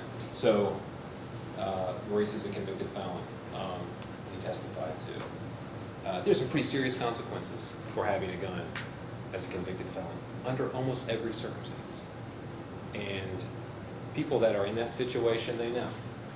And a lot of times they know other people that have that status and have gotten really jammed up for being anywhere close to the gun. I mean, it is serious, serious business to be close to a gun if you're a convicted felon. So I guess what the defense is implying is that what other reason are they moving this gun for unless they have something to hide, unless they're shooting the gun first, they're doing something wrong, and they just gotta get rid of that gun. But there's an absolutely perfectly understandable, doesn't make it right, but it's an understandable explanation, which is that when someone in that situation, thinking quickly, a civilian that doesn't have any legal know-how, this kind of decision can be made. They knew that the casings were there. Those casings were still there. They knew that there were other witnesses to her firing this gun. There was never going to be a way to make that gun vanish. That wasn't going to happen. And you're not going to find any denials from anyone that there is a gun. At any point in the evidence that's been admitted, there is no denial that there's a gun. I think that's a pretty big deal. There's a big difference between saying no gun, don't worry about it, and kind of doing your thing and not answering questions because you don't know how to fix this situation that's tricky for you from a racist point of view.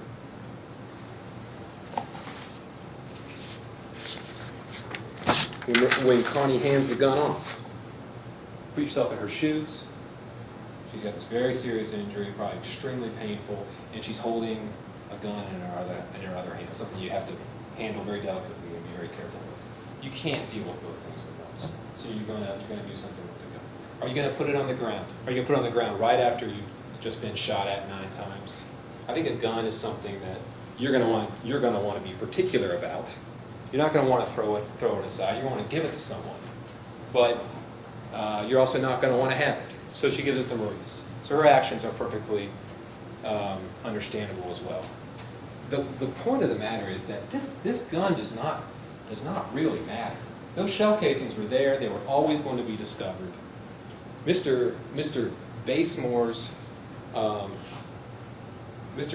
conduct and the gun, the 9mm roll, was never going to be it.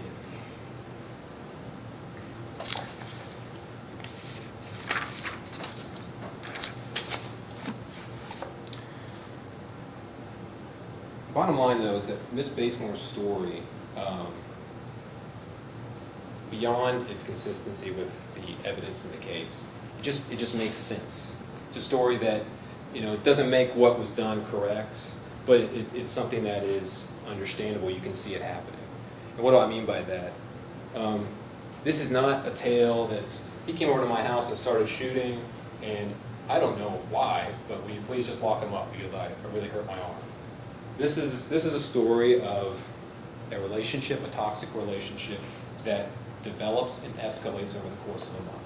We all know how disputes can escalate, and you have an understandable A to B to C order of events showing how things escalated and became more and more fraught, which is understandable and believable, and every single part of it is consistent with what Connie says and what Shantika and Mr. Basemore have to say about these disputes. That it started over a card game, that there was a big blow up, and that stewed for several weeks. That nasty things were said at a Christmas gift exchange. That Connie called in response and said some angry things, and that Keith responded at that point and came back. This is a back and forth escalation that is understandable and makes sense.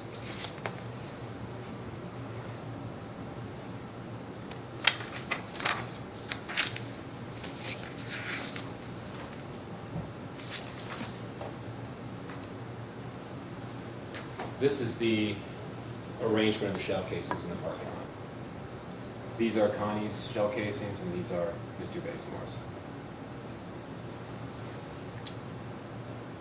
This spread is consistent with the impacts in the kitchen.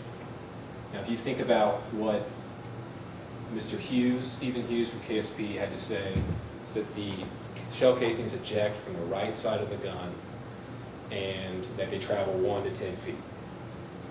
There's no fixed layout for any given gun, but that's the general state of things.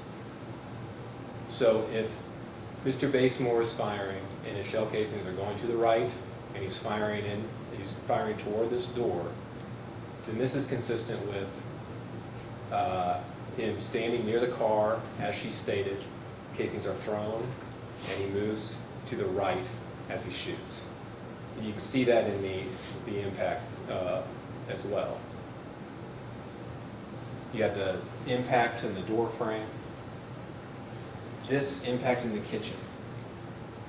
If you can imagine someone firing a gun in the direction of this door, in order for it to reach the left side of the room and for the shell casings to be this far away, the person would have to be standing in this general area in order to achieve that kind of angle, which is what Connie Basemore said that he was doing whenever she opened the door. If you look at the pictures of the bullet impacts, you'll see that you have one here, and then you have another shot here, which is to the right. And you have more shots here that are also to the right. And then the bottle on top of the freezer that would have been to the right. So it's consistent if you imagine someone firing their gun and walking from right to left, trying with every shot to hit the person that they're shooting at, that has, as Connie testified, turned around, is trying to scramble back into the kitchen for safety to hide behind the freezer.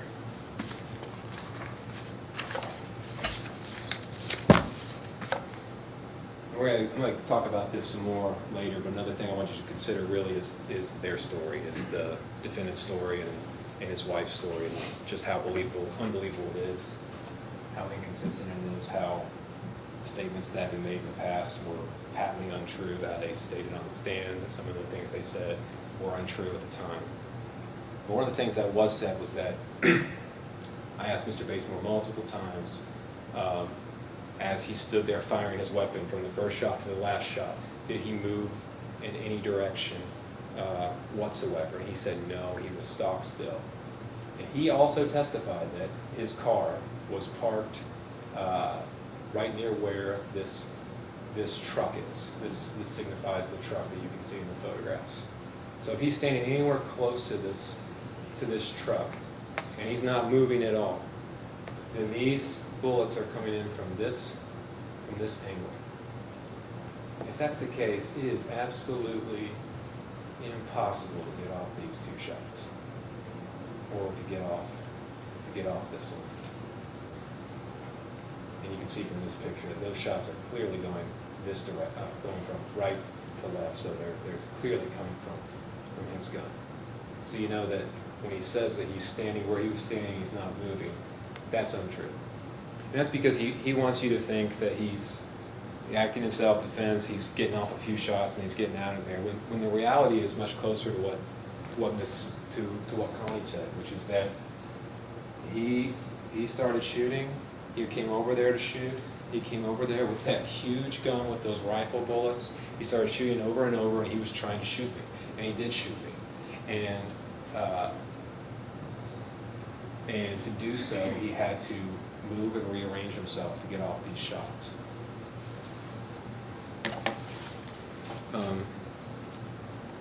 And there's a casing, and this is the picture of the rifle casing in the kitchen, which obviously is extremely significant. I will come back to that in a couple minutes. You also note from the defense claims that she came out and popped a bunch of shots off at them, but she didn't hit anything, didn't hit their bodies, didn't hit their car.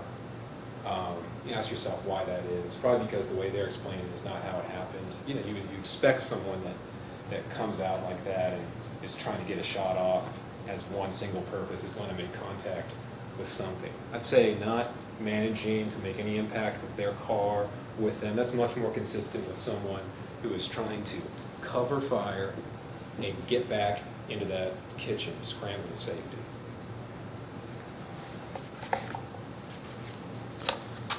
You heard testimony from the doctor.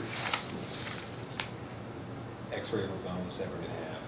She's going through a lot of pain. I think she's obviously doing as well as you could expect being shot in that way. But this is a serious physical injury, and the doctor testified on cross that if she hadn't received any treatment, it was possible that she would have bleed out and die. So I think that clearly reaches the standard of a serious, serious injury. So you have the Commonwealth's witnesses' statements, you have the physical evidence in the case, but you also have the defense's statements that they made previously and that they made this morning.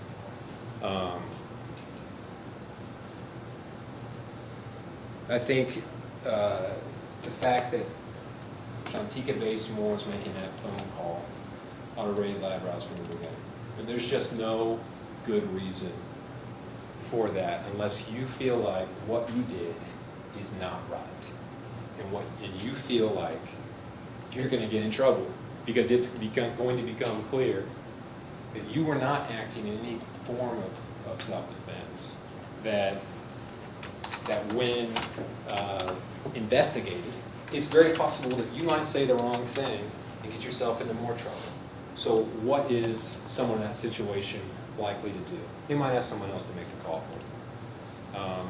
That's the way you can have your cake and you can eat it too. You can have a statement out there. You can say that you did something, but then deny it if they get it wrong, which is what Mr. Basemore did on the stand today. It was, I was there, but I couldn't quite hear what she said, so you can't really hold it against me. I probably would have said the truth if I could have shared my story, but she made the statement, not me. What's far more likely is that he's sitting there listening very intently, because it's a very interesting thing to someone who's just done something like this, the first contact they make with police. So when she says, as he was riding by his sister shot at him, he's there, he doesn't jump in and say, that's not how it went down. Give me the phone. No, he lets that go, because they know that them going over there with this incredibly large gun and shooting the gun in the way they did is wrong. So they want it to be that they were just riding by. When you listen to the call again, it's been admitted, and they've admitted that parts of the call are false, but don't let that admission just neutralize this, just to set it aside and say, okay, they've apologized, now let's hear what they're saying now. This is a big deal. She also states that she called her husband, informed him of the threats, and that he acted upon her call. So she completely removes herself in the way she told it from the situation. These are big lies. Mr. McLeod can talk about riding by, a little twist of language here or there, but these are lies. These are lies that are told by people that know that they just drove over out of anger to Connie Basemore's house, unloaded an AK-47 on her.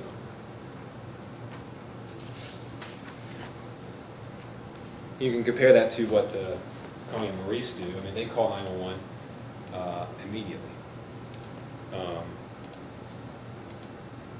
They call immediately. They get people over there immediately, and she makes her statement at the hospital immediately.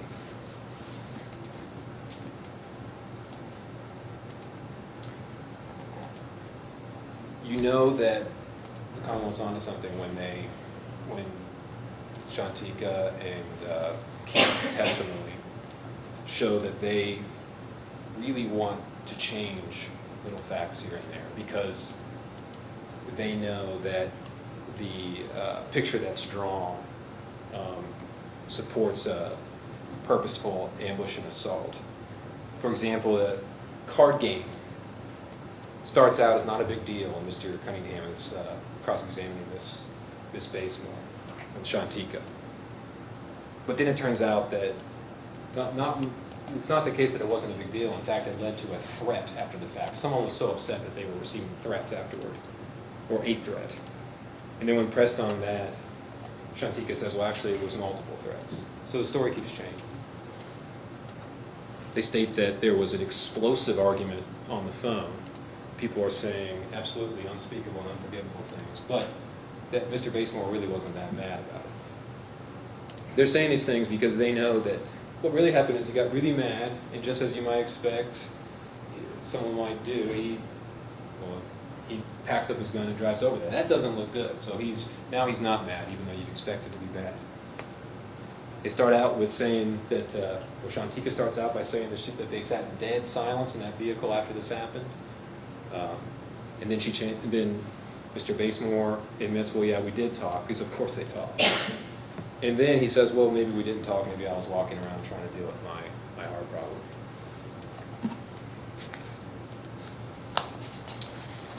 In the way he describes what he says is her shooting him first, he said multiple times, and Shantika said as well, that Connie comes out of the house with a 9mm, unloading that thing, shot after shot. And instead of driving straight off, which they were in perfect position to do, he gets out and faces the fire head on. It's just absolutely, absolutely unbelievable. They also state that when they came over, they pulled into a parking spot, but they didn't go up and knock on the door. They called, there was no answer. And then I guess they sat there for 15 minutes and then decided to leave, which is when she came out and started shooting. Now, if she didn't answer the phone, how she even knows they're out there to be shot, I don't know. But it just doesn't make any sense at all.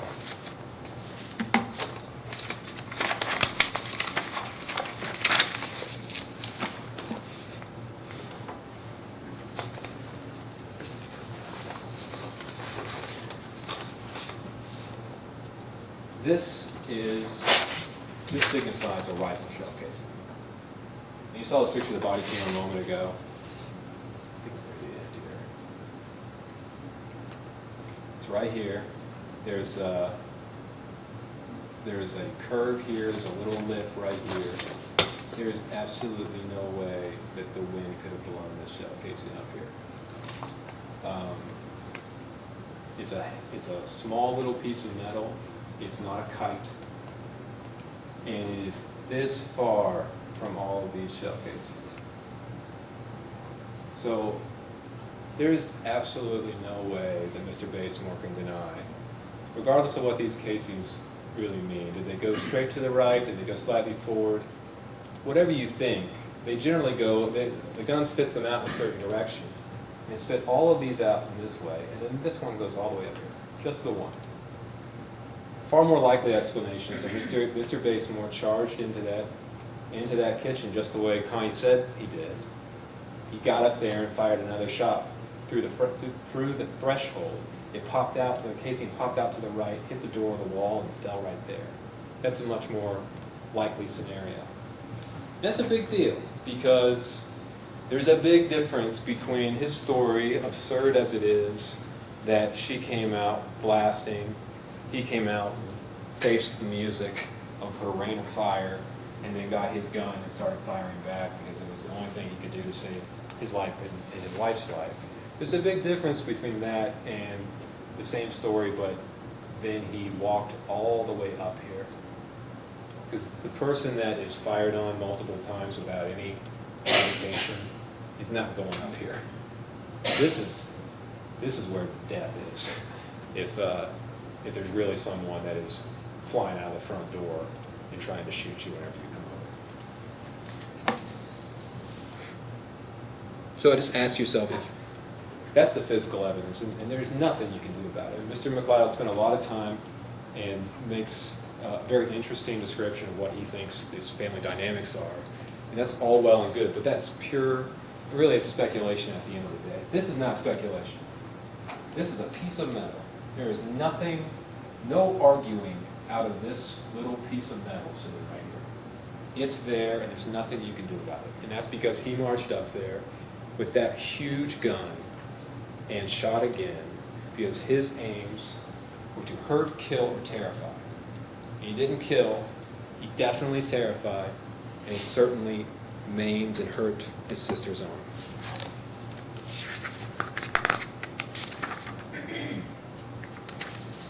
This is not an act of self-defense. That's what you're here to decide. There was no imminent physical harm to Keith Basemore. He was standing outside that car. He admits that he was standing out that car just the way she said he did. He has taken every piece of truthful evidence that he knows we have, and he has eaten it, conceded to it, and because he knows he has to, and he's changed just the one thing, which is that, well, I did every single thing they said. I went over there. I packed my gun up whenever I was going over to squash a beef to get to the bottom of my sister's issues. I got this gun off the table and put it in my backpack first and put it in the car. And I had a magazine in it with 20 to 30 rounds of ammunition. I did this first. This is not me saying he must have done this first. This is what Mr. Basemore said that he did first. So,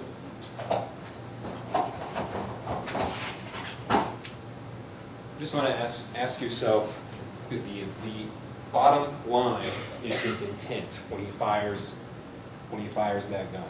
You are not allowed to fire that gun because you are upset, because your sister said the most hurtfulest thing you've ever heard in your life when she said she wished you would have died of cancer or something. You are not allowed to do it for that reason, and he knows it. You are not allowed to do it for that reason. Ladies and gentlemen of the jury, I would ask you to deliver a verdict of guilty on assault in the first degree. Thank you. All right, Mr. Abney, thank you very much. Okay, Madam Clerk, we're all set. Ladies and gentlemen of the jury, thank you. Madam Clerk's going to join us now, and she's bringing the box, hopefully. Box. Oh, she got the box, I think. She's coming. She's going to bring that box. I think she's coming. Madam Clerk. Awesome. There she is. She has arrived. There are two numbers that you're going to pull. You got that all shaken up there, Madam Clerk. Just close your eyes, just pick out two and hand them to me. If you hear your numbers called, you'll please indicate by raising your hand. I'm going to go ahead and excuse you if you'll come on by here and let me know. If you want to know, thank you, Madam Clerk, what the verdict is, I will call you during business hours, or normal will be after business hours likely, but at a reasonable hour, I will call you and let you know how things come out, and I want to thank you again. It's completely random. Here are the numbers. If you would indicate 292-3099, indicate 1, and juror number 288-1646, 2. Those 2 are the alternate jurors, will not go back to the tailperson deliberating jury. I'll tell you what, here's what we're going to do. Yes, I'll take care of it. Don't worry about it. Thank you. At any rate, Sheriff, if you would, let me go ahead and swear you. Swear affirm to keep these jurors together and not allow anyone to communicate with them about any subject matter related to this trial. Will not do so yourself. Yes, I do. All right. Well, this court's going to stand in recess pending return to the jury. The 2 alternate jurors, when you all the jurors will follow the sheriff. You'll have access to all the admitted exhibits. Lawyer's going to check on those, make sure those are tidy and right, and then the sheriff will come back and get those, okay? The 2 alternate jurors, if you would please, the rest of the jurors are going out the door behind the sheriff. You'll come around here and let me know what, if you want me to let you know what the verdict is, okay? Remember the notebooks, okay? That you not share your notes with other members of the jury. And again, remember the mask requirement, that you have your mask on you, secured above your nose at all times, unless you're drinking something in the jury deliberation room. Okay? Thank you. This court will stand in recess pending return to the jury. All rise for the jury. All right.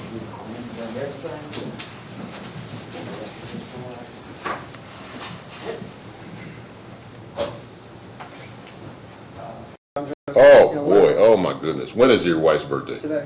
Are you serious? Yeah. Okay. We're on the record. At least it's not Monday.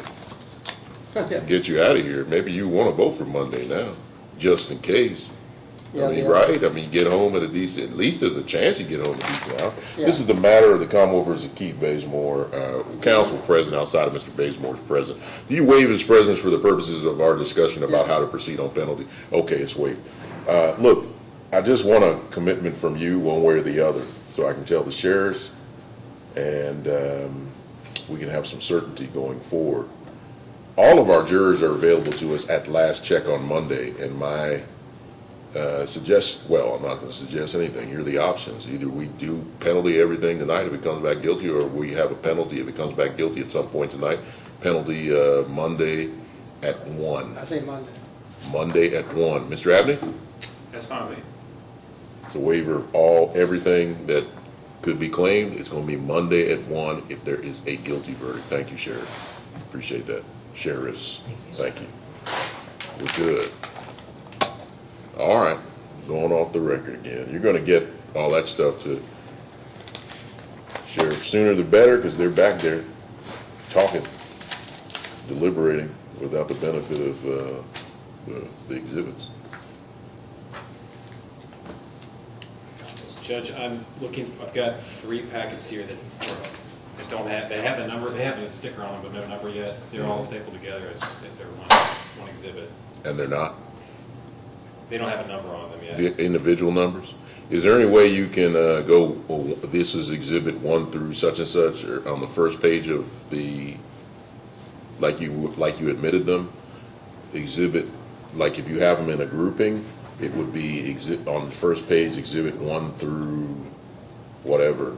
You see what I'm saying? Is there any way to do that? That would Yeah, save time? I don't have the key for all the numbers we assigned to them. Oh. What do you need?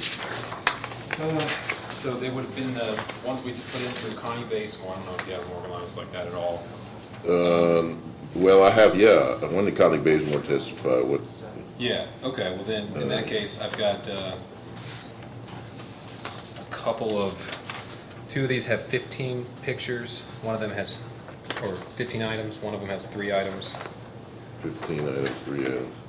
Okay, I know that we were into the, okay, Connie Basemore testified, the first group was 59 through 74. Those are photos of the victim's home. Okay. 59 through 74 admitted. Got it. 75 through 90 were photos of the victim's personal property admitted. Got it. 91 through 100 were photos of the victim's home, a second set admitted. Second set of photographs, I think, Okay. presumably afterwards. And then 101 to 103 were the recent photos taken by Mr. Cunningham, I think, Okay. admitted. Does that help? Yeah. Okay. Did.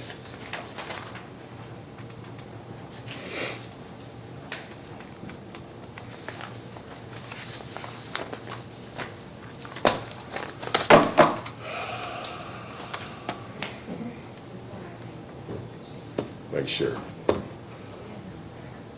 Anything else we need to take care of at this point? Just there were a few videos and audio clips. Can you throw them on a flash drive and provide them to the court? Or No, just, I want you to hold everything, and if they ask, which hopefully they won't, but if they do, we're gonna cue it back up the same way you gave it to them during the trial, and we're gonna play it again for them. Okay. Okay? Works for me. Anything else? I wanted to give Mr.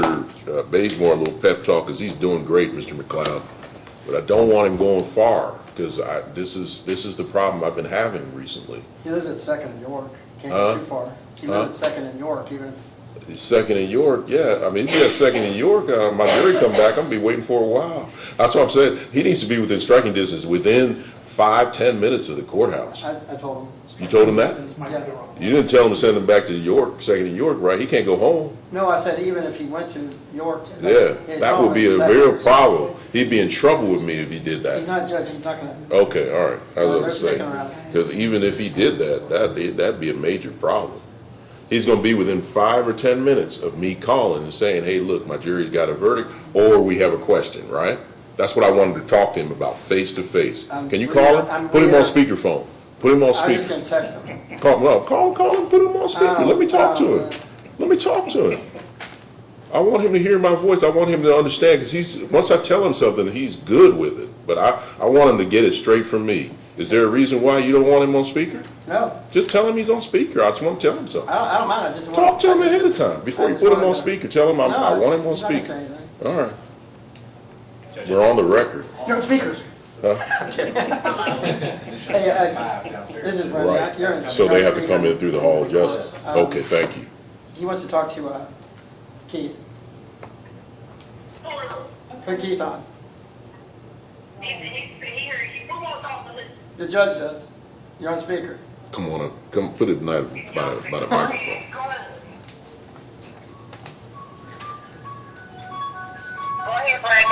Okay, is this Mr. Basemore? Yeah. Okay, Mr. Basemore, Judge Stevens here. Listen up. I forgot to, well, I didn't forget. I was just busy with the alternate jurors. Look, I need you to be within 5-10 minutes of the courthouse just in case there's a question from the jurors or there's a verdict, okay? I just don't want to be waiting too long, all right? Okay, we're going to talk from where we at, across from the courthouse, across the street. Okay, good. 2 hour limit on the handicap system. Okay, now here's the other thing you need to know, that you've probably been accessing the building by coming in straight into 700, straight into the Judicial Center at a certain time. What time, Sheriff? 5 o'clock. At 5 o'clock, you're going to have to go through the Hall of Justice and then walk over the second floor, over the sky, what do you call it? The pedway.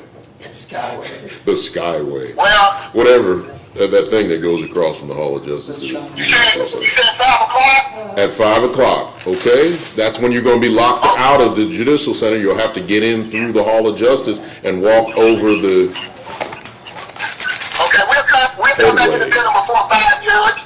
Okay, all right. I just wanted to look, it doesn't matter what you do. Just be within 5 or 10 minutes so I'm not waiting when I say my jury's ready for something, okay? Yes. All right. We're going to be in the building, Judge. All right, fantastic. Thank you. All We're going right, to be in the see you. building. We'll be on the building waiting on the decision. Okay, all right. 5-10 minutes away, no more. Thanks, bye. That's what brings us, I'm so happy for my phone. Yeah, it's never gonna ready. I want to get you out of here, man. It's your wife's birthday. I want to get you out of here. Judge, There's nothing I can do about it.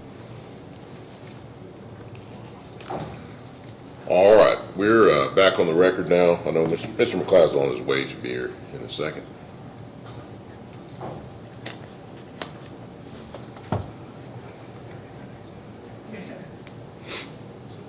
And while waiting on Mr. McLeod, just everybody in the courtroom, just, hey, we're going to get this done. The jury's doing a good job for us, and whatever they come out with, we just accept it. No outbursts or anything of that nature, we just see what they say. And depending, we're going to do one or two things, okay? Mr. McLeod's back, and the jury's reached a verdict in this case. And we just think Sheriff's probably lining them up.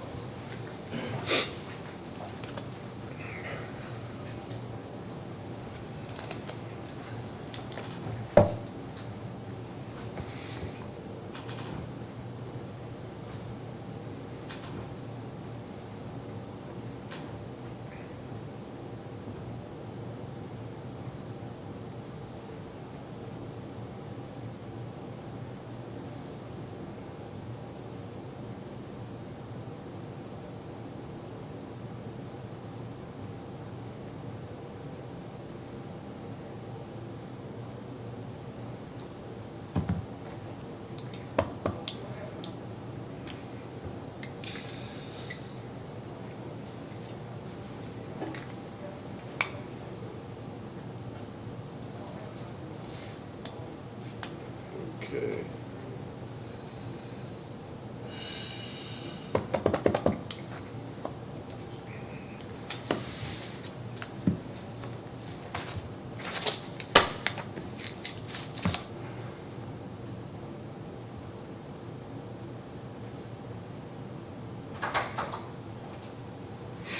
All set, Sheriff. Okay. All rise for the jury.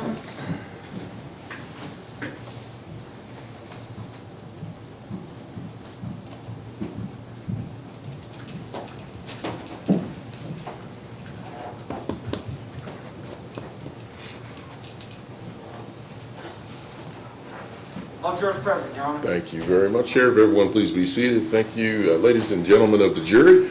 Welcome back. It's my understanding you reached a verdict in this case. Who's the jury foreperson? Yes, sir. Mr. Foreman, if you would please hand the verdict forms to the sheriff.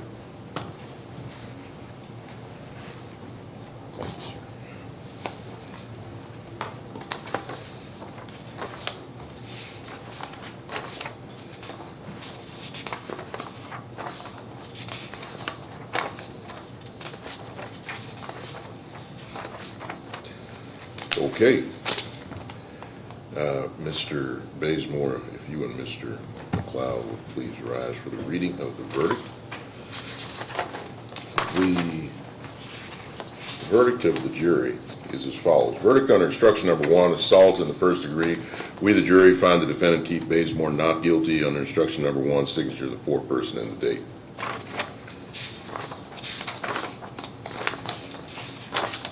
Verdict under instruction number 2, assault in the second degree. We, the jury, find the defendant Keith Basemore not guilty under instruction number 2, signature of the foreperson and the date. That's the verdict of the jury. Does anyone wish to poll the jury? Mr. Abney?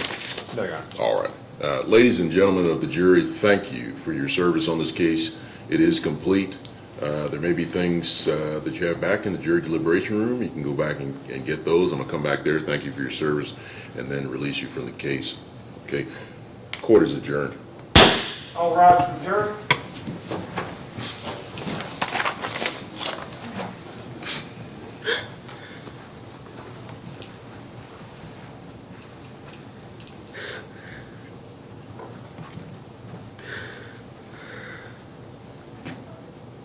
Okay, thank you, everyone. Please be seated. Thank you, Mr. Basemore. Congratulations to you on the outcome of the case. I'm going to be dismissing this case with prejudice and be releasing your bond, any bond you have paid on this case, and certainly your HIP bond will be released immediately, and you'll be free to go on this case.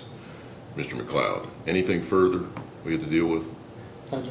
Okay, Mr. Abney, anything else? No, Judge. Either of you going to want to speak? I just want to know, yes or no. You going to want to speak to these jurors afterwards, talk to them about what they decided and how they decided it? Anybody? I've got to go. I would like Okay, to. well, you've got to go. Yes, indeed you do. All right. Well, I just want to know, I'm going to tell them that nobody's going to be out there and they're free to go, call in this evening, get their assignments for, or Sunday, get their assignments for Monday. I'll probably Anything run- else that we need to take care of that we have not addressed? I'll probably run into him next week in the halls somewhere, Uh-huh. and I would like to talk to him. I Yeah. can't stick around. Okay. Well, I'll let them know that if they, they're going to use their discretion if they see you as to whether or not they want to talk, but I'll let them know that that's a possibility. Okay. Okay? Anything else we need to take up today that we have not addressed? Mr. McLeod? No, Your Honor. Mr. Abney, anything for the Commonwealth? Nothing. All right. Thank you very much, counsel. Well done. Both sides very professionally done, and I appreciate it. Thank you.